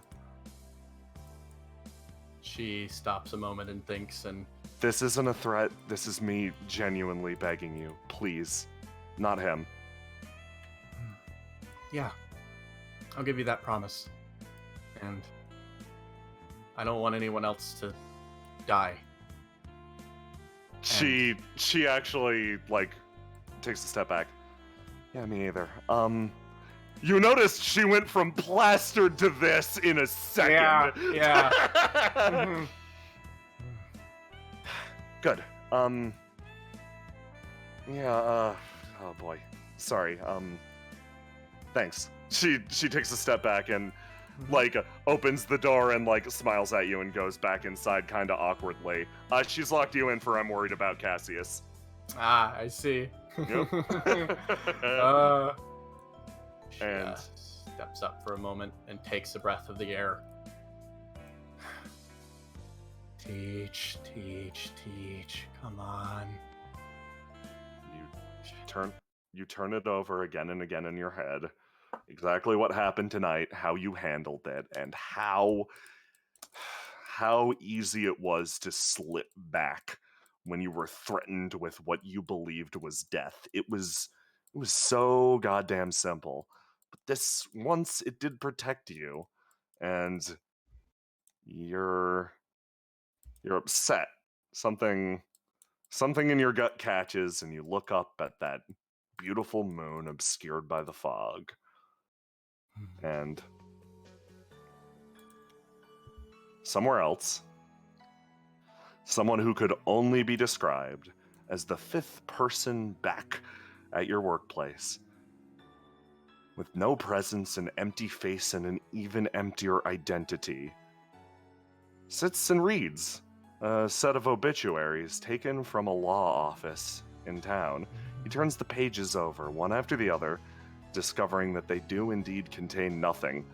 But that, in itself, is something in this town. Something could be written on a blank page. The missing puzzle piece has shape in itself. He looks around his messy apartment, top to bottom littered with paper, and stares. And that is where we will end off. I hold you, Christian. I'm scared. I'm scared, Christian. I'm scared.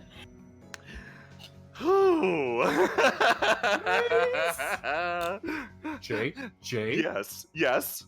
Fucking best session, I think. Yeah! I'm so happy you liked it. Oh my word. It has seriously been so long since I've run a session that I'm just like, fuck it. I don't give a shit what time it is. I could go forever. I don't give a fuck. I was feeling that too. And it was right near the end where I was like, I'd love to go on, but it's probably about time. Yeah, it's about time to wrap. Yeah. It's like the experience of having to go home from a friend's house when you're like 6. Yeah. And you're like, I don't wanna. But before we wrap, I believe we actually have some fan art to go through. Yeah. Yeah. Give me a hot sec to grab that whole thing. Christian, thank you for letting me be your friend in the game and in real life. Yeah. A pleasure in both worlds. Guys, Arch called Cassie as her friend. I'm gonna cry. Why can't Teach you said have you said were it to his forgettable. face? Teach called me forgettable. Oh my god, you guys killed it. Yay! Yeah. Big round of Okay. applause for, Thank you so much. everybody. Holy shit, y'all. Seriously, good work. Thank you for the bits, Drax. I can say that. Oh, I just saw Roman missing me. Thank you. Okay, let's go through some fan art real quick. Yeah. Yeah. Should I go to the Twitch to look at this, or is there any? There's an Imgur in live fan art. Okay, let me go and look. Thank you so much for whoever made this. I didn't get a chance to check the name. Middle. It's Middle. Middle. Thank you. Can I Bless get you, some? middle. Can I get some tunes? Yeah, you can get some Can I get background some music. Indigo? Yeah. Yeah, you Yeah. can get some. The Indigo main let's see. theme isn't There it working is. for me, so I couldn't use it at all, and made me really sad. You can get the university theme. Okay, but first, from Dark Destiny 1010, we have a Deech. Oh, fantastic! Yes. I I feel adore her. Look how soft My she is power. and Ben. so tough she looks. My power. Enjoy the power, Christian. You deserve it. Then from Foss, we have a left-handed Teach. Oh, beautiful. Kudos, dude. Yeah. Yep. And then from DJ Smile, we got an Alcott. Oh boy. Girl. Look at No, him.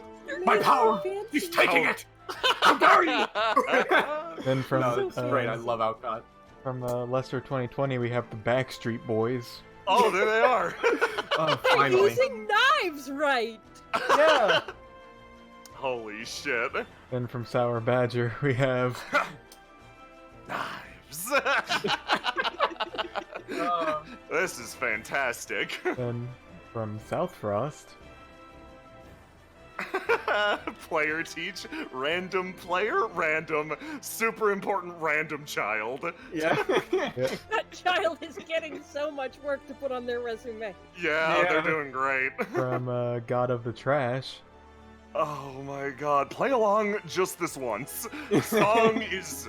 I love The him. best. Listen, Love him I so adore much. him so much. I expected him to fuck off and not come back. So much. You underestimated my love. Yeah. From Roma. My hot mom. It's your hot mom. Thank you. That is a wonderful image. Thank you so much, Roma. It's so good. She's so good.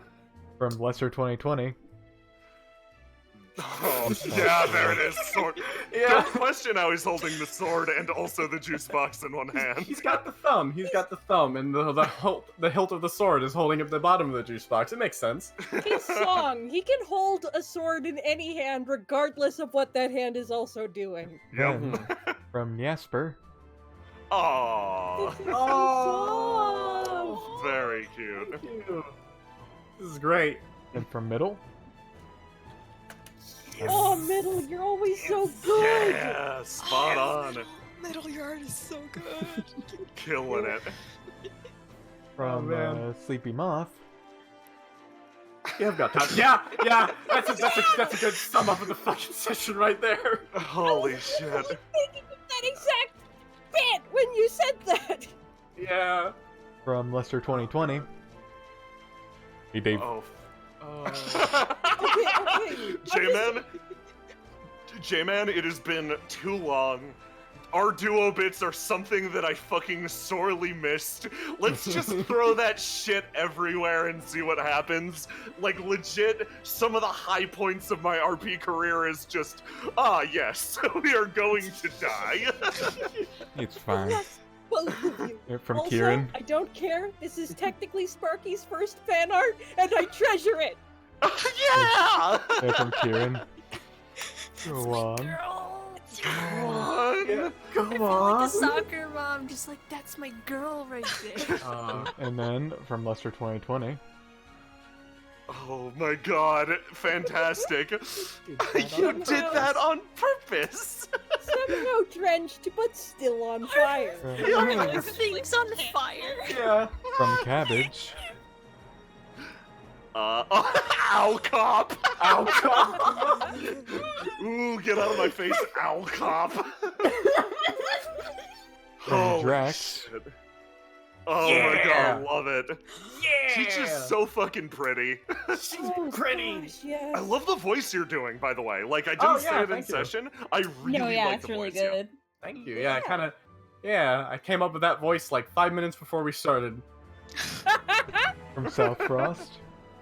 Oh, student Student debt. Yeah! Oh, the eyes through the glasses! My kiddos. Oh, I love those two so much. I Yeah. feel like everyone, it's a problem. yeah. From Tiny Electric Gremlin. Oh, lovely. Thank you. I love the effect on her glasses. Mary Shrimp, thank Yeah. you so much for the bits. Here. Yeah. From Sour Badger. Yeah! Oh god, this energy is so on point. She gets Ah. mellow. From Drax. Oh, yes! Boy! Yes! Boy! Slap. Every single time there's song art, I grow in power. Yeah. He is a boy. She's so good! From So Monichi. good. Yes! Yes! There's so much good teach art, and I love Yes! all of Oh, by the way, I believe Monichi was the one who did Mallow's art, by the way. Monichi did Yes. Mallow. I have been wanting to commission Monichi for something for fucking ever, and the art is so good. Thank you so much. You've been a joy to work with. Not enough good things. Fuck Thank you for a great student, who I very much appreciate. Hmm. From This art is Jasper. also incredible, thank you. Aww. Oh, Aww. That motherfuckery smile. It's a smile that could curdle milk. I love it. Oh, it's wonderful. From Oh, Drax. this next one. Thanks, Alcott. Doing This has- great, Alcott. This has some real good later losers vibes. Yeah. Yeah, absolutely. Holy shit. Teach was from, here, these are Alcott's both a from loser. Lester 2020, I think. Her Chinese I like the little face on the scooter. Yeah. Oh, doing gosh. this on purpose. From Missing. Yeah. Yes, yes. Missing this looks so good. It does. Thank you so you. much. I am so pretty. glad that has the correct honker, too. Oh yes. Very important. From Lester 2020. I It's the love this most boy. expressive Oh. character. Oh. You This look boy. at. I Oh, love. you know what's him, great? by We the can way. now release the dumb edits that I made for his Yes, face. to the public. He can leave forbidden Yeah, memes. yeah, Also, I yeah. saw the question asked in chat. What happened with the water pole that determined Teach's spawn room? Yep. Mm. Yep. You would have been in Nice. different places in the university, which would have meant different things. Yeah. There is a motherfucker of a room you could have spawned in. Yeah. But that room also had a friend in it. So, like, shrug. And then from God of Trash. God of Oh, the that's Trash. a Fantastic. I love that one. Oh, I love this kind of pencil art. Yes. And also that expression. Mm. Perfect. And then from Spacey Chase. Oh, yes. The Yeah. colors on this shit, dude. The colors on this shit. Yeah. They're fucking slap. I love that she has, like. mentioned the- Oh, you go. I mentioned the fucking glasses shine like 'Yep. 3 times, and I'm so happy someone drew it. Then from Typical Novice, we have a roll sheet. Ooh, Oh, yes. fantastic. Oh, I need to bless see. You. Excellent. You gotta. Yeah, Oh, we appreciate Fantastic. the hell out of these just Thank you because the so data much. is From, super useful for Jay. yeah. Oh from my god. Monichi. You have to wake up. Oh my god. That went great. That's Look at great. that great expression. Oh, That's so Monichi, the way good. you do expressions. Also, there's so much detailing on Mallow's costume. It's so good. Yeah. That's so great.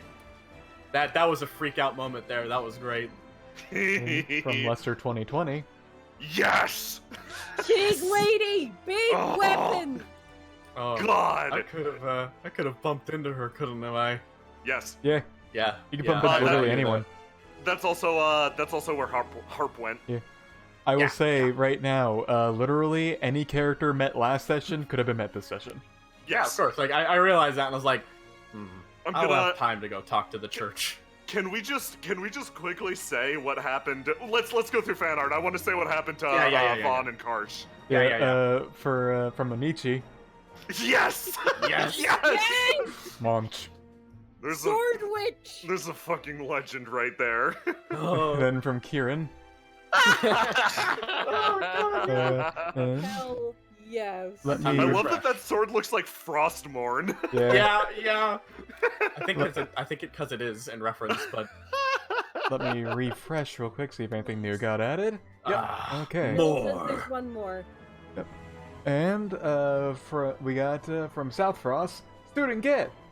Oh boy. Yes, of course. You acquired Mallow, which means you acquired we walked in and I'm like, okay, it's gonna be hard to recruit our students, right? Like, Yeah. we're gonna be real difficult about it. And then all that shit happened and teach, like, with the finesse, I'm like, there's literally no reason that Mallow would say no at this point, but also she's not going without her crew.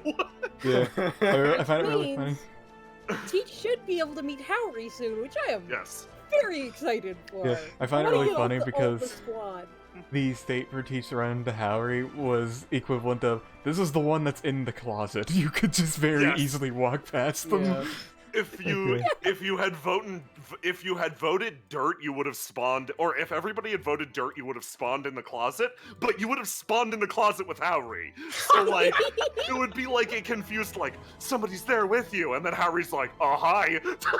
Yeah. Oh, that's great. I'm glad I met with Mallow because there was like a great lead-in conversation. So it was a great like, oh, I remember you. Yeah. And then of course in the bar, it worked. Everything worked.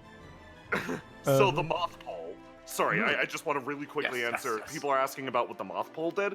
The moth pole was weird. It determined the entry direction for the creature chasing Teach.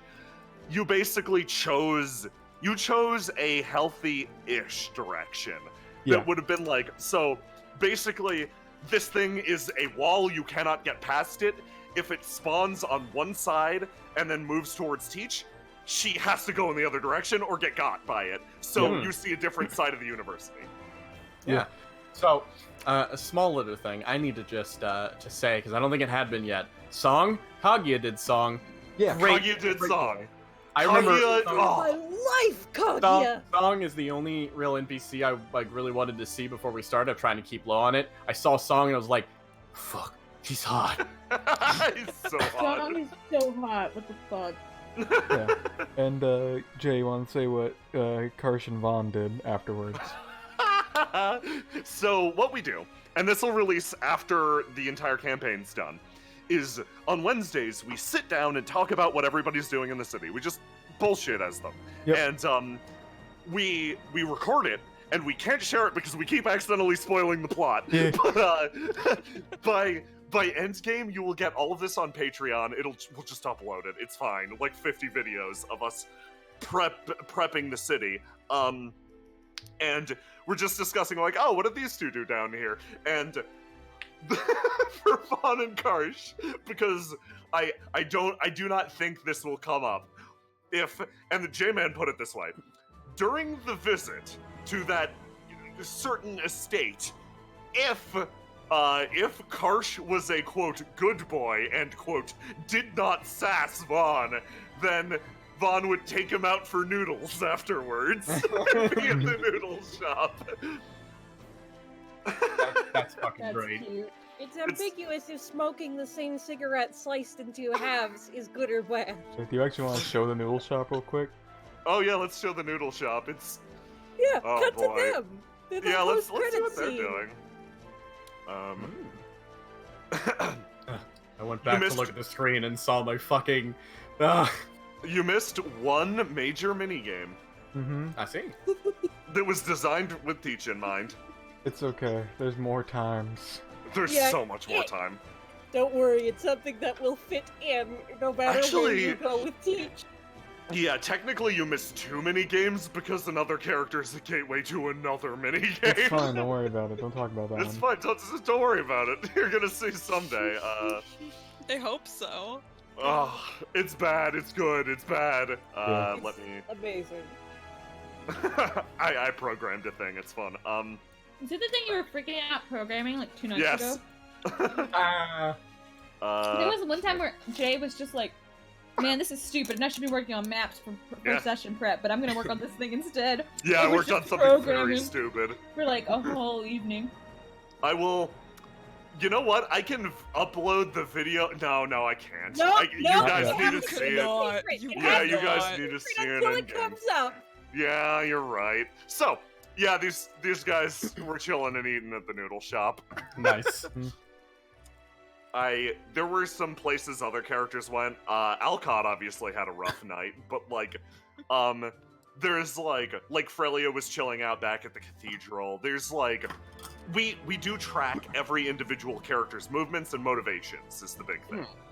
You know what might be a fun thing to do eventually, Jay, is to What's that? actually do like whenever we do sit down for those like Wednesday talk-throughs of the sessions, we Yeah. could do little RPs of the things that the players missed, and we can upload that to Patreon. That's great. That's so. Oh my god, you're gonna get so much Karshan Vaughn content. Yeah. Yeah. Oh, those 2 fucking garbage piles. I love them. Oh, terrible. Felt the best voice. I gotta also shout out, Jello said this earlier, J-Man, that, your voice when you were doing Vaughn was so different that, he didn't recognize it was you. You are a very good vocalist. Oh, I assumed he Oh, was yeah. talking about John from Inside the Fire. Alternatively, John. That's his full name, John from Inside the Fire. A family curse. I just wanna thank everybody again. I wanna thank all the artists in particular. Once again, to go over Monichi, Kaguya, they did fantastic work for this. Everybody's been a joy to work with. I want to shout out Hart for finishing that CG today. Thank you so much. You're a goddamn champ.